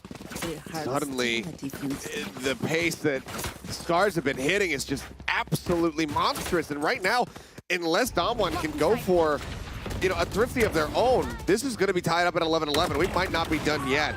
Yoshi with a great angle hold does end up getting taken down by the Aftershock, but Enemy kill. they're a bit too slow to get into this diffuse setup. And for Lakia, I'm not sure why he goes back to sitting on the spike there. Placing swarm grenade. Yeah, it was okay. Yeah, that was quick. The chances of a thrifty have been greatly reduced. Yeah. Jemkin is a bit low, but still a really nice spot here. Allow does have his Blade Storm at the ready, so perhaps if he goes for some kind of crazy spree, there could be a chance, but at the moment it's looking like 11-11. Okay, Allow with the Blade Storm. Good kill, getting the read in that position, so finds a shutdown on a 1. That evens up the numbers. And they need to finish the job on Jemkin, because if he can get an assist, get a kill, he's going to be able to go ahead and devour himself back up. Not sure if they're going to be able to. They're just slow pushing in onto C with no utility as finally they go in. Waiting here is Estrella, but he can't get anything. And that's Jemkin. Top back up. The Lear gives him the assist. And the job for the rest of the members of Damwon becomes that much more difficult. Jemkin is just murdering. Lakia can only find 1 as and there's the spike. He's just having some fun, but so are we. This is absolutely insane. Timeout now finally called from the side of Damwon. Something that Solo has been really good about is his timeout callings coming through here. But it seems like he really had a lot of confidence in the team to be able to right the ship and stop this streak. But we're now at 6 consecutive rounds picked up for the side of SCARZ and a tied up scoreline. But at the same time, why not have confidence? I mean, as the favorite, as you know, the way map one went, sure, is like they'll do it this time for sure, right? But maybe he just really didn't like what he saw in the last couple of rounds, so he's like, "Hey guys, what happened to your defense? Because everything is just kind of falling apart. Like they're not holding A at all. It's just like free plants over and over." They've got 2 rounds on this defense. That's it. Yeah, it's not been the Damwon Kia we saw at the beginning of the day. Certainly not. But hey, some people believe in curses, and right now, could be real. It was a 9-3. Could very well happen. It was a 9-3. Let's see. What are the adjustments? There. Looks like they're still making up their mind as far as what everybody's final position is going to be. Allow sat here in B. I think he's boosted up onto the box there. Seems like they're getting the sense that maybe this is going to end up being a hit on the B site. Alarmbot gets cleared out by a shock dart. And you've just got Lakia watching over towards A long. Yeah. Maybe trying to be a bit more proactive about how much information he gets at A so the team can react on time. But as we can see, they're not going A at the moment. Doesn't mean they won't. And SCARZ has done this before where they kind of wait around in the courtyard and then rotate out. Yeah, they're pinging down again A lobby, so they're once more suspicious that somebody could have moved up into that forward spot, and they don't want to get caught off guard while they're still hovering around and, you know, basically thinking about where they want this spike to end up. Where does this go? Yeah, I'm like, Standing ahead. Are you serious? I don't think I have ever seen this dart lineup. Are you kidding me? And the timing of it is quite strong. They get onto the site. Esperanza, though. He's still getting pinged by it, but he doesn't care. He's just plus forwarding into the site even further. Allow the dash. Ready to expire. The smoke dissipating, but he gets the kill. He dashes to the side. Senna able to trade it back, but Allow is getting so much work done. And now they're running out of time, and they don't clear this out. Although TORANECO's still in the smoke. They know where Crystal is coming from. As they will go for the plant, Crystal is going to defend. There's a second kill to Crystal! No way. The spike now planted. Okay. Lakia. No, the drone! Oh my god, he doesn't see him. No kill to Crystal, and Lakia! Unbelievable! He gets it done! I cannot believe everything. Like, I can't believe anything that happened in this round. I've never seen that bounce set up before. The dart. To get that dart into the back of C site. So already from the outset, that's crazy. Esperanza, he comes away with a kill and then manages to get tucked in back sight despite being pinged 3 times by that dart. And then Crystal almost makes this happen. This was insane. Oh. Lakia stone cold as we got another timeout here. Just pop them all. I mean, at this point. There's timeout, but maybe not on this map. Maybe on this half. Not 100% sure. Either way. Should be 2 per map is typically VCT rules. But yeah, I mean, good Lord. I mean, yeah, call the timeout. Use it. You got it. You need to use it now for your SCARZ because you need to win this next round to take us into overtime. Otherwise, it's over. But this has just been insane. Yeah, I mean, what can you say about a round like that? That's a nice topper, and I like that they kind of take the timeout, even if they don't say anything, just to take a breather, because that was so high pressure. And a moment of silence. Yeah. Yeah, that's a really crazy one to have it come down to that. But, I mean, Lakia able to clutch it. And I honestly, I think that if they did not win that round, we would just be looking at a win. I don't think we'd be looking at overtime. I think SCARZ would just be able to take it because I think Damwon would just be shattered after losing a round in that fashion. But Lau now popping, swings out, and he gets Jemkin of all people Very nice. That is a high priority target, and it puts that much more pressure on Crystal and the rest of the team to clutch this round out to take us into OT. Quick push into B. They're trying to mix it up here. It could be the hit, but look, I mean, EscA is ready with this fault line. He probably won't be able to get Crystal, but he could catch the rest of the team. And they should know. This is coming in. The smoke's in position. Up top goes Crystal. They're going to get this plant. Looks like will not be denied as the lockdown comes in, and Zenna is lining them up as they come in. It's Lakia again. Lakia against 2. He's going to get He's one. got to reload. Just one more, and he's got a lot of time. He's got a lot of util as well, but the dart, it goes inside of the site. That should tell him that TORANECO is not going to be playing here. Oh, he's going to try to hold it to half. And it bites him in the rear. We're going to overtime. How in the hell has this happened? Switching sides. Oh, man. Overtime. And it looked like Allow and Lakia were just going to carry the team on their back. This injured team that can barely walk. They're pulling them across the line, but this hold of B. One enemy remaining. zennakukinn, what a play from him. You know, multiple kills and then just sets up. I mean, Lakia, if he goes for the tap, TORANECO's going to swing. Yeah, he He's had so going to much check. time too. Yeah. But he just goes to try to hold it for half. It's just greedy and impatient play from Lakia. And it cost them just ending this series right now. Very well. Still may be a third map in the horizon. We might be going back to Ascent after all. Well, that would make things really interesting because who do you even think of there? Spike down. Mid. Jemkin. That's a big one. I mean, he's just sprinting away, understandably. Damwon decides to turn their sights on to B as well. Well, makes his way up into the connector, and actually, okay, they're going to use this as a push-through, so they want to try to maybe inevitably end up at the A site. SCARZ, though. Is that another? Just go pushing, and he ends up getting taken down. Jemkin, if he can get another kill, he's got that charge to go ahead and dismiss away. Crystal will find Lakia. That's a nice pick. Going to take a lot of pressure out of that potential push, as here now is the plant, and Lau has been so on point. Esperanza going to get one off screen as well. It's cheeky as well, because now he really splits Crystal's attention. But then again... Okay, well, that's a good amount of information. Although Crystal knows where he's coming from. They got it. And that is the defuse. More than enough time. Oh, boy. SCARZ. Damwon kind of losing the plot on this one. The start of it is good. They hear the operator shot come out from that, from the A long.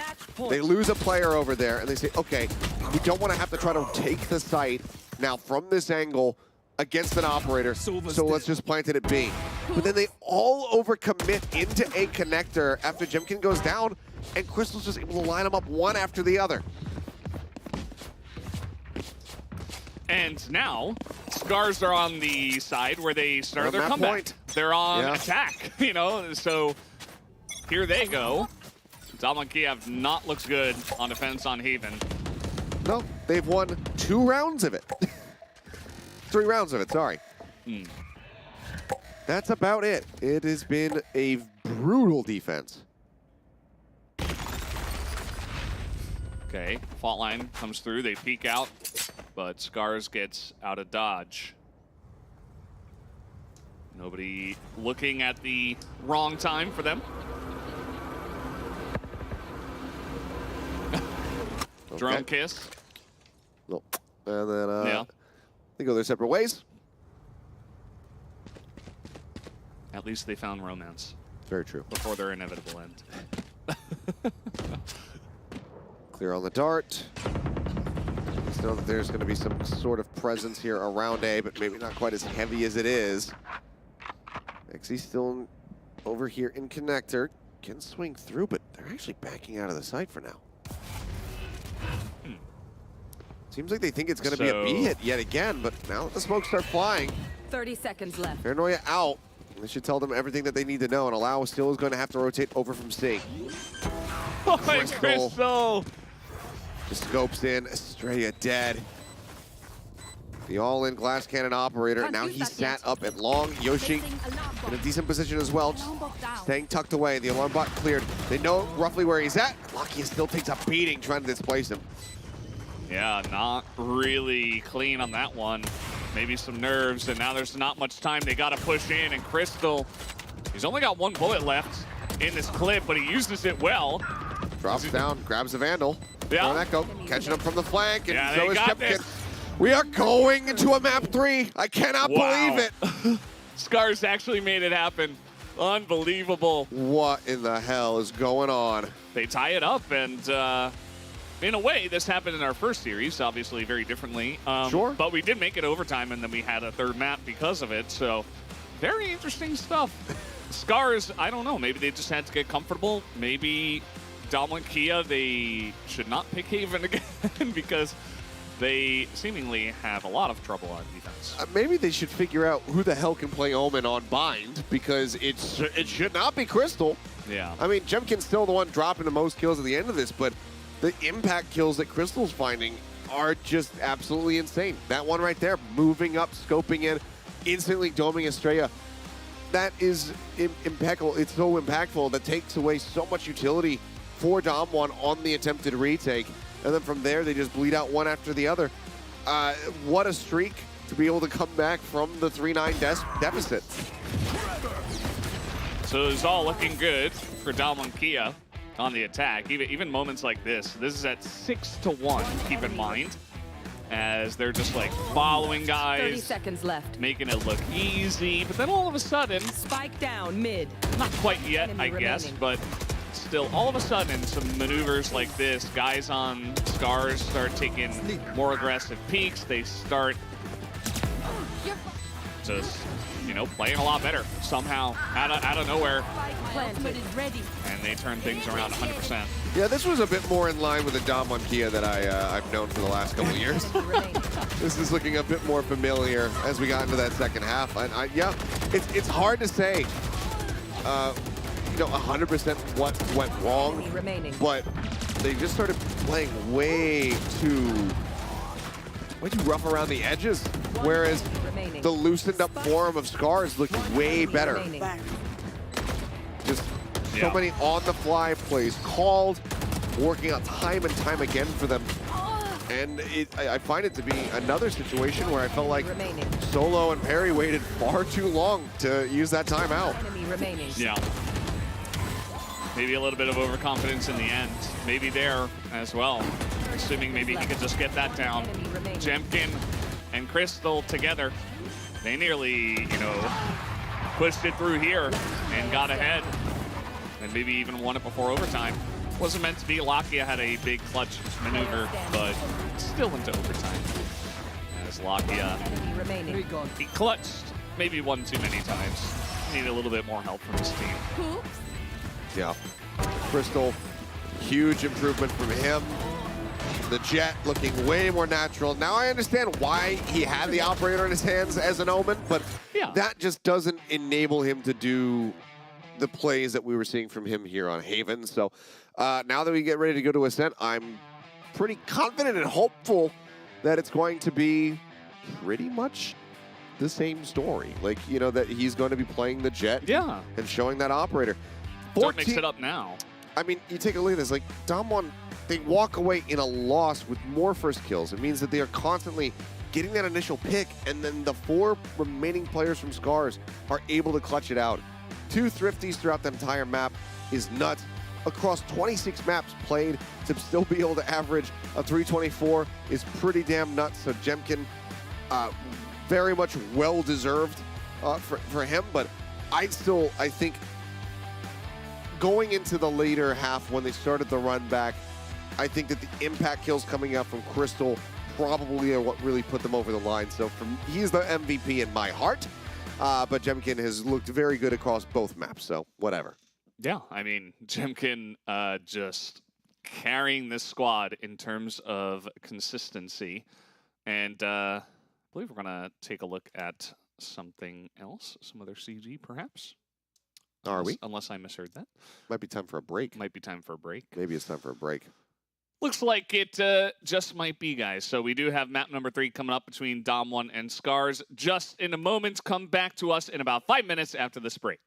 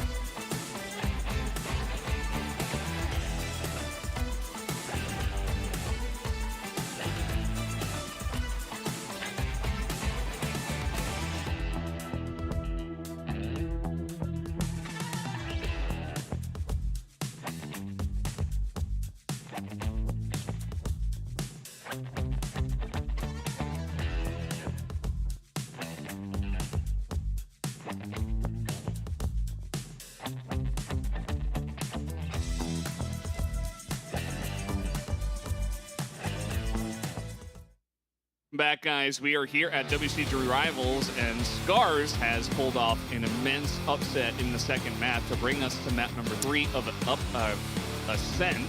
Yeah. Further upset. And Lakia, yeah, really not able to close the door on that one. Dropping the ball in one of the largest ways possible. I mean, 9-3, I don't know, there's something about it. Sometimes teams just manage to make it happen. And SCARZ certainly did. I mean, look back at how that started. It was so one-sided, but Dom1 just couldn't do anything. when it came down to that defending half. Super surprising to see. Well, we are going to have some adjustments. Crystal not going to be sticking with the Jet. It's actually going to be Raze as the solo duelist for the side of SCARZ on Ascent, which is not something that we typically see, but a very fast agent select. You can tell that these teams are ready to get this one settled. Damwon, hopefully, having a fire lit under them, because we don't want to see a similar performance. If they're trading blows and then it goes to overtime and SCARZ takes it, cool. But they were so absent in that second half. So I'm hoping to see at least some, more competitiveness from both of these teams across the entire map. That definitely would have been a map where, if this were, old school sports, the coach would have come in and like slammed down the notepad and everything, and would have given them a stern talking to. So, don't think that's what happened, especially since this is online. But WCG definitely, maybe a little bit of a wake-up call. Maybe they can turn this around and show us, some of the power that they had on map number 1. Or SCARZ just prove that they are the better team. It would be wild. I mean, because as I was, attempting to highlight at the beginning of this, coming into the series, like, SCARZ have not really put up too many strong results in the last couple of years. Like, really, since the VCT kind of kicked off, losing to teams like Reject, who are a strong team in their own right, but they haven't really had great overall tournament placements. So being able to take down Damwon, a major Korean organization, would be huge. And already EscA going to get picked off here at the start of the pistol round. They need to get this spike now. Cloudburst down, but just easy push in. It's actually going to be Jemkin who finds the kill. Lakia says, well, I got it, but he lost it. Spike down mid. And looking like potentially another pistol round here to the side of SCARZ, which they were able to do twice. But let's see. Let's hold the phone. Estrella able to get one back at least. I got the spike. And he's able to pick up the spike as well, so. Grabs it, can get this in the market. Yeah. Estrella holding, just tucked away here on the opposite side of wall. Smoke not dissipating. Push coming through. Ooh, TORANECO almost caught off guard. And with the frenzy, you have to favor him in this fight. Yeah. Takes a little bit of extra damage, but the spike now planted. Esperanza, ghost in hand. Both of them getting ready to play through. Crystal down so very low on HP. Oh, he's already kind of spotting him out. They're reading this really well, but he gets the first headshot, and Esperanza gets the third. Wow, fantastically done. They deny the pistol round win away. It's a big boon here for Damwon. Speaking of curses, maybe I caster curse SCARZ a little bit there. Started off really fantastic for them. They had a really nice crossfire in this angle at the doorway. And even this little pick off. But they were able to trade it back slowly. Estrella, Esperanza. Clutch. Able to clutch it there at the end, even though they seemingly knew exactly where he was, which... just a very good read on the situation.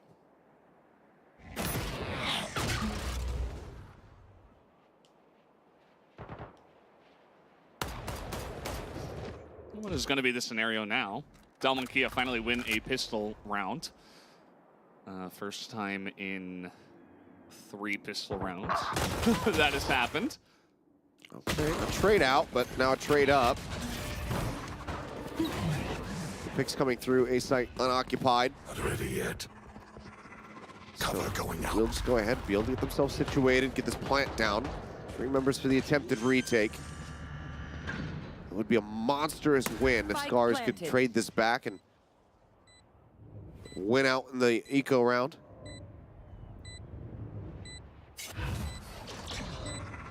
Shadows. Pretty huge, but Estrella watching this angle. Just gonna bulldog his way to the victory. Where's the paranoia? Remaining. And that is a nice little kill coming through. Lakia, we've seen a lot of Guardian today. Lines up the headshot, the bulldog ping coming down. Can they get it in time? No, they cannot. So Lakia still gonna be stuck with the Guardian for now. But much needed round win. Good counter swing from Yoshi. When you're coming into a round like this, full saving, getting a trade kill like that, not going to be bad. You also, you know, sometimes maybe get a nice little weapon upgrade, but you get much from Esperanza. But at least making it a 1-to-1 is a solid look. So SCARZ still fighting back. Double suppress. They try to back away from it. Nobody clears it because they don't want to make any noise, but instead they still just kind of reveal their position. But this isn't going to be drawing any extra attention for now. Yeah. Has now trying to get out of here as they are expecting the push. In goes Allow on the jet. He's going to gain access to the site, but already straight through the smoke. TORANECO's able to get one. Finds the kill. Door going to be broken very quickly. Spike planted. You should run. And all right. Didn't quite realize that Esperanza had that ready to go, but maybe it won't matter. Yoshi swings out around the top, and there's the cleanup. Lockdown destroyed. And even if they all got detained, they would have been able to wait it out and then defuse the spike anyway. 24 seconds remaining. A gorgeous retake with only one person lost. That's a very good bonus round here for SCARZ to pick up. Yeah, it's pretty nice. Gets him back on the board. We're not going to see any, you know, 8-0 shenanigans this time around, at least. And it's a big change. It does feel like the entire landscape has changed after the last map of what to expect from these two teams. Kia's entry was not bad, but they were not able to stick the landing. And keep in mind that they're also playing on attack to start, so a little bit worried about the defense after the last map. Scanning ahead. Jemkin finding a kill, and oh, the spray through. Estrella, for whatever reason, playing with fire, puts himself right back out in a position where he gets sprayed down to 1 HP. Yeah, that's going to be rough for him. He's just going to circle back as the team seemingly wants to push A now. I mean, I'd love to see it. I think he actually is literally one. Does look like the entire bar is gone, so. Could be true. Smokes, the setups coming through. Paint shells can be let loose. TORANECO situated, but it looks like Allow on the dash in. Did manage to see him. Jemkin, though, still here. Man, the call come out. He gets a kill. He's so good. Oof. I got the spike. Spike grabbed. I mean, 34 seconds. He could run over to the B site. 30 seconds left. Oh, is this, no way that this is play, surely. Sentry. I mean, they're going to hear him running anyway. So it's not going 3 to... health. Not quite one, but close enough. As now Crystal should be easy cleanup for him. As long as he doesn't miss exactly where he is, and that is pretty easy. And the whole setup, it goes awry. I was going to say they're going to try to drop the spike, have the TP come through, and then, you know, grab it with the Omen, cancel the teleport, plant on B. But the moment that Allow goes rotating out, his footsteps are heard. They get the read that it's B. They already had somebody situated there, and this is kind of dumb one, like, simply underestimating the reads from SCARZ. When you're up against 3, you should suspect that they're going to be sending at least one person to be in advance to try to make contact against you. Especially knowing that that Omen ult is available. Yeah. Yeah, I wouldn't be surprised if that's part of it. It does feel like Kia, they got ahead in map 2, and they were like, okay, well, we're the better team. We're going to win it from here. And then SCARZ decided to turn it on. They were not ready for that. As in they go. There's a lot of spray through the smoke. Allow is not ready for the market. No. Tries to check it, tries to get that entry kill. It's not going to happen. And EscA with a classic. Yep. Classic and a dream.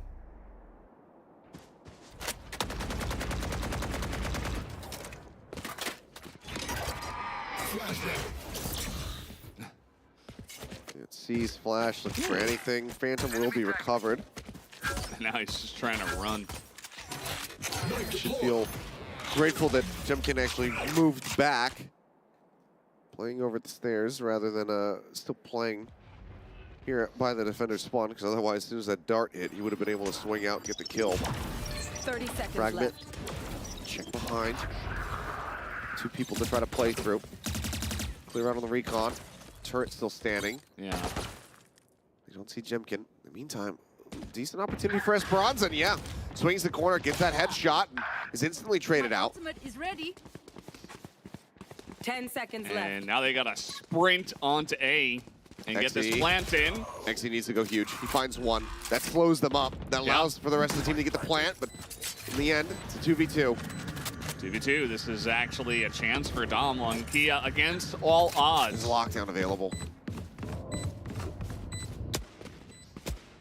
Could just throw it. Yeah. He's just gonna try to do it naturally. There's holding. half. He's holding. He's just gonna go for it. The spray does not come through. They get a free defuse and a kill. Unbelievable, Yoshi. He's gonna get 4. I just don't understand what DWG are thinking. It's almost like they didn't hear it. He's got covering fire. Like if he's solo, sure, whatever. Tap the spike, then he's gonna try to bait you out. So you don't want to swing, you want to stay hidden. But it seems like Lakia gets so hung up on the idea of throwing util to try to get the reveal. And then he does, and he still doesn't spray. It's the easiest defuse of all time. It did feel very free, and it essentially was. It just kind of ran in and diffused the spike. Like, there's just nothing used by the side of the WCG players to actually defend that. So very confusing, and if their morale was not down enough, I don't think this is going to help. So now, taking it a bit slower here. WCG maybe trying to just regather themselves. Bring them down. Prowler to check out. Being cleared. There's the lockdown, but it's in a really rough position. That nanoswarm, however, slows him up. But Lau still going to go storming his way through. He needs to make his way into boats. They flash into the back. He gets the headshot. Good kill coming through that allows him to get the plant down, but they're still at a man disadvantage. Never mind. Estrella trades it back. Yeah, nicely done. It's going to be the fatal. It's coming out. Lakia is trying to hold down on the site. He's just going to, low on health, get into the corner. This timing could be rough, though, Estrella. He's trying to rotate over into market. He needs to get there quickly.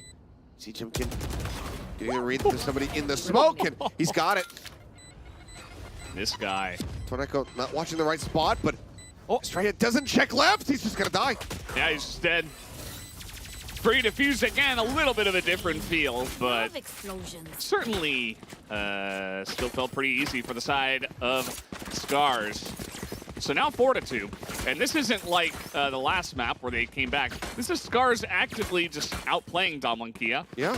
By their own means, and also by WCG not necessarily playing to their highest level. I mean, they had side selection. They've elected to go for this defense, and right now it's looking damn near impeccable for the team. 4 rounds consecutively now, ever since they pick up the bonus. They have not stopped, and DWG have just been getting shut down. Haunt doesn't show anything. Lakia just moving forward, trying to see if anyone's going to come in advancing around the corner, but we can tell that is not going to happen. There's a whole mess of util dumped right there on the exit of B. Double nanoswarm in case somebody tries to rush. You've got the alarm bot. Revealing area. Dart thrown in. Does get cleared, does not reveal, and don't think the shock will hit either. No, that goes actually a bit of a whiff there. Yeah. Second try. Got a little bit of damage. Yeah, a little smidgen. And now full rotation out of the side of WCG. Looks like they do want to try into B. They've gotten a good amount of util out of this position. Obviously, there's still the whole entire Killjoy setup here, which they should be aware of, given that they can hear the turret. So they should be wary that there are going to be nanoswarms right here at the exit once again. You should run. There's a lockdown. The orb is taken. Should be kind of obvious here. The Prowler comes out as in goes Allow. Very nice entry onto this site. So low. Uh-oh. And he ends up dying. Yoshi gets him to the wall. That's now the spike stranded, so Allow, he wants to be holding a forward aggressive position to stop these entries, but instead had to rotate over. Eventually, actually does manage to go ahead and grab the spike and get it planted. Lakia still holding it down with the Odin. Zenna not in the greatest spot, but they are going to have a little bit of time to retake this. Hitting the boats as the flashes come flying. So they're going to be blinded by his teammate. Pop flash out. Jemkin able to shut them down. Boats now cleared. Lakia dead. Esperanza, what a flick from Crystal! He gets him in the head, and this is, they're not done. The Madman. They're both so, I've said this so many times, but Jemkin and Crystal. It's a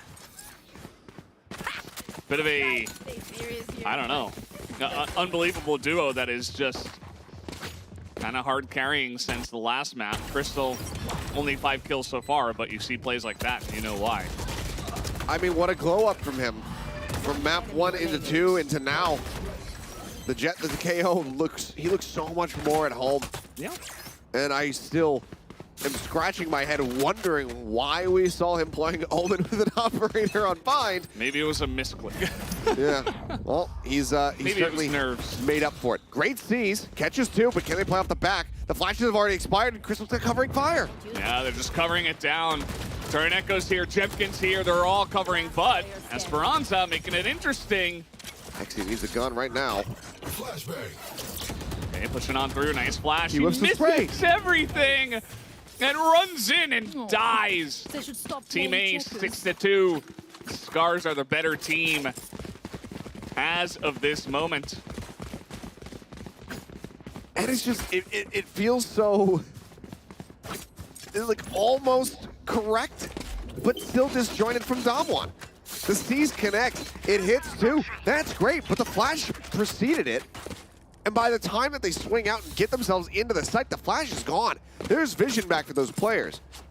The C is still holding them for about half a second to a second. Oh, here we go. Jemkin's gonna go aggro with a showstopper. Hello. And he should know that there's one right around the corner.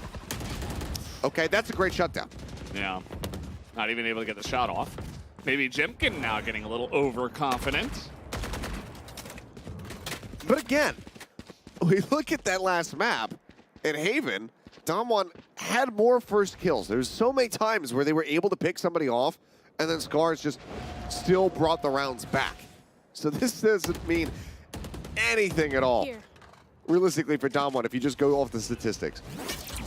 True. Enemy tag. See how it goes. It's a nice tag here. Up top of the smoke. As Allow, it seems like he wants to do a little push through the market, potentially. As, nope, he's just going to back away. Decides against that, as the team now calling everybody over towards A. Some smoke's going to be landed, and here they go. Here. Yoshi just taking some blind sprays, and he's got the lineup. Allows dead, he just stands still. You have to anticipate that this guy is going to continue spraying the smoke. 30 seconds left. And for Yoshi, it's enormous. Now Lakia is out in the open, he's got no HP. The headshot comes through, and XC's the last one standing versus 4. He says, screw it, I'll just grab an ult orb. It's about as good as it's going to get for me in this round. Yeah. He's got nowhere to go. They're going to hunt him down as well. You can see they're running after him. As here comes Senna. Okay. That's 1. Make it 1. Just 1. Yoshi gets 3. A couple of spray through the smoke, and that one. But make it 7 rounds for SCARZ. I mean, who knows? Maybe this is going to be a 9-3 half for SCARZ. Yeah. And then it gets turned around, and Damwon, they excel on the defense, and then they end up taking the series after all. Who knows? But right now, SCARZ are playing on a completely different level than we saw on Bind. And I feel like that I've almost been lied to. Because after that first map, I was like, okay, Damwon are going to crush this. It's going to be a 2-0. We go home early tonight. Bing, bang, boom, whatever. Not to be. SCARZ needed to warm up. They need to figure out a couple different little things, it seems, and they certainly have. And again, we see Jemkin die at the beginning of the round, but it doesn't matter. Yeah. Damwon, they get the first kills, they win those duels, but they cannot close these rounds. The execution has been pretty poor for the last map worth of rounds or so. Senna gonna get some good information, and he's got coverage from yoshiii and Jemkin, who are just waiting for them. Yeah. I mean, sure, it's Nico, go for the rush play. They walk away with just one kill, no weapons to be recovered. And now 2 players left with sheriffs to try to just do as much damage as they possibly can. But, you know, again, it's been such a streaky series. It's 7 rounds consecutive, about to be 8 now for the side of SCARZ, unless something goes horrifically wrong for them. Like, the money is so built up. Yeah. It is kind of insane where they are at right 30 now. seconds left. Estrella and crew going to be coming in here. Oh, they pick up a gun. Shadows. Able to get that one down, as now they've got a smoke here. Oh, but already moved up right into it. And there's the reveal. It gets the ping. He's just planting. Okay. Down he goes. Easy defense for them for the 2, especially with the firepower advantage. 8-2 on the map. And a timeout is beginning. Okay, here's the... For a second, I'm like, wait, what? Like I said, I don't mind just trying to go for the fast hit when you're on this eco. You're basically just going to be relying on hitting some headshots, having some faster reactions. They have a stack set right there at market. You just end up going into a meat grinder. That's fine. But some of the other decisions that are happening here in this series from Damwon are just nuts, and I can't quite wrap my head around. Scratcher. You know, why the players are doing some of the things that they're doing, but. I don't know. I mean, I'm talking about that. I'm making it seem like Damwon is doing everything incorrect. That's not even fully true. The big thing here is that SCARZ are doing everything right. Yeah. They're playing really well. They are, and it's nuts because, you know, if I take a look at this team and I see the way that they're beating Damwon right now. Granted, Damwon has undergone some changes, whatever. But I take a look at them, a mixed roster. With some Russians on this team, and you know, playing in Japan, and I look at their results. I would expect to see some like 5th place finishes and whatnot, taking some series, taking some maps off of teams like Reject, rather than, you know, somewhat consistently getting beaten 0-2 by them. So whatever has happened in this off season for SCARZ to lead to this improvement, keep doing it. Because right now, it's looking great. Yeah, keep it up. Maybe they just actually needed that 1 round of warm-up. You know, maybe just a little bit of nerves coming through. Maybe they haven't played in a little bit. We're not 100% sure of the situation, but clearly it's a different team from the first map. So, nice to see. Still waiting for Damwon, as the spray will come through. Crystal Been in this spot before. Looks like this time they will be able to actually make it across through tree into the site. Okay, so they're gonna get this plant down. Nobody on the side of SCARZ has gone down though, so we might see a little bit of what we saw earlier today. Okay, dart reveal pings 2, Lakia finding an opening. Still able to trade that one back. The Hunter's Fury crashing across. Looked like it was gonna be monstrous, but okay, TORANECO, he finds another. EscA trying to buy time. He's down here with his buddy. zennakukinn, they're trying to curve the angle. TORANECO gets one, he gets another! And just like that, he'll have just barely enough time to get this defuse off, and it's 9-2. Plenty of time. Plenty of time at the end of it. Easy. And very well done. I mean, I did mention the whole potential 9-3 thing, but I don't know if it's going to happen. 2 members coming into this one, half armor, set up for themselves. I mean, again, a good start. They find the first kill, but they just cannot, for some reason, convert these first kills, these early advantages, into any form of win. Yeah. It's so puzzling to see. And now this is going to be a curveball because I believe this is the first operator that we've had thrown into the mix. But luckily for them, they're not looking to push out into mid this time. Okay, well, yeah, they're just going to try to come in here and judge it up, Odin it You up, should run. and lock it down. There is like a slight corner on the backside of B, I think. Okay, Jemkin, I don't think he fully realized that he was sat in. Okay, he'll actually get a kill with his nade anyway. So nade for nade, kill is found. Allow moves away, making sure that he does not get detained. We've got two players playing back here. And right as the reload has to come through, they make their way out onto the site. So Allow needing to be one of the last lines of defense here for his team.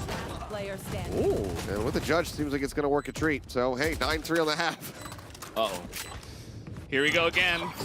Crystal, a dream and a hope at trying to get this. Yeah, there's no way. Finally got a gun with bullets in it. That's good. It's better than a gun with no bullets in it, for sure. Just trying to kill Lakia here. Might just be able to. Crystal out. Nope. Not going to happen. Classic to the face. Okay. So, they finally stopped the win streak. It only took 9 rounds, but they got the win. We saw a 9-3 comeback in map 2. Can Damwon do it now as they shift over to the defending side? The attack on Haven was so clean from them. They really need to hope that they have the complete inverse situation going on for them here. Honestly, they need to have a strong defense. Oftentimes in Korea, we do see that the team on the defending side, typically, as long as you're good at communicating, good at working together, and good at retaking, you can absolutely dominate on the defending side, just like SCARZ did. So there's a decent chance that this does end up going to another overtime. Yeah, and they proved they could take a pistol round as well, even though it was close in the pistol round that we did have on this map, at least. So could be a good start for them.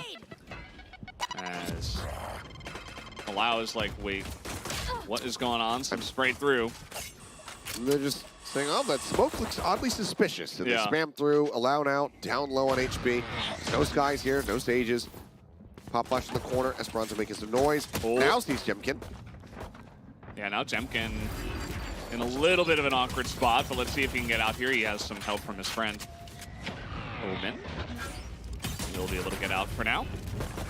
Crystal looking to get in here on short and make something happen. The smokes are good. It's looking like a pretty decent entry into A, but WCG are rotating into position to try to at least stop this a little bit, but they will get this plant. Now to go for the retake. Everyone healthy here for SCARZ. Short during the pistol round, always a pain. Gotta break through it. Senna gonna be playing up close, so you need to be fast on the reaction with this right click if you want to be able to find the kill. Yeah, there's not much, and you see that he's just in the corner, waits for it. Senna holding it down. He's buying time. It seems like Estrella has an idea that he might have gone through, but... Yeah. Diffuse comes through. They're trying to spam through the smoke. They can't quite get it. And it's now pushing through the smoke. He has to come off the diffuse. And they are going to maybe no. He stopped it. Unbelievable. He's going to die. It doesn't matter. 10-3 pistol round win by SCARZ. And I think that that's just going to be a nail in the coffin. I think that not being able to close this one out is likely going to be a tilter here for the side of Damwon. I'd love for them to prove me wrong, but if they want to have a run back, if they want this to be a series win, or even go to OT once more, they need to make something happen here.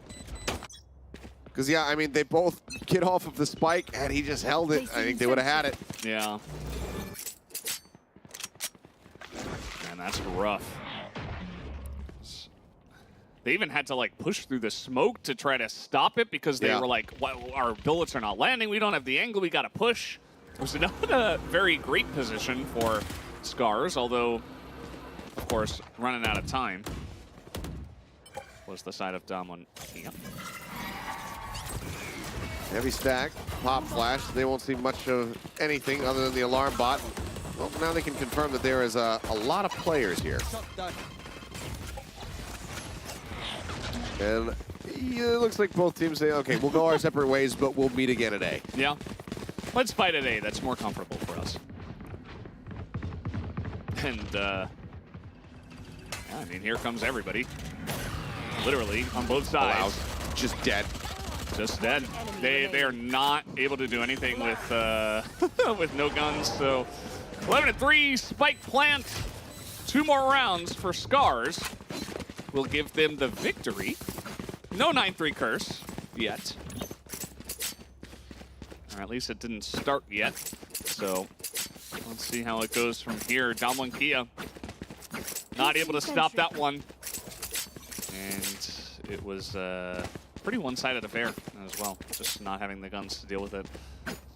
So let's see what they have here. This is basically their last round, unless they get an amazing clutch in the next one. Okay. See what happens. For now, 0 point goes out, shuts down the turret for the time being, and I mean, really fast push coming out straight up mid. They're gonna go charging through market. Lakia pinged there. It's gonna be noted. Paranoia gets thrown through. Estrella slowing them up, but not fully stopping them. Just holding this angle pretty well. Esperanza is going to get the first one. This is being shut down pretty nice. Okay. 3 in a row for EscA. This aggressive push. Not this time, say Dom one. Yep. Okay. TORANECO only able to final out at the end of that, so they will finally be able to pick up a round win for themselves. And it feels like it's mostly just because of the brute force nature coming through from the side of SCARZ. Get a little bit too reckless with how they want to approach this one. Dom1 starting to move around the map a bit more freely and reacting appropriately and correctly, honestly, with some of the reads here. So they get the stack set up to be pretty fast. But now they need to win 7 more to tie it. Yeah, I mean, we saw SCARZ pull off a similarly nice. SCARZ had a 9-round streak in the first half, so it's definitely Anything possible. can happen in this series, that's for sure. We've already seen that. Okay, they're going to be holding down this mid area a bit more tightly this time, although they won that round, so maybe they should have just let them go in through market again. Give them market access. Sure. Come on in. They're even going to close the door. And here comes Jemkin once again. He's got nearly his entire team behind him this time. He's got 3 guys. They're going to break down the door, and they're coming in here a bit quicker this time. Do they have the read, though, and allow? He's below stairs. It's just going to be 2 making their way into the site. I mean, Lakia is not prepared for that at all. Allow, however, does finally strike, finds 2. Good patience from him, but still 30 seconds left. A 3v3. The spike is in the site. They're going to have to retake this, and they don't have market control. Spike. Yeah, I mean, Zenna's just watching, right? You should see the gun barrel coming. Nope, he does not. Ooh. He backed up at the unfortunate-ist time. Jemkin here holding this angle. 3v2 shouldn't be too difficult, but a nice peek from Jemkin. That gets some paint shells back up. Yeah. Throws him on the corner, stopping that advance. There's Allow. Backs away. I mean, if he wins this, yep. Woo. Then it's all on Allow. Pushes to the opposite side of the smoke, and he can't adjust it. There was no chance. It was Jemkin and Crystal that were alive. Very true. And good point. Jemkin played it perfectly. I mean, you see the way, like, okay, Allow came in, so he's like, okay, this other guy is going to peek right now. And he just waits for it, locks it down. He held that angle all by himself the entire time, even as his allies were falling around him. Even a little satchel charge to get him back into position real quick. Like, it's just perfect. It's just so bizarre. I mean, you see it in the replay. Lakia, he's staring over in towards B main. That angle is already held here by Allow. He can cover that. And I get that you want to set up a crossfire, have some reinforcement there, but at the same time, you just completely let Jemkin come blast packing around the corner and shoot you in the head. They know that the entry had already happened. You need to not be watching similar angles. You need to be splitting your attention, covering as much as you possibly can. It's just rough to see. Dart in, checking to see if there's an alarm bot. Won't find anything though.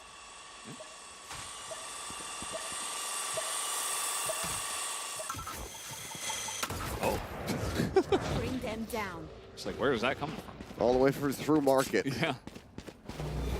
Okay, maybe an A try here for SCARZ.